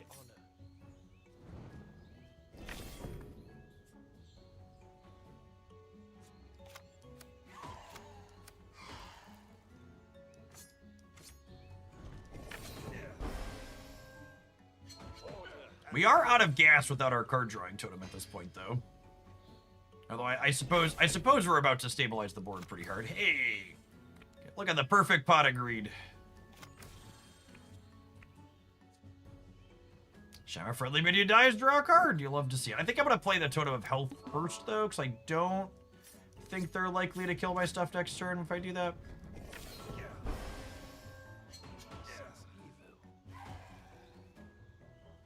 We can see they're starting to run out of cards here too.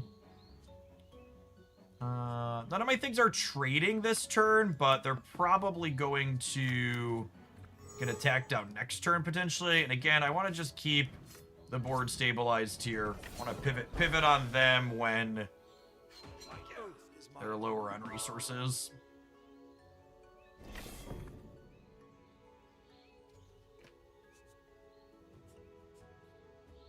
Three totems. So I need to free up space on my board here.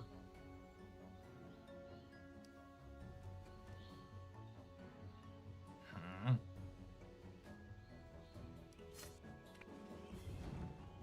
gonna trade that one. And then we'll trade this one. I only get 2 totems I get here, but I think that's fine.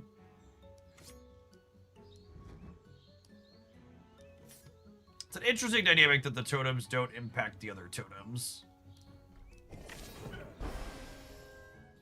Good hunting. They can soak damage from stuff like this though, which is nice.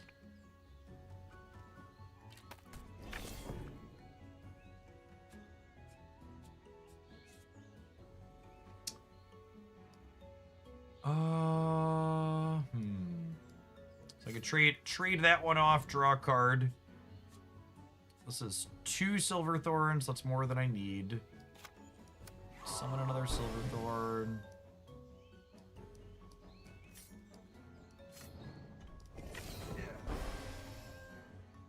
Order and glory. Guardian of the light.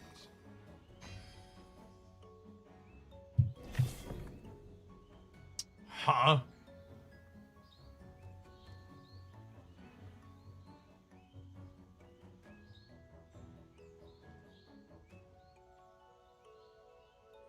How much damage do they have? They have 18, 24, 29.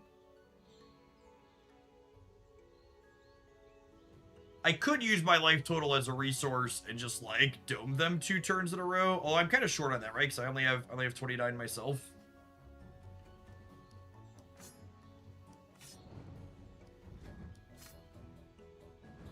Can my totems attack? They cannot. I almost feel like I have too many. Can I replace something? I can't.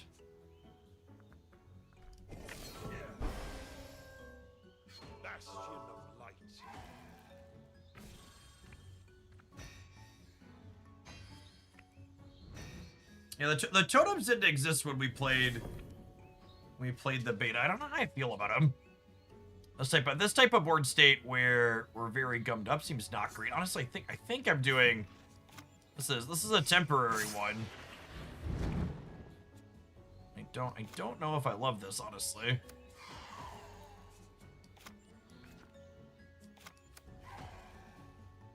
Set us up to have lethal next turn. I guess they can give, like, extra attack, kind of like with haste. They're at 41. This is 38, 40. So this is lethal next turn.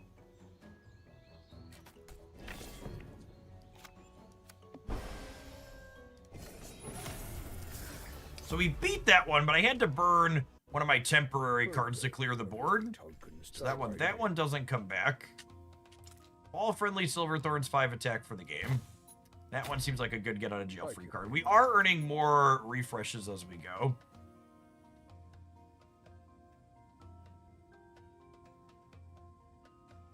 The Totem of Plenty has been really good. I kind of just want more Silverthorn stuff, though. The Totems have been clogging the board a little bit. I feel like I need an appropriate density of... An appropriate density of things to pair with the power-ups.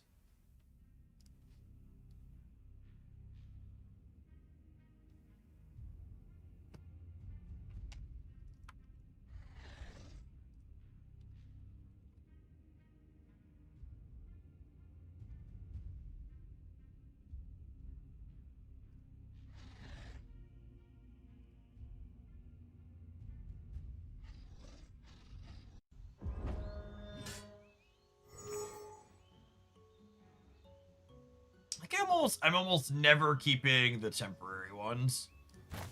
Take these ones that below curve. Honestly, let's Grovekeeper Portal on the open, I think. This is 5 on the second turn.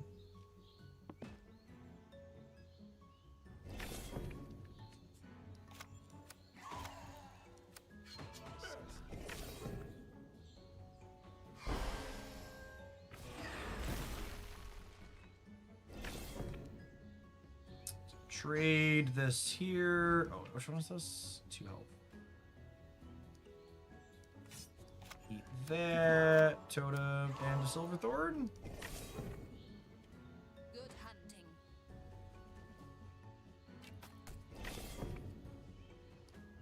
Hit you. Hit your face. Power up the dragon. So much energy advantage.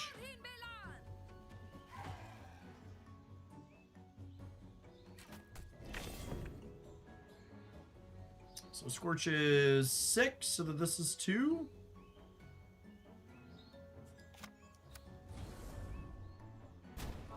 So here we go with that, nice and clean. Wonder if this enemy's deck is bad or if they just had a mediocre draw.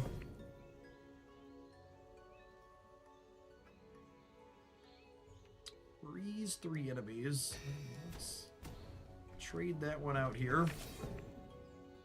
Frozen is annoying, but gets undone here relatively quickly.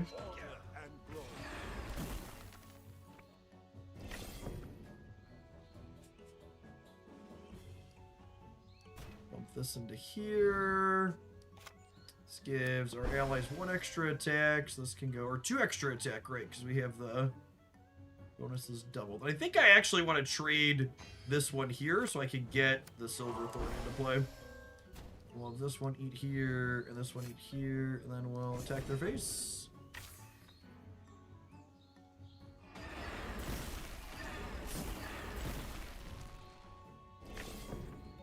They froze some of my friends, but they're still cooked. We're gonna have to prioritize attacking into that one when it comes up.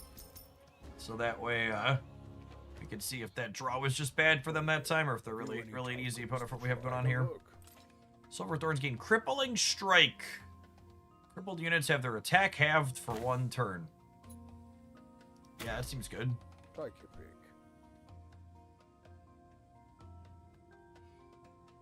Silverthorn and a draw 2. Sounds great. Choose 2 cards to destroy. I would love to thin the Scorch card out of my deck. Well, I could re-roll this too. Oh, let's do that. Punished. Reroll again. Oh my goodness, I'm gonna burn all of my rerolls here.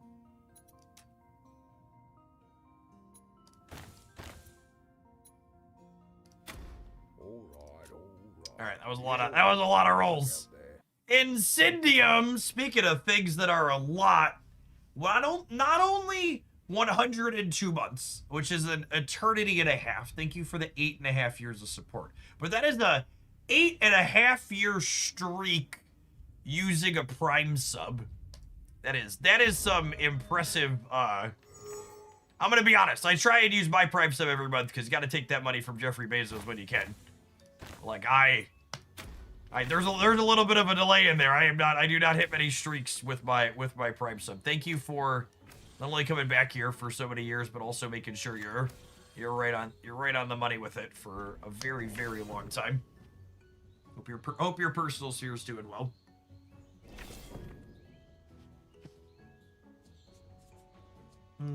We drew another 2 here. That's lovely. Couple of twosies. Our draw's not super exciting this game.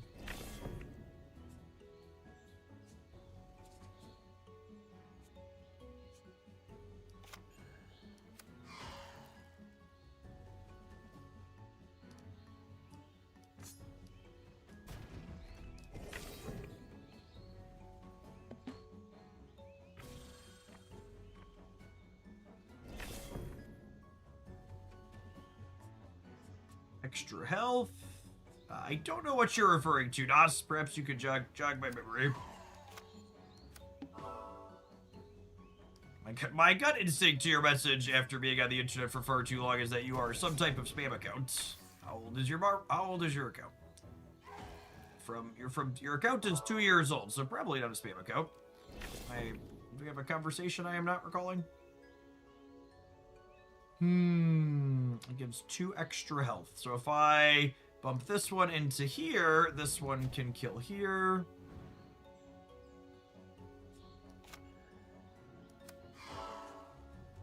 I don't think I want to put another Totem of Vitality out.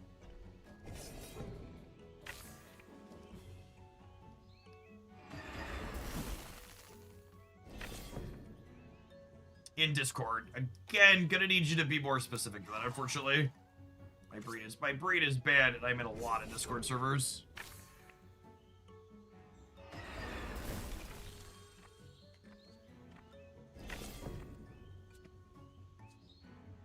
So our board is full, but they're also not really doing a whole lot. This enemy definitely seems like one of the weaker enemies.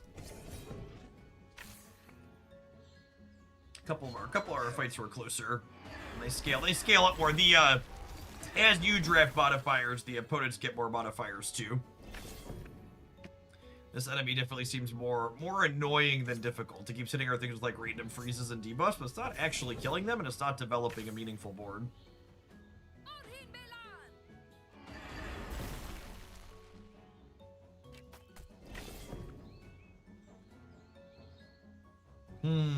What's the best way to hit this for 5? Will I give up one of my... Oh, do I have lethal? I think I have lethal. 15... I actually have exactly lethal here. Almost missed it. Almost went to attack. Easy to tunnel vision on, keeping the board in check. All friendly totems. I think I like the Devouring Void. Having an oh crap reset button tends to be good. Get an empty mana crystal. Summon a Silver Thorn. Lovely.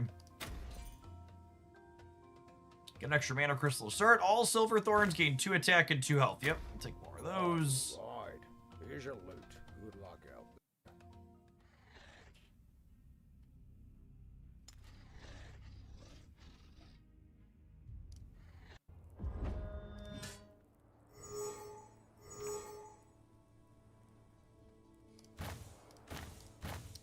I would like all of the plant daddies. Feed me, Seymour. Actually, I was gonna restore 2 mana crystals and play 2 of them out right away. If you're old enough to understand the Feed Me Seymour reference, you should make sure you stand up and stretch. Your back probably needs it. MDY, thank you for the over half a year of support. Hope you have a great weekend as well. I am gonna be taking my oldest son camping. Looking forward to that. Should hopefully be a good time.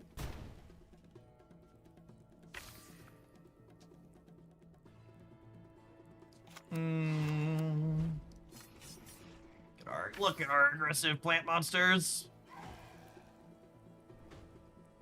I'm not old, I just like campy musicals. It's fair. That's fair, honestly. They're at 61. I have 18, 20, 33. I could technically kill them in 2, and they only have 5 points. I'm just gonna attack them. Make them attack into my board.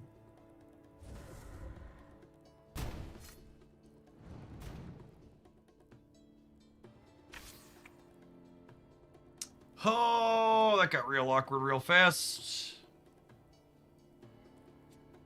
Silver Thorns get +5 attack until a deterrent. This is lethal, yeah? I was gonna burn my temp card and kill them.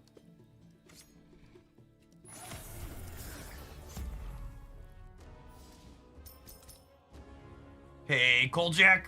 Glad to hear the new employment opportunity rise up. Always love when good things happen for people in the community.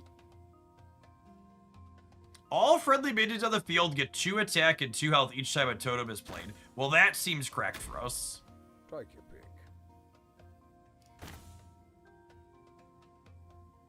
I think I'm not going to take the Wild Blossom. I think I just take the Silver Thorn. These up today. I think I'll take all these Silver Friends. That sounds great. All right. Reese Bruto, thank you for the 17 months. Welcome back. One thing that we experienced the last time I played this game that I actually really liked is when we got to, on my initial run, I got more selective over which cards I was drafting because I didn't want to make my deck too big, because often in these style of games, you want your deck to be a little bit more trim and optimized.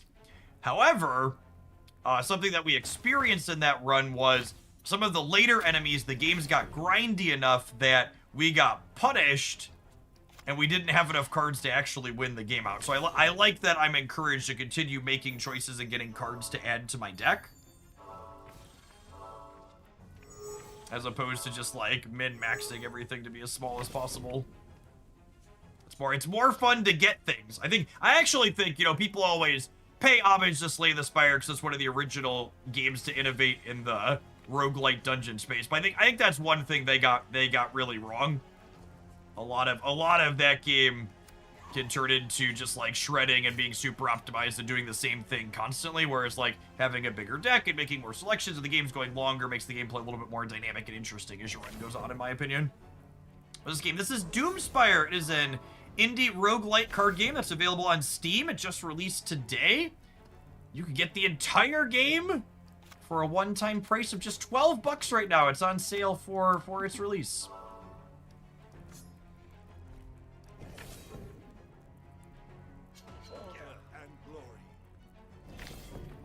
Yes, yeah, there were a lot of games that released after Slay the Spire that did a very similar thing, where it was just very optimal to make sure your deck is as little cards as possible. Which is much less exciting than continuing to make meaningful choices.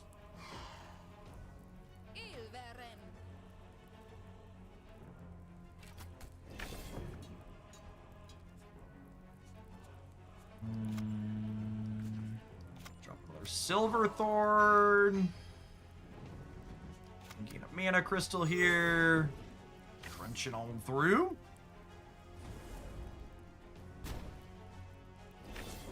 I don't know what type of tracking Steam stuff does exactly, but you can click, there's the bit.ly link in the chat for the Doomspire. I'll take you through to the Steam page, but they'll know we're a part of the promo today. I think we're trading here, and then we'll play this one. They did have a little itty bitty baby Scorch. Our plant monsters have scaled appropriately, that is for sure. Good hunting.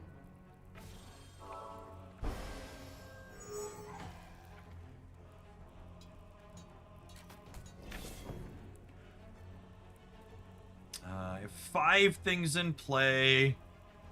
So let's put a plant monster out. And let's drop a totem, which gives everything 2/2 from the passive that we have. This is 15, 28, 40, 40. I'm 1 point of attack short. Am I 1 point of attack short? I think I'm 1 point short of lethal. That's fine. We'll kill him next turn.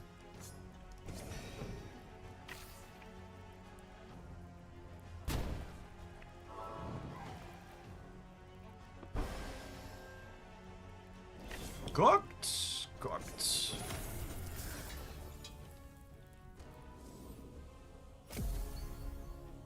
We hit depth 10.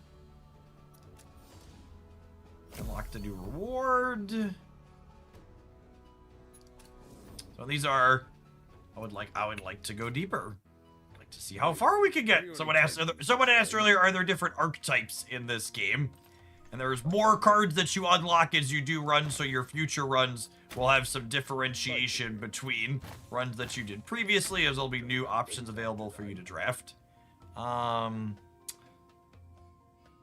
none of these are what my current draft is doing. Take a few of my rerolls here. Totems. I kind of want another Totem of Plenty. I think I only have 1 of those right now.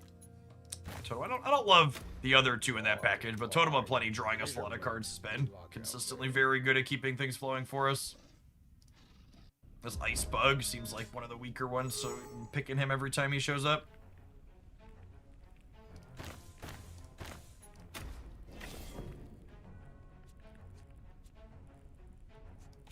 So this one gives all the Silverthorns in play extra health, so I want to put a few plant monsters out before that happens.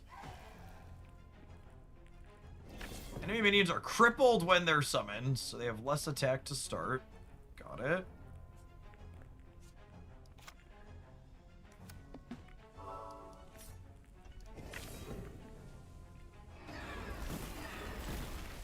The totems not being able to attack or be attacked most of the time, but they still eat the frozens here, which probably is one of the reasons why this matchup is going well for us. Is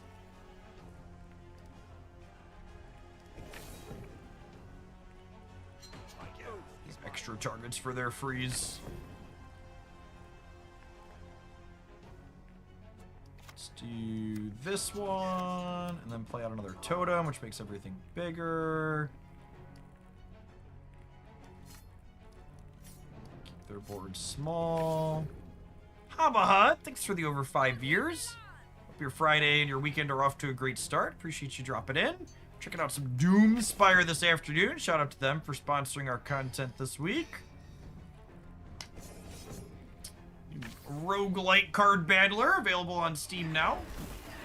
Really slick graphics and a really fantastic monetization policy of getting an entire game for $12. Not bad. I thought the JPG.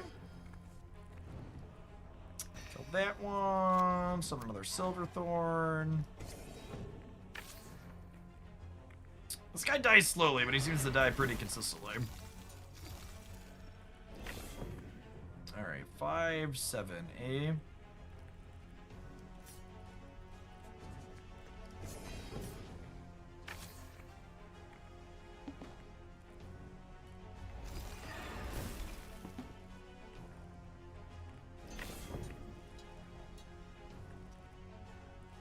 don't think minions have extra attack. I think I'm just hitting them in the face.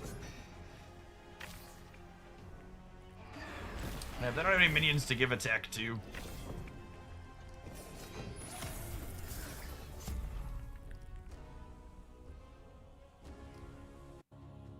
Collecting so many Steam achievements this afternoon. I'm really surprised Snap doesn't do stuff like that. I feel like achievements would be fun. Shadowverse had those. They're a nice addition to the game. Give you some extra resources too. Portal cards draw 1 additional card. I would love to draw 3 cards with my portals. That sounds great. 2 Silverthorns with 2 attack and health. We'll take another base Silverthorn for sure. I think I'm at a point where we're just healing 30. I don't think we're going to get any healing in this run, so I'm just going to push my health total back up here rather than taking the 15 and the 15.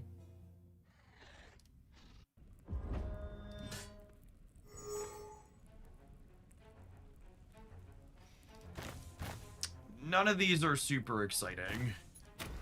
We're looking for our 2/2s to start. Thankfully, these draw 3 down. Wow, swing and a miss. That's tough.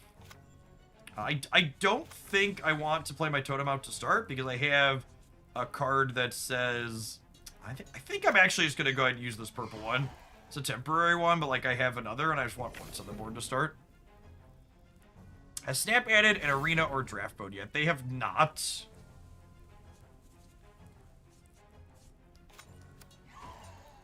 So they have had a good range of limited time game modes.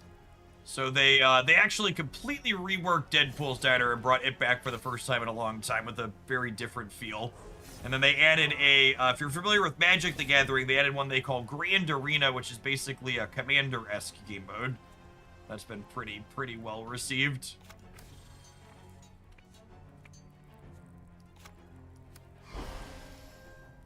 These extra health.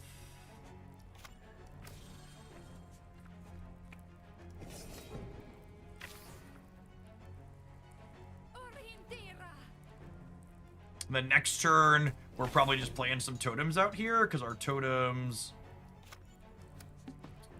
give our things buffs when they come out. And then, honestly, this is 31-46. I guess it's still more than 2 turns, so we'll kill the thing. Because every life point is precious, because our life total carries over between the fights.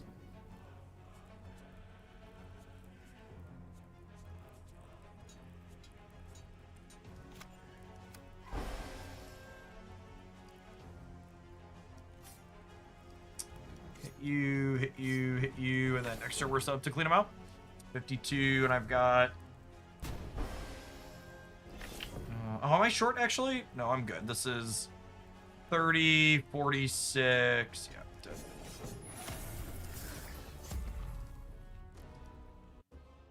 Hey there, have you any tokens to trade?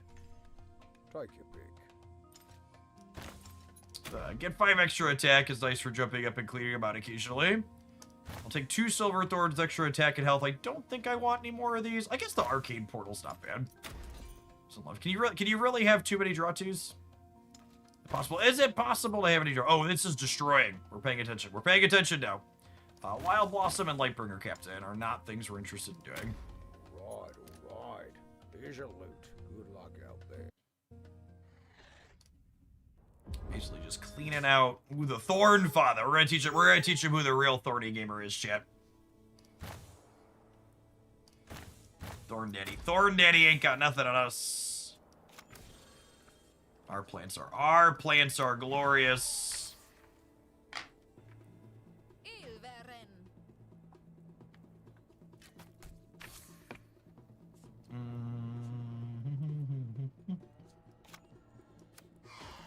Let's do this. Let's do this. Again, keep the board nice and clean here.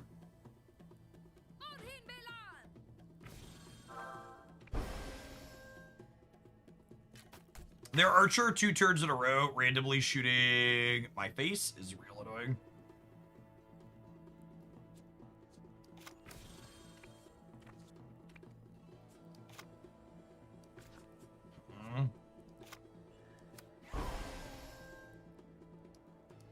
Hit here, and then next turn we can put a couple more out and then probably drop another totem again, power everything up.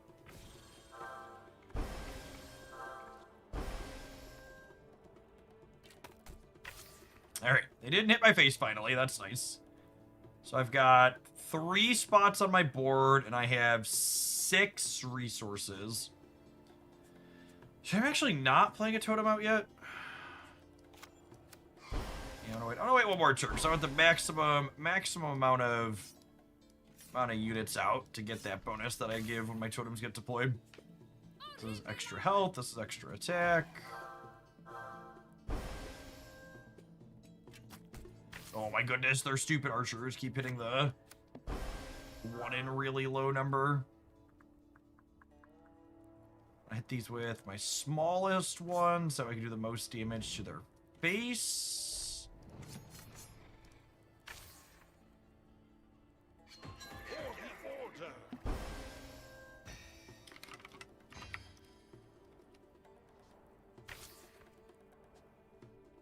Are they dead? Close, right? I have 45, and then another 30 is 75.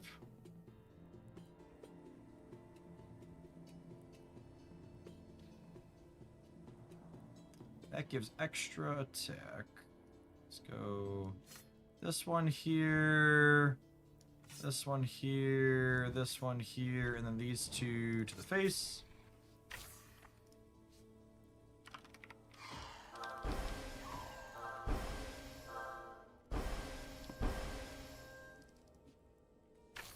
There. Nice amount of life total is not enough here, right? Because I've got 70-ish.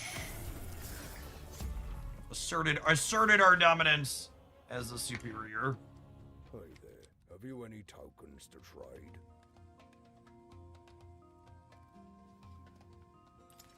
And superior thorn. When a silver thorn is summoned, heal your hero for 2. Oh. Hold on. Now I'm really curious. They mentioned that they were going to have some type of contest to see how deep the content creators could get in their runs here on launch, and I feel like this one we are currently playing is going to be in contention for getting real deep at this point.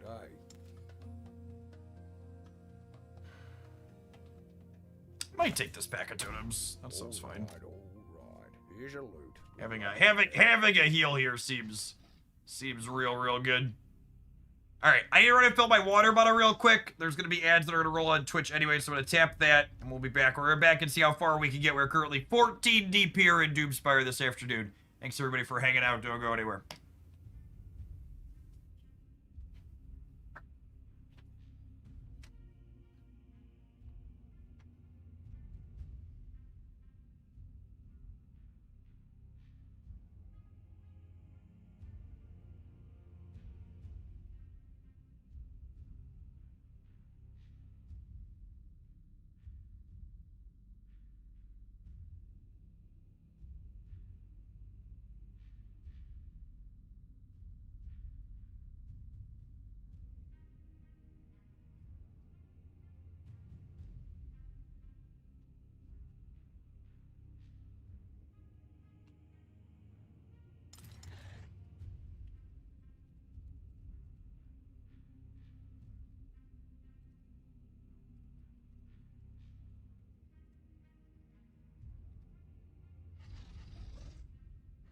I think we're gonna hit the bug again.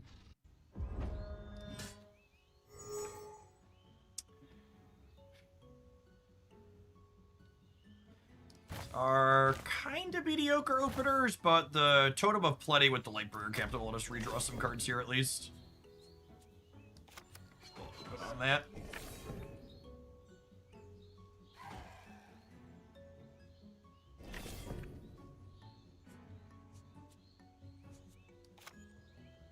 Although I guess if I put that out, these wouldn't die when they attack, which is not great. Summon a Silverthorn and they give all Silverthorns 1 health. And this is summon a Silverthorn and they give a specific one 3 health. So I want to play this one when we have one of them here. And this one will play out once we have more in play.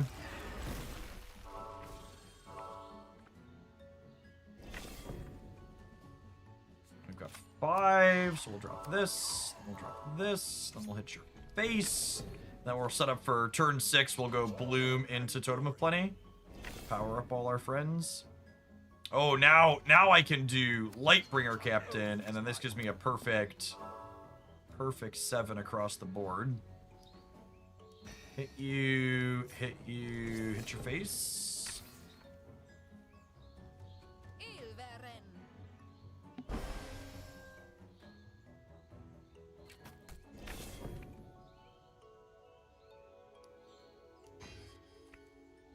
This one say all friendly minions have 1 attack. I don't think I really care about that.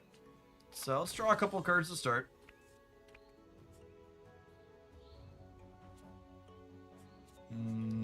Take a 2 draw again. I don't need to put more 2 draws out than that. I think I'm gonna send this 4 here, just clean it out. The amount of damage probably doesn't matter in the long run. Just keep their board smaller.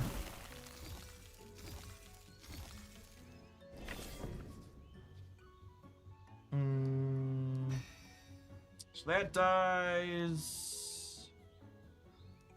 That goes to 1, but that's fine. Drop another Silverthorn, crack him in the face.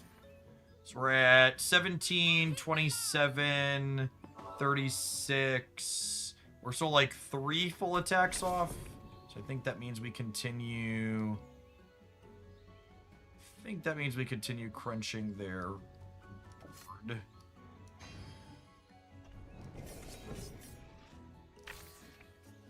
So now we're 2 hits off. So we have the choice between making hits or hitting their board and getting them in 2. I think we prioritize getting them in 2. That's a big cripple, so we're not getting them in 2. Hit you, hit you.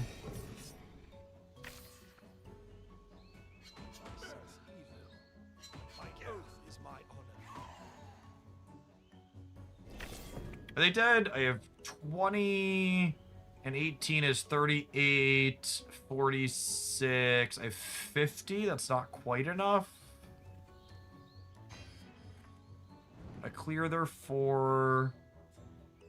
I play a Silverthorn. And I think I probably am just cleaning their board at this point because I'm going to hit them for enough this turn that next turn is very deterministically lethal unless they like cripple the entire board. They don't have any cards left, so just again because my life total carries over from time to time, and prolonging the game a little bit so that way I can summon more Silverthorns gives me more health too. Hey there. You played a total lethal. Yeah, but we have a thing that says Take your pick. what's what I'm searching for? We have a thing that says every time we play a thing, we heal a little bit, so there's value in kind of like prolonging the game if we're not going to take extra damage from it. Good luck out there.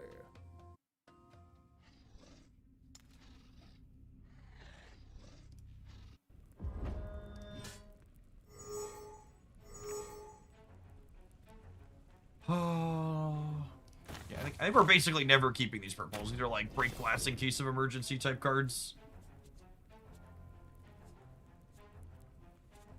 So this can power up all the Silverthorns later, but because I'm gonna have 4 resources next turn, I'm gonna play the 3-drop one out, so that way in case we draw another 2, we can go 2 and a 2. And then same thing here. I'm gonna play the 3, even though we could technically get more value from it later, because now next turn I can go 2 plus 3.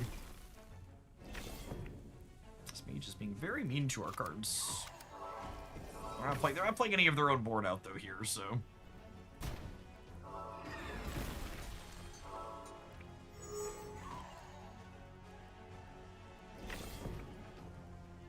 That is a lovely one. Those big mama jammas. It's a Scorch.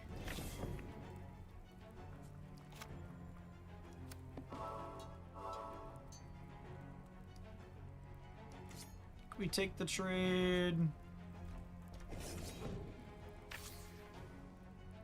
This is looking like it's going to be a game where the Totem Shaman's going to be useful.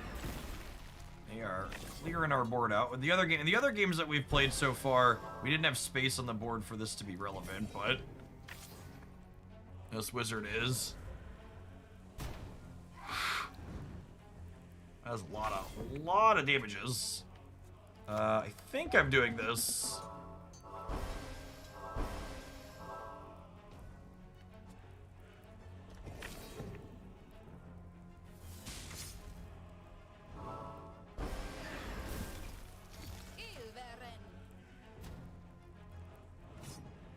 Things got significantly more intense significantly quickly.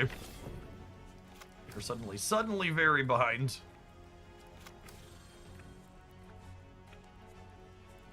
I have 8 resources. And this could technically give me 2 more. I think I just want to put a bunch of Silverthorns into play. Draw a couple here. We've got some numbers if they're not going to murder us again. Their spells have been cleaning out our board almost every single turn, though.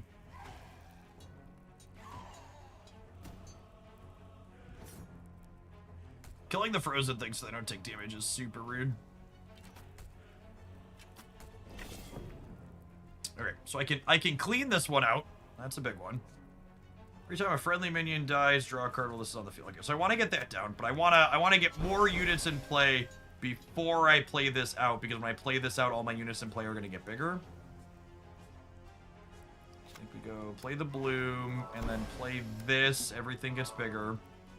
And then I can kill their Scorch, which is the thing that's really messing us up. And then I think I just want to kill their bigger things, so we're not taking as much damage next turn. If we can dodge a second Scorch, we might be okay for a bit. Was a very big hit. We got to draw some cards, though.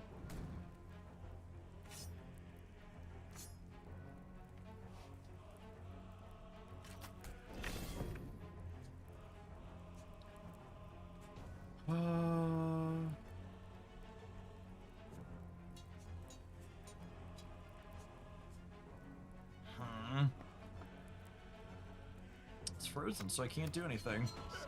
Got 7 left. It's probably like Silverthorn into a couple of totems here. Hopefully that's enough points. Order and glory.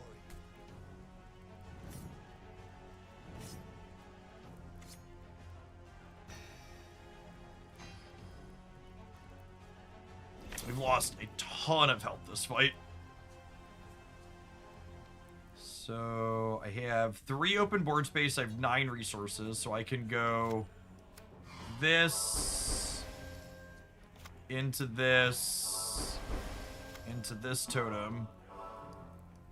And then I can hit both of these. We healed a little bit up. All right, well we're almost stabilized.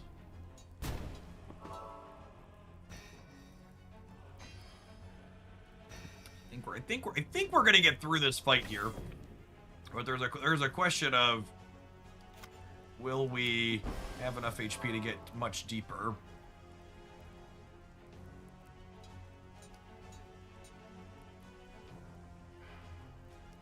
We definitely need to attack Scorch this turn. I think I want to just run them down. This is only 10 points of attack.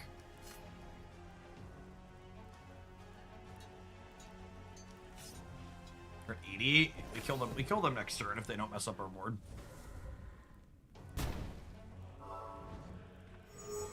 Narrator, he would in fact not be killing them next turn.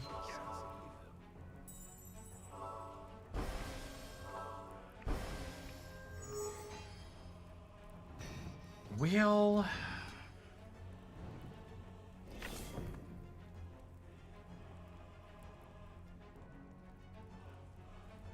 Man, we're just like completely out of cards.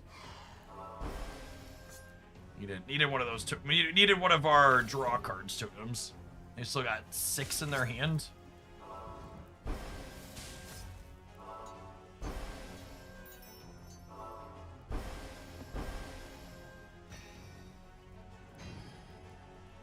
Yeah, I think we're cooked.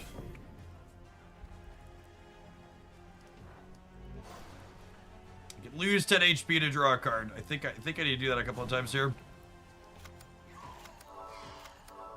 I don't think I'm winning without doing that and taking a couple hits. Even that might not be enough here.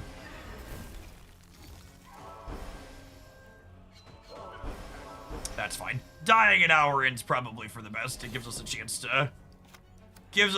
to showcase another draft archetype before we're done this afternoon.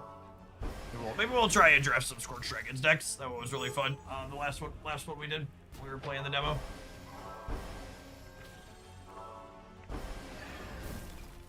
All right, AI, Mercy, finish me, finish me. Hey, dinner's ready. Come and get it.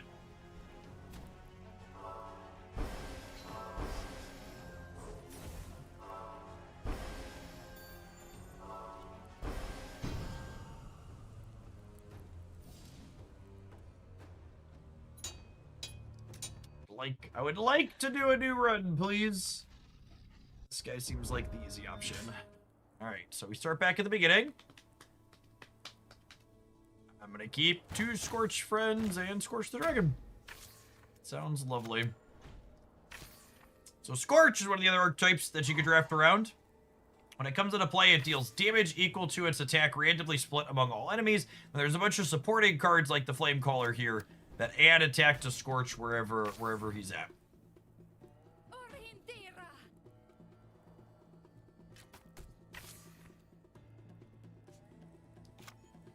And gives my minions an extra attack, which is perfect here. So let's buy 2-power Dork, trade into their 2/3.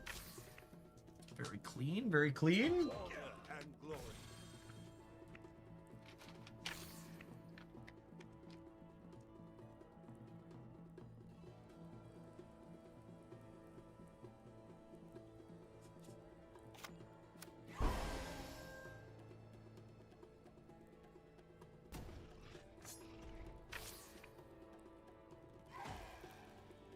Ilveren.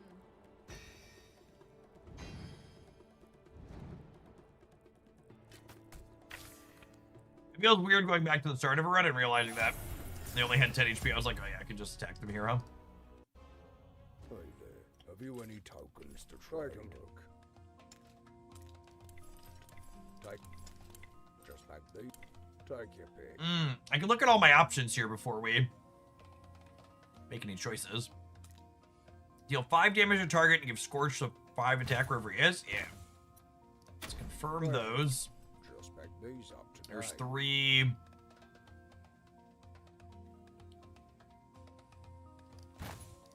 Confirm those. And then none of these are good for Scorch. I think I'm gonna take a reroll here.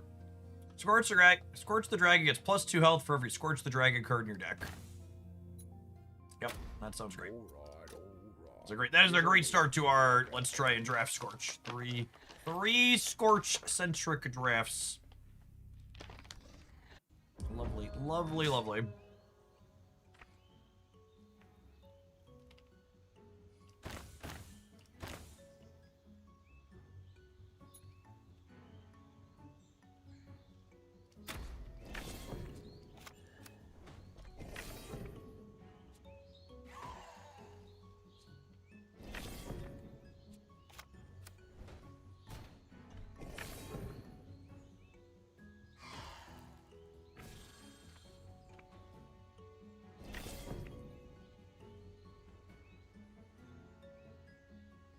Oh, this card needs some synergies.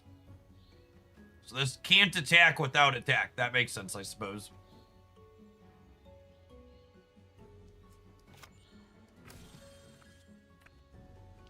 But it means that I need a way to buff this.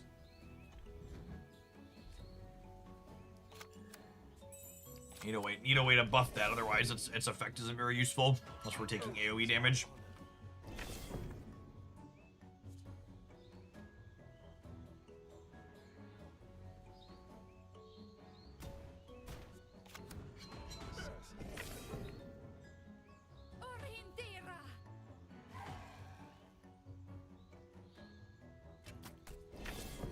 Ooh, sometimes lucky rubber ducky. Oh, we have the totem. Okay, so we'll wanna prioritize trying to pick up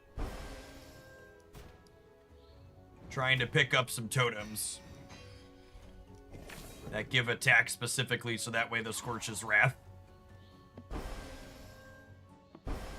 can do what we want it to do.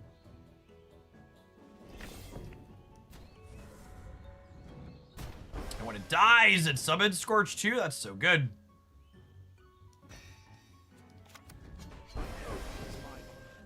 It definitely seems like a worthwhile payoff if we can find enough ways to power it up.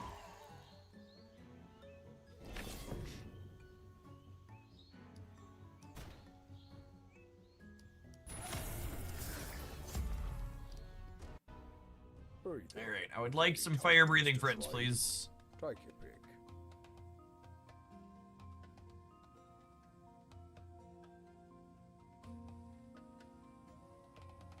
Oh, these are the temporary ones. All friendly minions gain 1 attack for each mana crystal you have.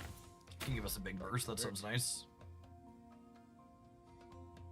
Deal 5 damage to a target and give Scorch 5 attack wherever it is. That sounds lovely.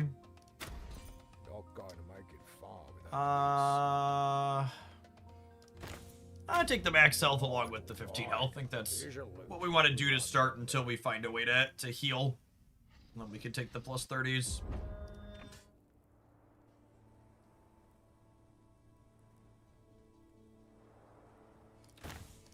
We just take the cheap cards so we can play on curve here.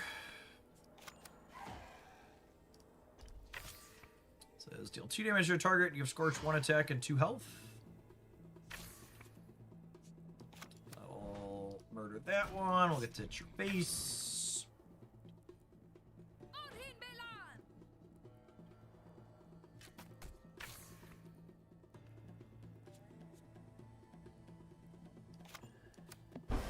Plus 1 attack, so we can trade there.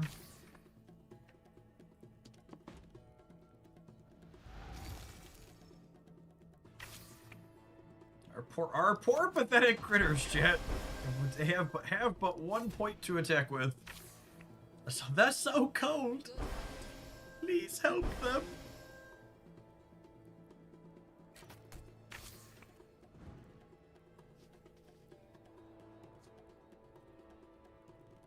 Let's go kill you. Kill you. Scorch. The animations up down the left side of the screen for some of the bigger characters played are so slick. From a graphical and presentation perspective, this is honestly feels like one of the smoothest indie card battlers I've played for this type of genre. A lot of little extras and 3D models on the enemies and stuff. Hey there, have you any tokens to trade? Take a look. All friendly minions on the field gain 2 attack and health each time a totem is played. Don't know that we're gonna go in on totems. I might take a reroll here. Let's see what else we got. Yeah, there's two Scorch cards here. Happy with that. What's this one? Destroy up to 2 cards. Yep. Alright, yeah, I'm gonna burn a reroll here to find all Scorch Dragon buffs are 100% stronger. I love it. I love it when a plan comes together, chat. You're looking good. On to depth 4.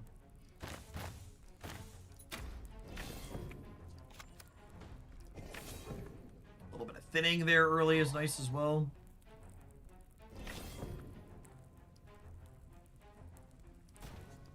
We'll play the Totem of Vitality out this turn, and then we can do 2/2s next turn. Read.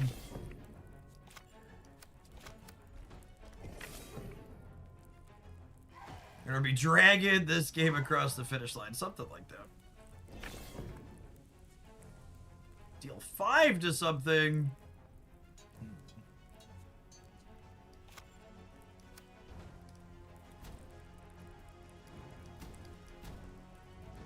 Does he have medic progression for 2 months? I believe so. I believe there's extra cards of range of things you unlock between. When we were partway through the last one and we hit depth 10, it said we were collecting some particular things.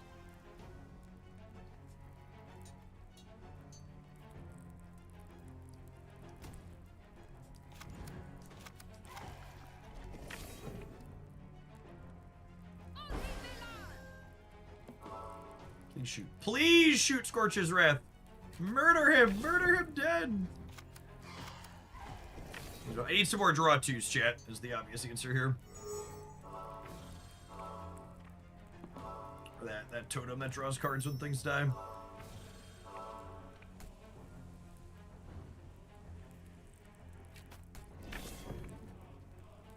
Minions gain +1 attack. Lovely. I'm gonna bump this into here because it gets this closer to death. I am gonna go ahead and finish this off here this turn, but every time this takes damage, it gives Scorch +2 health wherever he's at. Oh, please give me a way to attack with this. Or just Scorch organically. Arrgh. Big damn, chat. He's a big, angry dragon.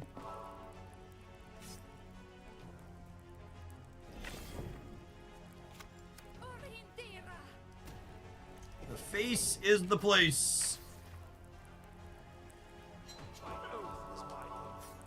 They get another 5-shot in here on us, but Scorch is ready to clean them out. Hey there. Have you any tokens to trade? Take Give it. a minion, 5 attack and health, Lightbringer stuff.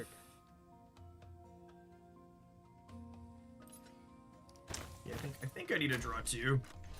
Not going to make it fall. Take your pick. I don't think I want to burn my rerolls. I think give a 5 attack and health is fine. Not amazing, but fine. Here's your loot. Good luck out there. Reasonable free card. Rerolls seem to be pretty valuable.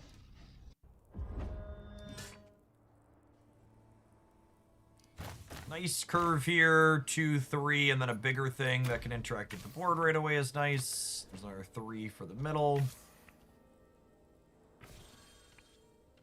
These two both dealing damage just when you play them out is lovely. I'm gonna wait to play this one until I have a target in play. Not a rush.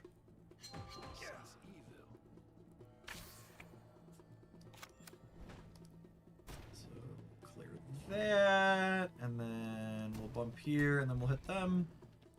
Archer shoots their face. Here's like a little archer shooting animation. Just looks real clean and good. Again, sitting on the flame callers here until they give us targets on their board to poke out.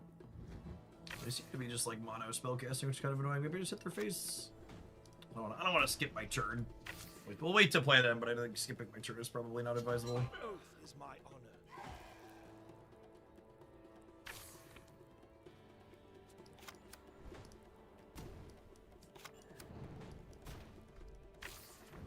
So we have +2 health and +1 attack.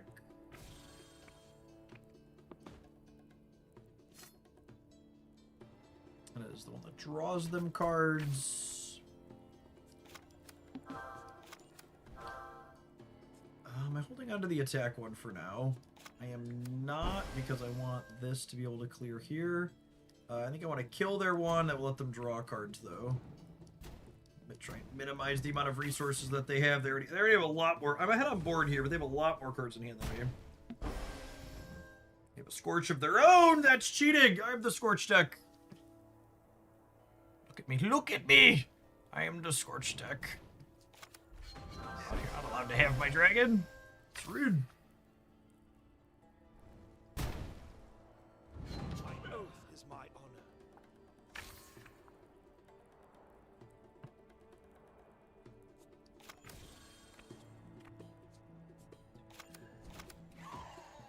It's unfortunate that I already used one of my attack totems. Oh.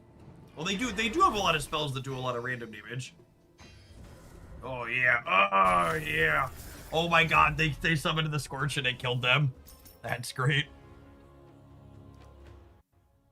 Hey there. Have you any tokens to trade? Doomspire went dumpster diving at Dita and took all the black and dark brown pixels they discarded. And it's very true. It's like the polar opposite of Take your pick.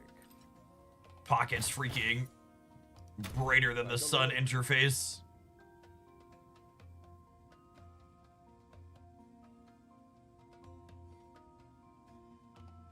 Minion-specific effects now apply to totems. Oh, that's interesting. So this would let the totems buff each other. That seems like it could be really good. I don't think it's very good with... I don't think it's very good with what we have going on. I'm gonna take a reroll here, I think, finally. Maybe in another...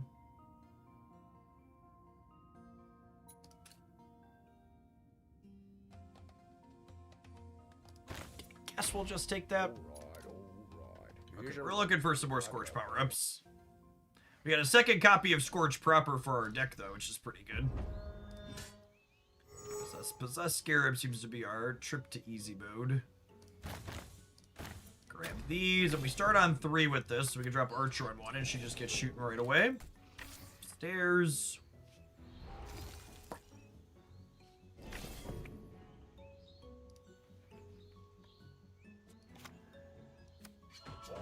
And glory.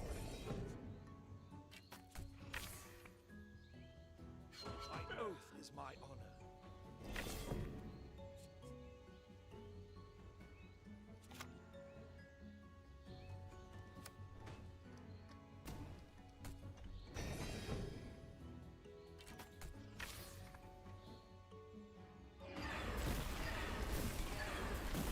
My friends are very frozen. Anything else? No?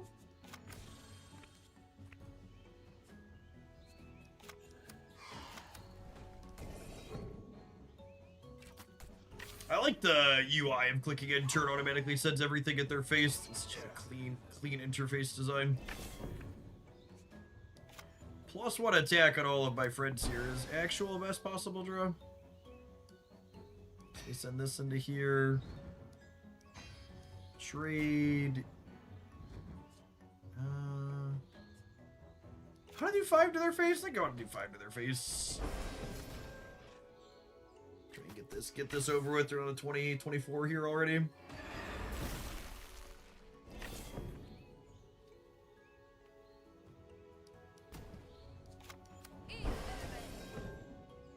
Archers pop off here, and then they're probably dead next turn unless they have some type of sweep.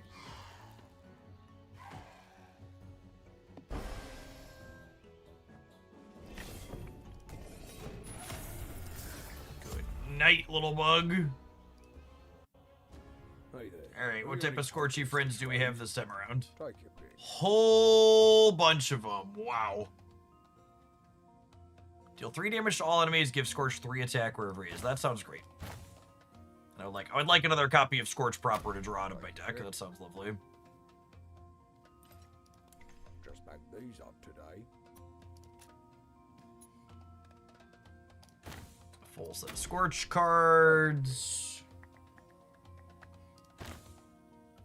Hey, we'll take another Crystal Surge. Might start playing those out a little bit more aggressively. This build doesn't have a lot of card draw, so these purples being things we have to draw periodically is not super exciting.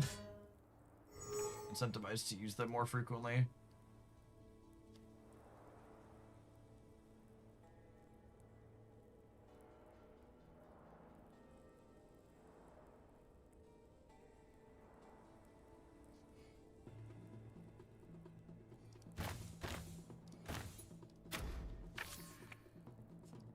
Draw 2 and then play a 2-drop. Evening, Lufius. For any of the regulars just dropping by, we're currently checking out some Doomspire on stream. It's an indie roguelite that's available on Steam, just launched today. It's going to have a sticker price of $15 when all is said and done, but they're having a release sale for just 12 bucks. You can get a full video game. Remember when that was normal, chat? Just pay one price and get a whole game.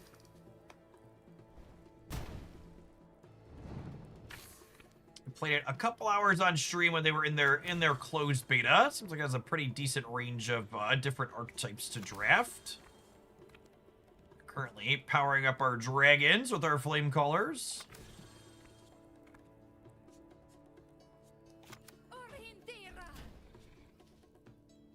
Ooh.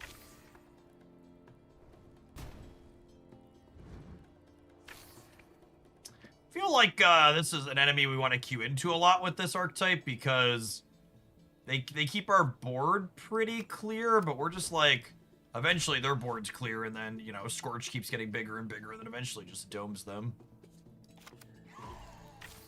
Like one decent attack away from this card coming in and just being like, actually, I'm going to clean you out.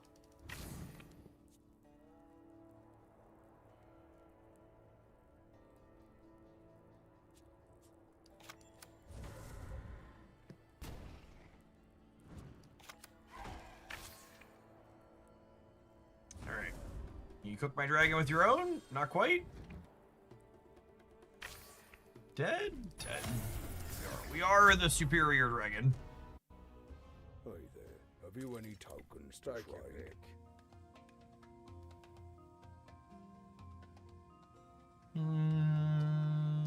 Take an Inferno Summoner. Restore 1 hero health for each totem on the field at the beginning of each turn. And I feel like I want to force totems at some point.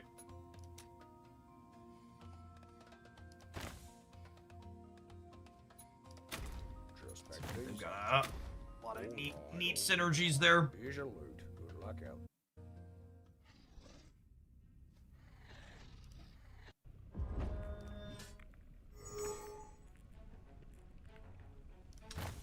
I keep Scorch on the opener. Probably The opponent often swarms the board, so having a guaranteed Scorch to clean it out sounds lovely.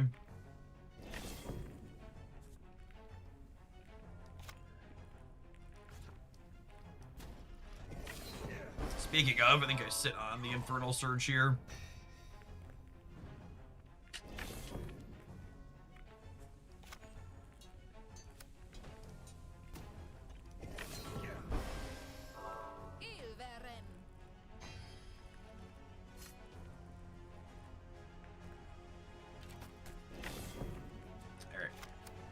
Let's do that, and we'll do this, and we'll hit their face. Scorch is up to 30 already, because we have a passive that doubles all of his buffs.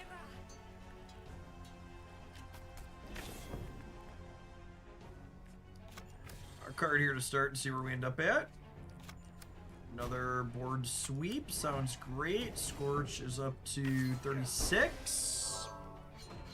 Probably going to get in position of being able to just like drop Scorch and then clear them with the attack from it the following turn.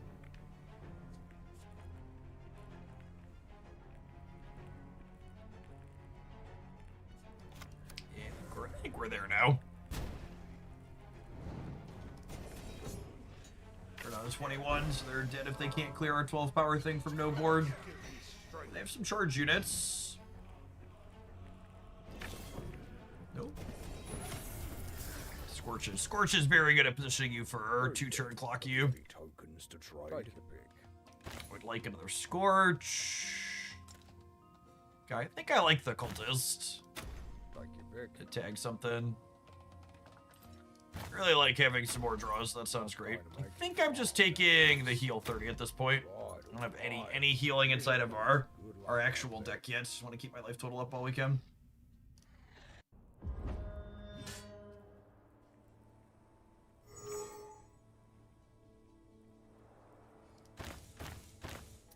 Two, 3, 5 seems like our perfect kind of curve to start.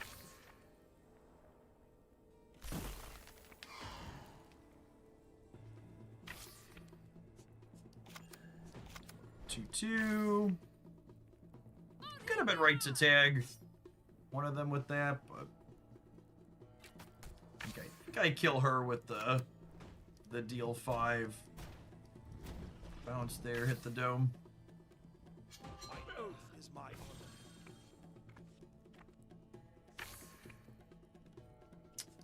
Draw a couple to start. 2 health for everybody. That's kind of nice.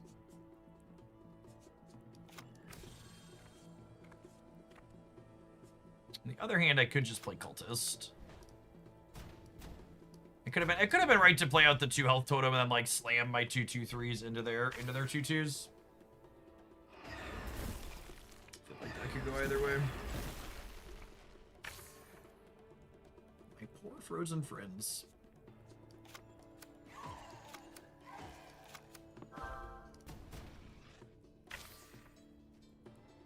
Oh, they're all thought out.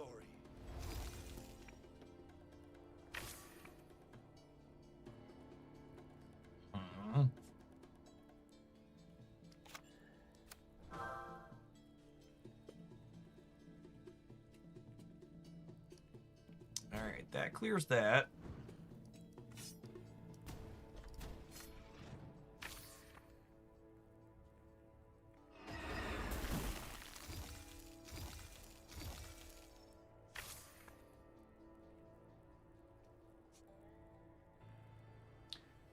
So I wanna get this one dead because it's summons Scorch when it dies.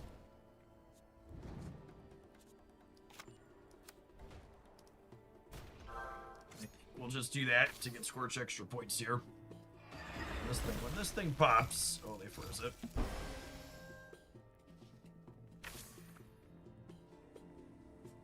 This does 2. That's a 6, 7. So we'll hit this with this. Then we'll hit this with this. Then we'll play this and hit it with this. Extra attack.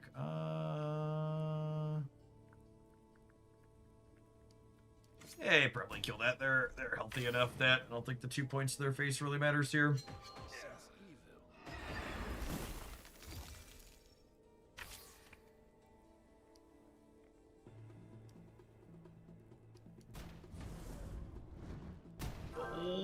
50 damage. Scorch. He's a big Dargan.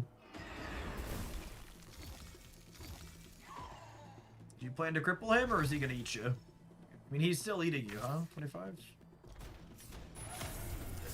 Needed to put the dragon on ice to survive for a turn. Not possible. Have you any tokens to trade? Take a look. I guess we'll take that one. We have no rerolls. Which of these cards are weighing you down? I would love to clear the Silverthorn. I mean, I'm kind of torn if I want to get rid of the Totem of Strength. I think I do. Yeah, let's my what's it called attack? The Scorched Wrath.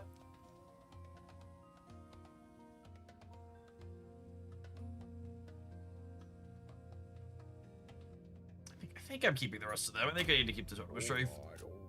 As much as I would like to thin to just be Scorched cards. Kind of synergize with my Scorched cards. Can you target your own units with your Warcry units? You mean like with Scorch's attack when he comes in? No. This is not a great opener. Let's pick up. Looking for one of our 2s here. No plays on 1 is not exciting. That's fine. Their deck also does not make very proactive plays. Ilveren.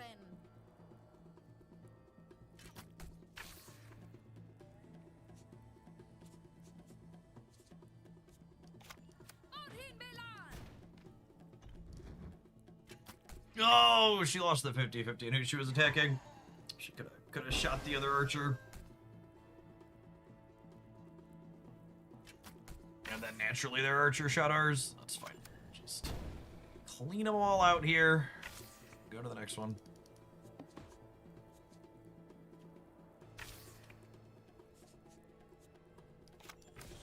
I might not be stingy with these purple cards.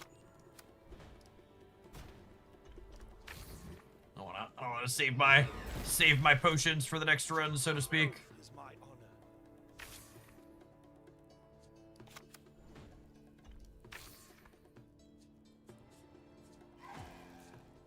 2 copies of Scorch at 32 HP. For 32 attack. Honestly, I think we just drop 1 down here. There we go. Get this, gets him up to 36. Crunch the board. The second one. The second Scorch in my hand, I can be a lot more liberal with the first one.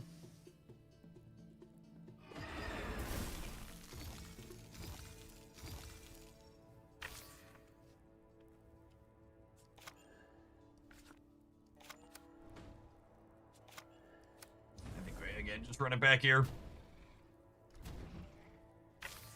And next turn they need to like cripple or freeze 2 of them. Seems unlikely.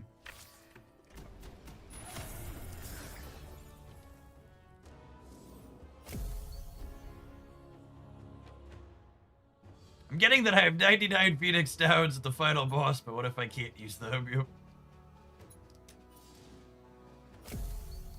Right, it's our second 10 depth run. Of course I want to go deeper. And I want to draft more Scorch cards because they're lovely. Although none of those are Scorch cards. Take a Cultist. Summon Scorch the Dragon for free! Oh, baby.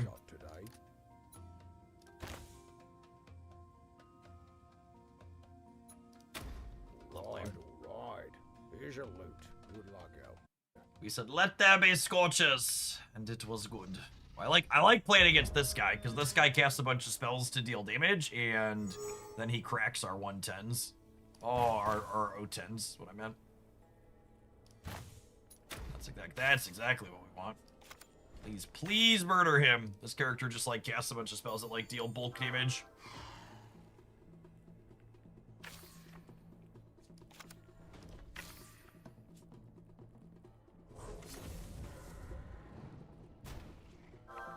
Not smallest attack Scorch we've played to date for sure. But I guess he still powers up while he's on the field, huh?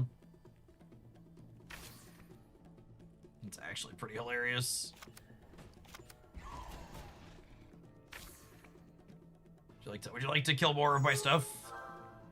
I would like to make massive dragons. Oh no, please don't. Stop. Mercy. That's gonna be like the fastest we've ever killed one of these characters.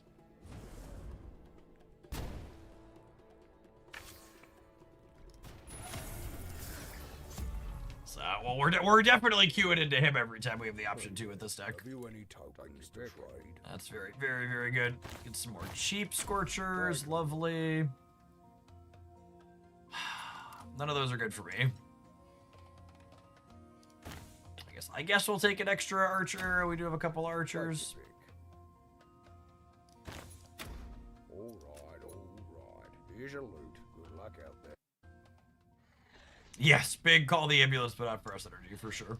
And in fact, playing into an opposing Scorch seems good with those as well.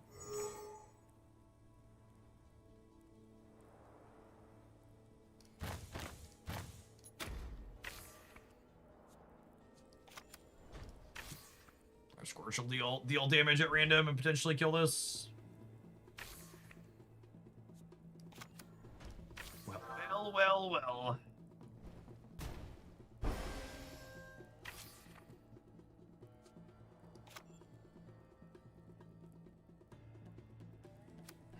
Am I supposed to kill this quickly? I guess their Scorch will kill these, which will give me my Scorch, yo dog.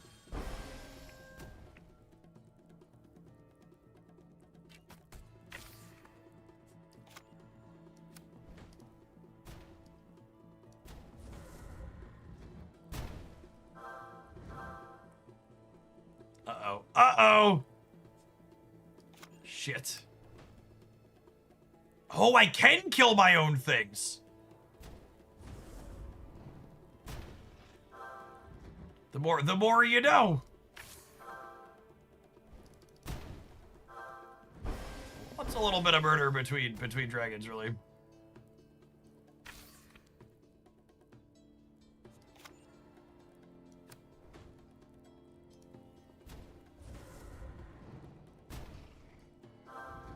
Oh, you know, I probably should have attacked this first. Yeah, so that way this Scorch went to the dome. That was my mistake. That was green to assume 30 points would kill it.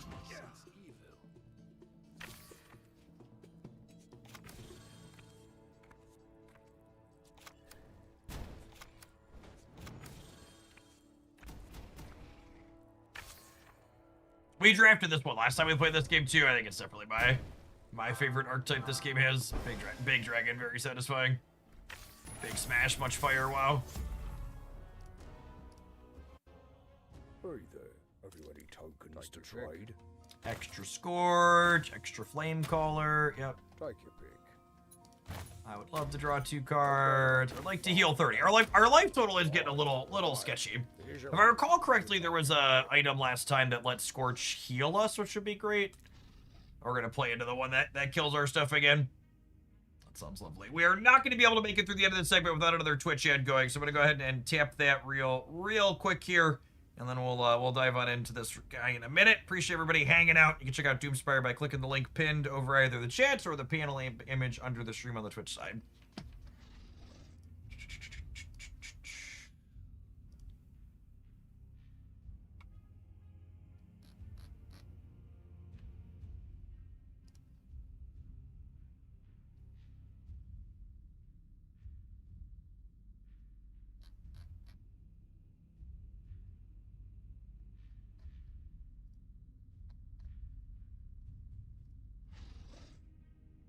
Scorch has gotta step hitting himself.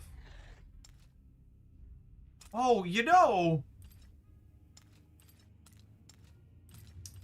what's funny? I actually hadn't noticed.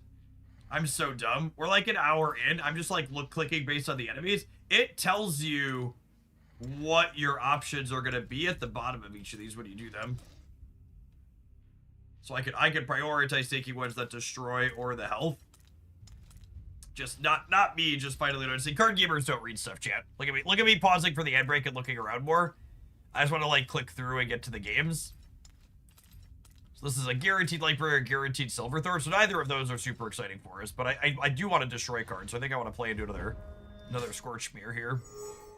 I can clean out some trash.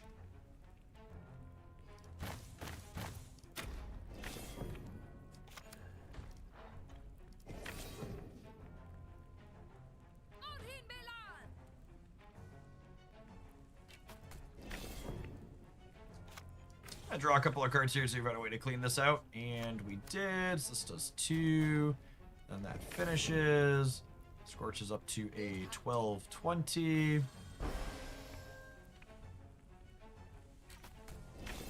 Right, and they hit my face. Well, I was gonna say that means I could run back the hit you, but with the deal 5, we can just go ahead and do that right away.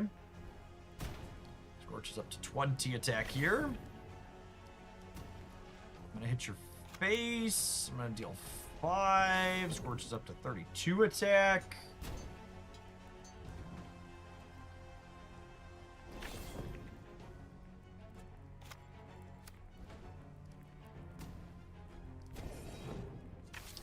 To attack, and I've got another one here.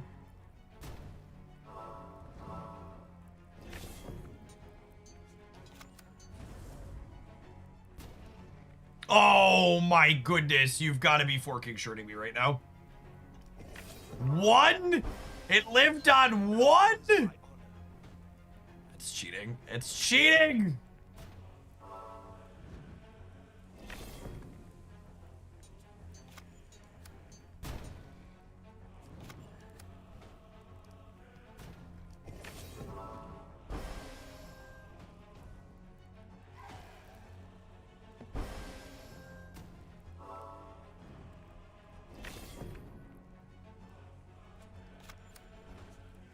We are very likely about to crack their egg.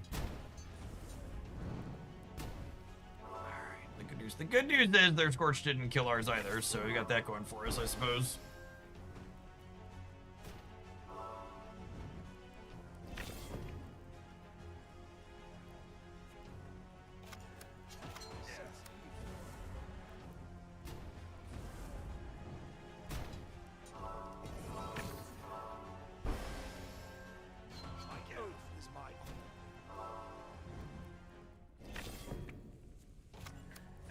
That should be the finish, yeah. Hey there. Have you any tokens to trade? Take a look. I guess our Silverthorns healing us occasionally when we play them out is fine.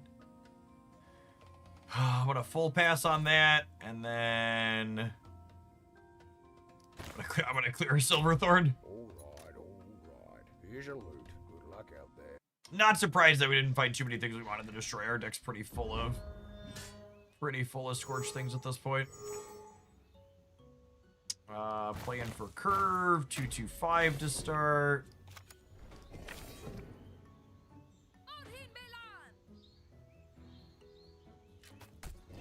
Lady's got some elves. Bump this into there, get the guaranteed points of damage on it. That is a lot of healing. Holy. An extra attack and extra health at the start of each turn. Well, that's really scary.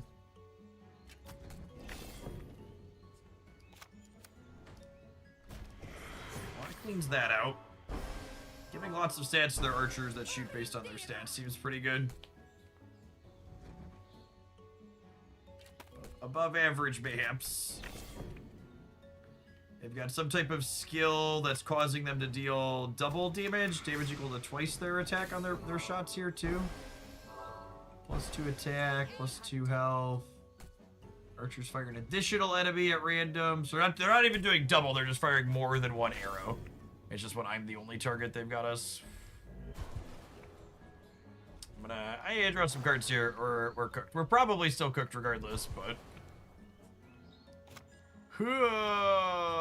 Okay, so this gives me +1 attack, free shot accuracy. You have 5 total. I think we're dead.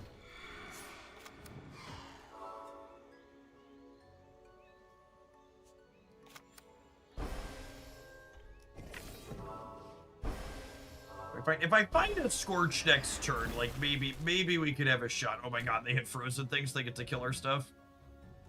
Alright, I need a Scorch now. We are dead next turn. Yeah. do it. That'll do it.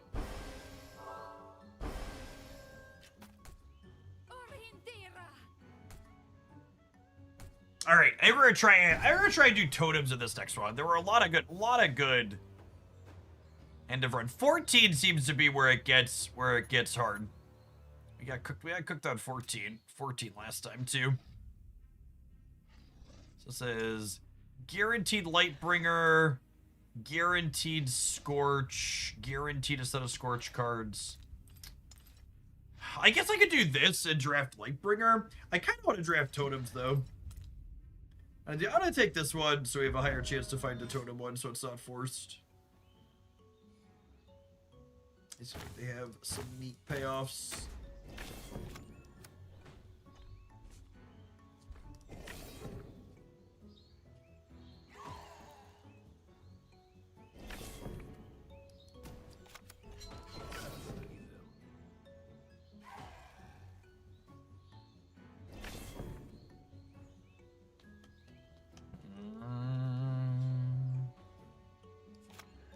I think with them at 10 life, we're just supposed to hit their face.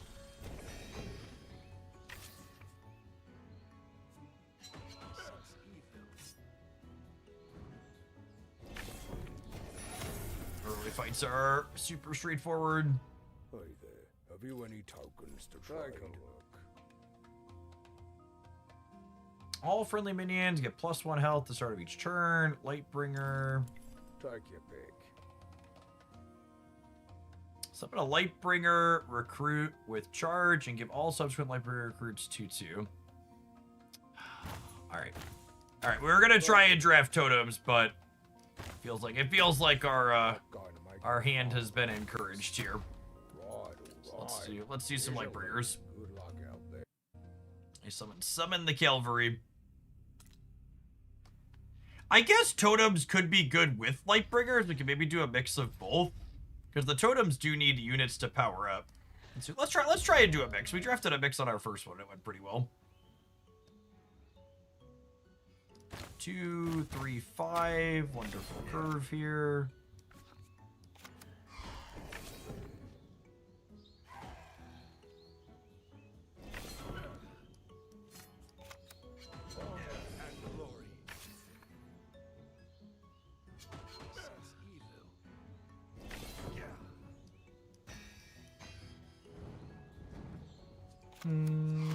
Just playing out our 2s here. This needs 3 spacing up to 7 on your board. Charge means they can attack right away, which is nice.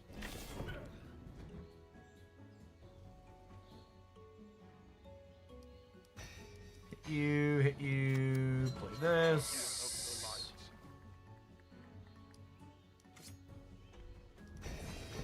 Charge even attacks their face right away.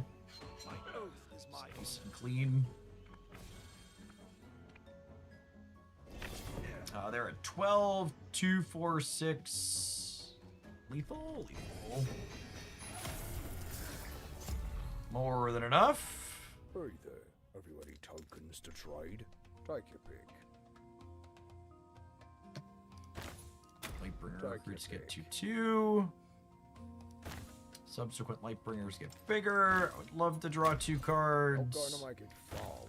I take the 15 and 15. I think the Lightbringers have some healing in their kit, so I took the +30 last time, but until we find that healing.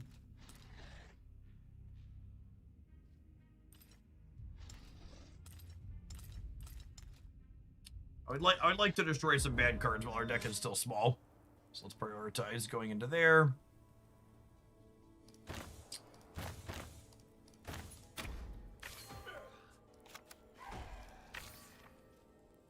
This elf lady, not nearly as scary, I would assume, as the tier 30 elf lady. Getting a Lightbringer captain early seems really important. Our passive lets us summon a recruit every turn, and this makes all subsequent Lightbringer recruits you get bigger, so the free one becomes a 2/2 then, which is nice. Hit you, drop an archer, attack. Good hunting.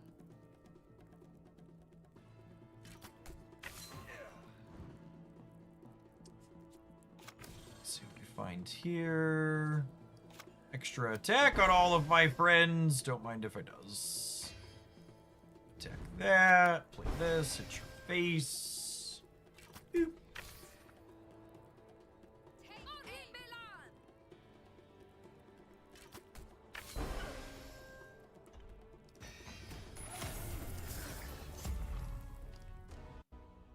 Hey there. Have you any All right. tokens Who do we get to trade? thin?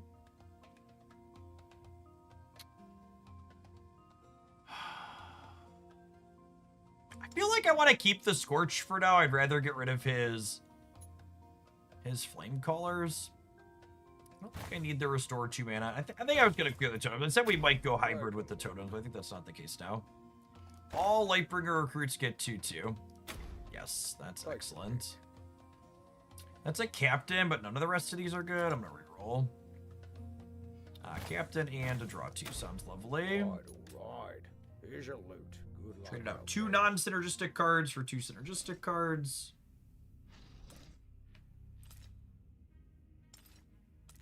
Yeah, I think we're gonna take here again. If I can thin out 2 more non-synergistic cards, that sounds great.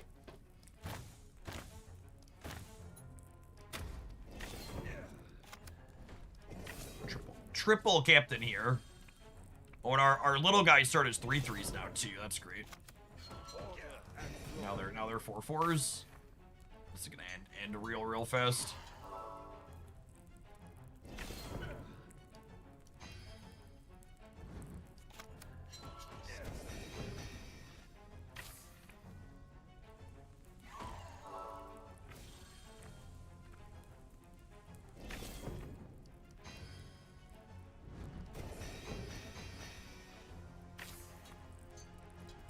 Cruising our way through.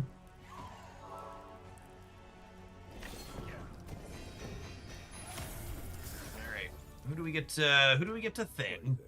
Have you any tokens to trade?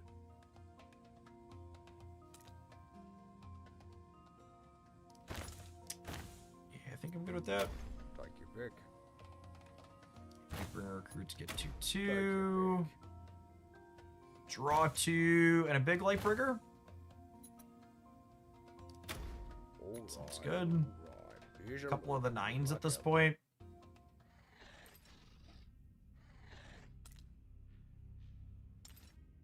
Passive card, power card. Take this one. The other ones have guaranteed cards for types we're not interested in drafting. Take the 2 here so we can play it on 1. Really like one of the passive card that gives us there's a passive card that gives us a 3rd resource on the first turn right of the game. It seems like it would be really good with all of our captains.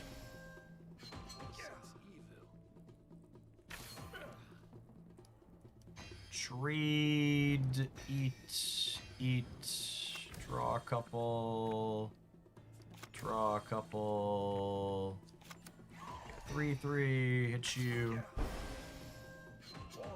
and glory. Let's trade some of these out.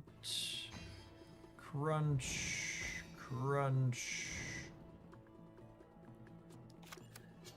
That. We'll draw. I'll play him. Hit you. Attack. I guess this blocks my one dork from being summoned, so they're probably not attacking us again. Miss my freebie. Hit that. I think I'm gonna trade these 2s into the 4. I'll play Baby Scorch out here. Hopefully it kills the 2. It did not. This is hit you, and then we'll finish next turn. We might have had lethal with one of these. It would have been what? Another 12, so not quite. This is lethal, yeah. Can't count, but it looks close enough. The old passes the sniff test on the lethal there. Have you any tokens? Yeah, all 8 to the 4th face there is a little unfortunate. Take a look.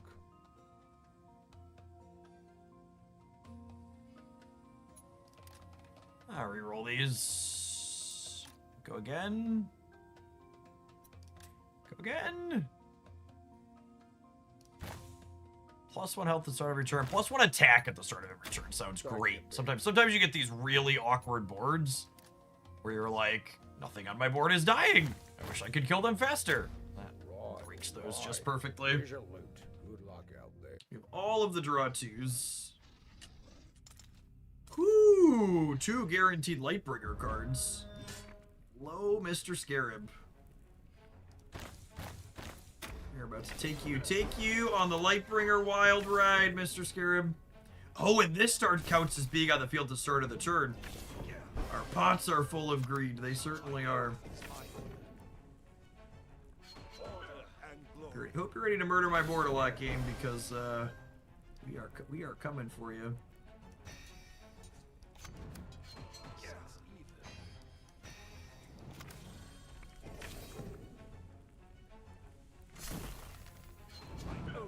Narrator, they were in fact ready to murder his board a lot. The wish would be granted.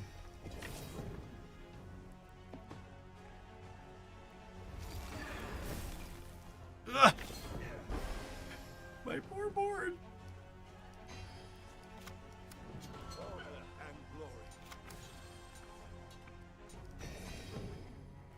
Having the constantly scaling attack seems really good against this cripple enemy.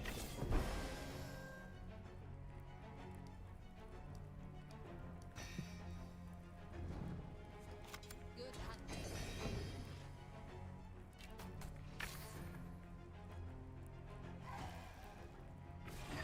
Are you dead, Jit? Narrator, he was in fact not dead yet.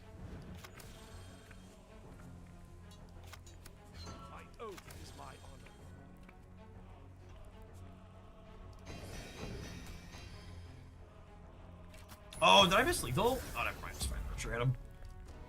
The archer with the attack of it seems really good too. Take your pick. Take your pick. Take your pick.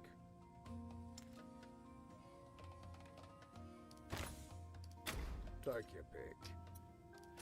Definitely don't want any of those. Warcry, give all friendly Lightbringer recruits 2 attack and 2 health. Yeah, that seems fine. Not worth spending another reroll on. Here's your loot. Good luck out there.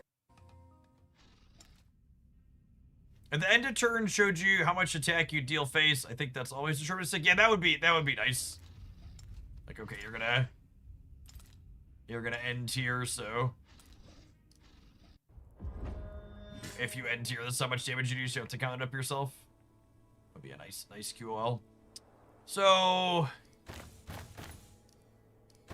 I actually can't do anything on the first turn of the game if I keep this hand, but I think that's fine. Like, I would like to just play Lightbringer Captains. I get this guy for free, and then I just like Lightbringer Captains on the next 4 turns, and then I think they just can't win the game. Or things are gonna be just so big. We get copies of them for free every turn.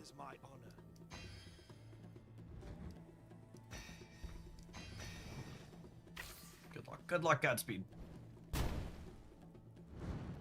That was rude. That was very rude. What did they ever do to you? Crunch. Is that my favorite daughter? What? You got the Pokemon Legos? No, Mommy. Mommy got them? Okay. And Daddy, guess what? What? Guess who's gonna build them with me? I'm gonna build those ones with you. I know. But not until I get back from the camping trip, okay? I'm sorry, I don't want to do it like that. Daddy's gonna be leaving for the camping trip after he's done with work almost, okay? But Mommy said she would build... Mommy said... Oh, I think I missed lethal here. I'm gonna blame the 5-year-old. I think Mommy said she's gonna build the Venusaur Legos with you this weekend, okay? And we'll build the Blastoise ones when I come home.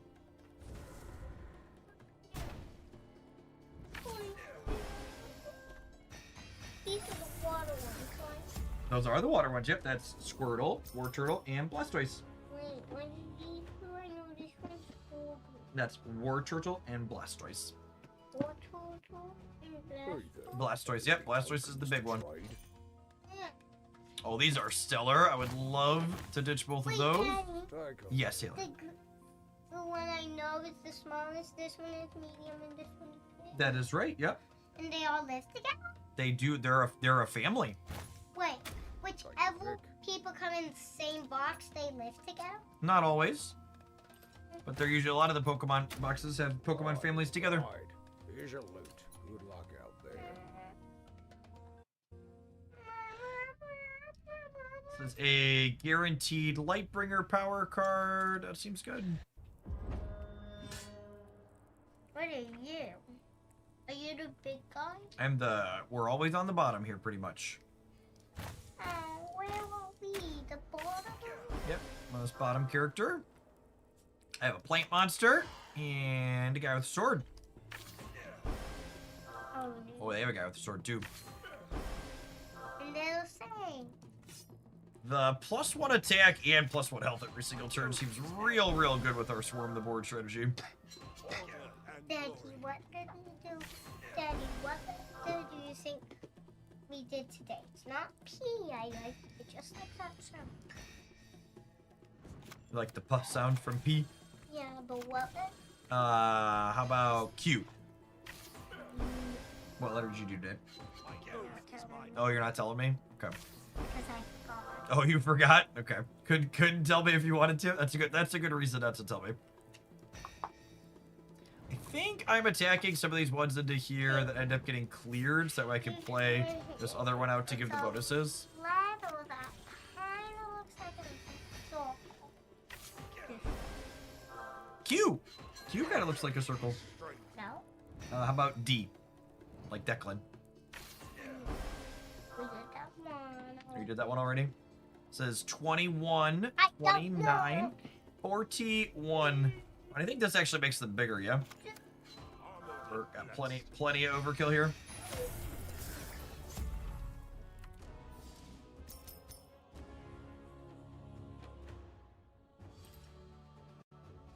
Hey there. Have you any tokens to trade? Leaving it right here for the dumpster. All right, what's our power card? I will take a Lightbringer Captain. Take your Pokemon, pick.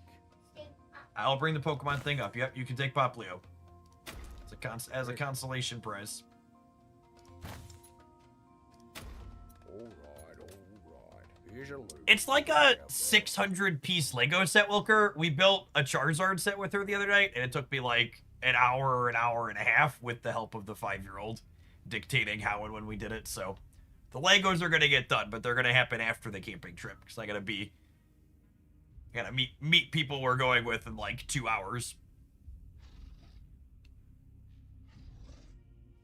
All right, can we get to depth 9 with another one here? I'm curious to see if our character is capable of beating this one, because it feels like they have a lot of this character has a lot of board clears, but we have a lot of ways to spam stuff.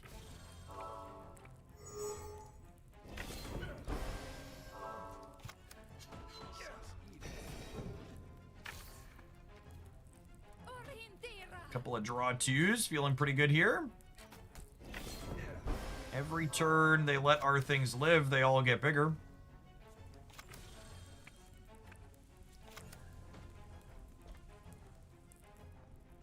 I feel immense guilt seeing her pouting face. She's very good at weaponized pouting. Turns on a dime when she finally gets her way.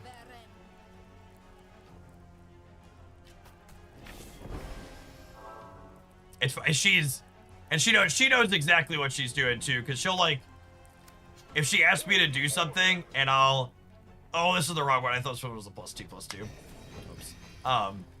She'll ask me if I can help her or something. I'll be like, go ask your brother to do it, and she'll look at me and she'll be like, can I tell brothers they're in trouble if they don't help me? Just like this devious look on her face, like, I wanna threaten them to get what I want. Perfect. I'd love to clear out some of these cards that don't hit our synergies. Portals draw extra cards sound great. The new cards, none of these are exciting. Use my last reroll. Alright. Here's your loot. Good luck out there. As a youngest, they're typically the most outwardly evil. Yeah, I'd buy that for $1. Duplicate passive. That seems really good. Choose my starting hand. What does Pot of Greed do? Anybody know? So we mentioned the second draft we did probably didn't have enough draw cards. I'm not sure we have that problem this time around. Is there such a thing as too many draws?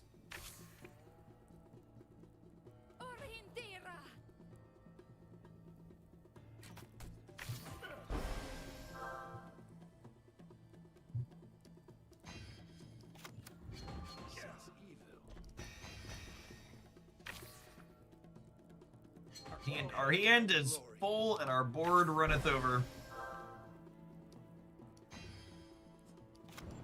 I'm summoning Lightbringer Captains, even though they... Oh, I should have killed their thing. I'm summoning Lightbringer Captains, even though they don't have space to put anything on the board, because they make future recruits get bigger.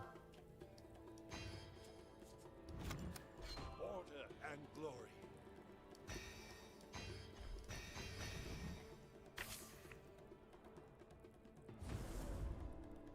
Oh no, not Scorch!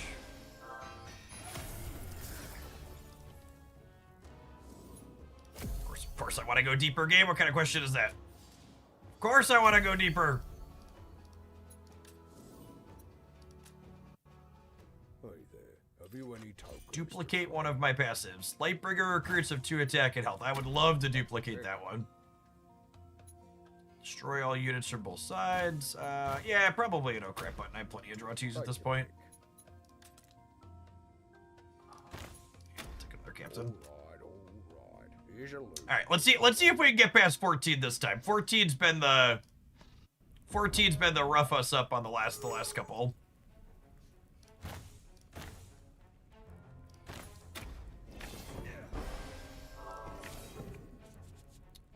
This draft really needs a get an extra crystal on turn one card. That is my number one most needed passive, because we're so 3-drop heavy, and I've cut a lot of my 2s at this point, which I think was right that I cut a lot of my 2s, but we're definitely feeling it. My oath is my honor.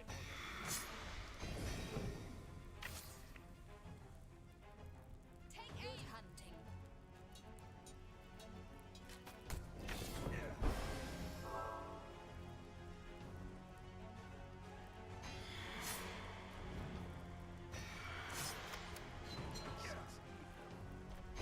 Oh yeah, I suppose they're passive. They are draw 3s, not draw 2s, aren't they? My oath is my honor. Order and glory.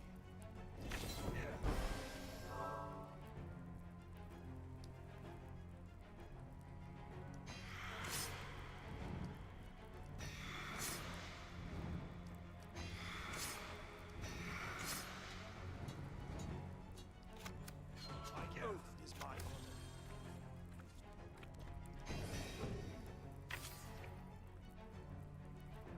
Ilveren.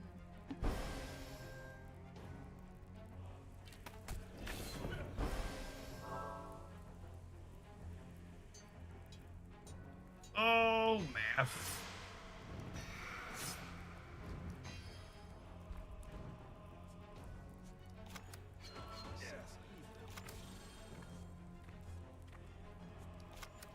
Order and glory. All right, they should be cooked next turn. Well done. Well done, even. We're at 52. I have 10, 20, 30, 40.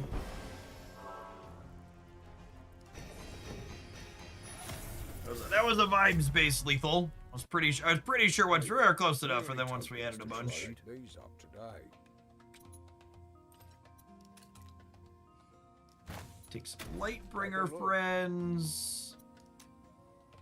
Gain 1 extra mana crystal. Yep, that's the one we wanted. That's the one we wanted. And then we're passing on those. All right. Here's your Great. loot. Well, Good luck out there. ask and you shall. Assuredly, we beat depth 14 this time, right? This is the one.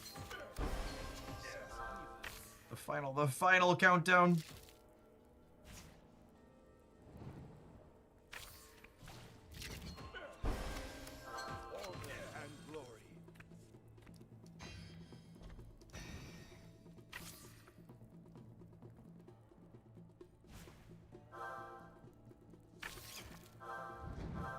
poisoning all our friends. What is happening? What is happening? Yikes. All right. Well, well. Give me strength.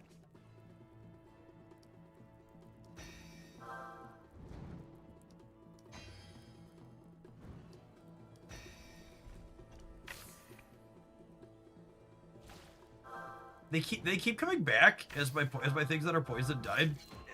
I think when my things that are poisoned died, they're summoning new ones. Is what's happening here.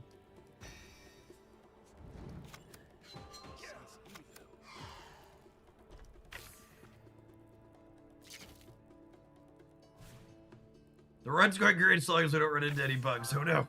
Oh no, chat quickly. Are scorpions bugs? You trying to tell me something?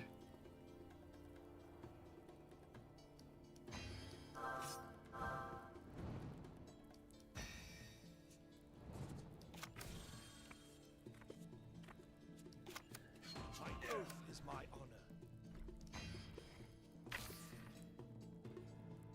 Yes, all the enemy passes are here in the top right. Whenever a poisoned enemy dies, there's a 50% chance to poison another enemy. Poison does 1. Whenever a poisoned enemy dies, summon an undead scorpion with 2 attack and 4 health. Okay, yeah. Your minions get +1 on attack, and health, extra time, and enemy damage by poison. Poison deals damage an additional time. Okay, so now that I've been forced against my will to read all of the mechanics on my opponent's side of the board, like, I would like the record to reflect as a card gamer, I have only proceeded to read because I was under duress.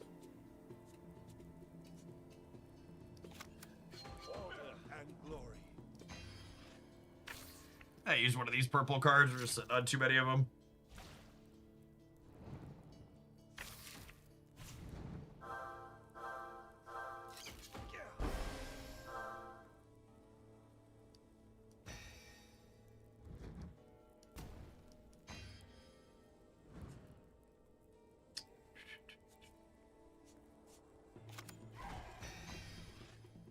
We are killing this thing slowly but surely.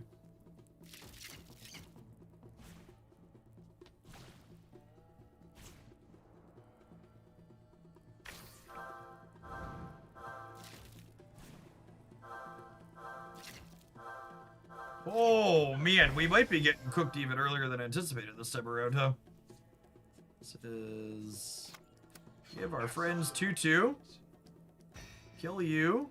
Kill you. Wait, what?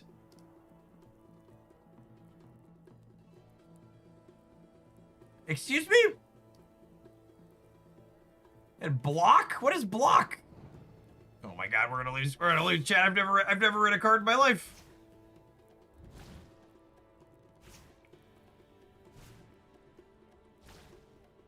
I wonder if I had to get through that or if it would have gone away after the end of the turn. We are so super cooked.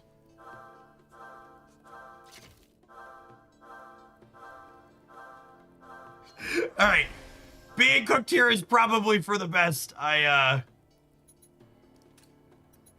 actually need to get going because we're taking the kids camping. Like I said, we only made it to 12 that time around. Not too bad. 3 pretty successful runs. If you want to check out Doomspire, it is available on PC for the low price of just $12. It's on sale from its targeted $15 price tag for its launch. You can check it out at the link being pinned above either in the chats. Appreciate folks that were here through the end. There'll be Marvel Snap deck highlights up on the YouTube channel over the weekend. And if you missed it, there was a best decks roundup on the Hoaglandia Snap channel that went up late last night for this week. If you're looking for decks for Deadpool's Diner or anything else in between. Enjoy the rest of your Friday and your weekend, folks. Peace.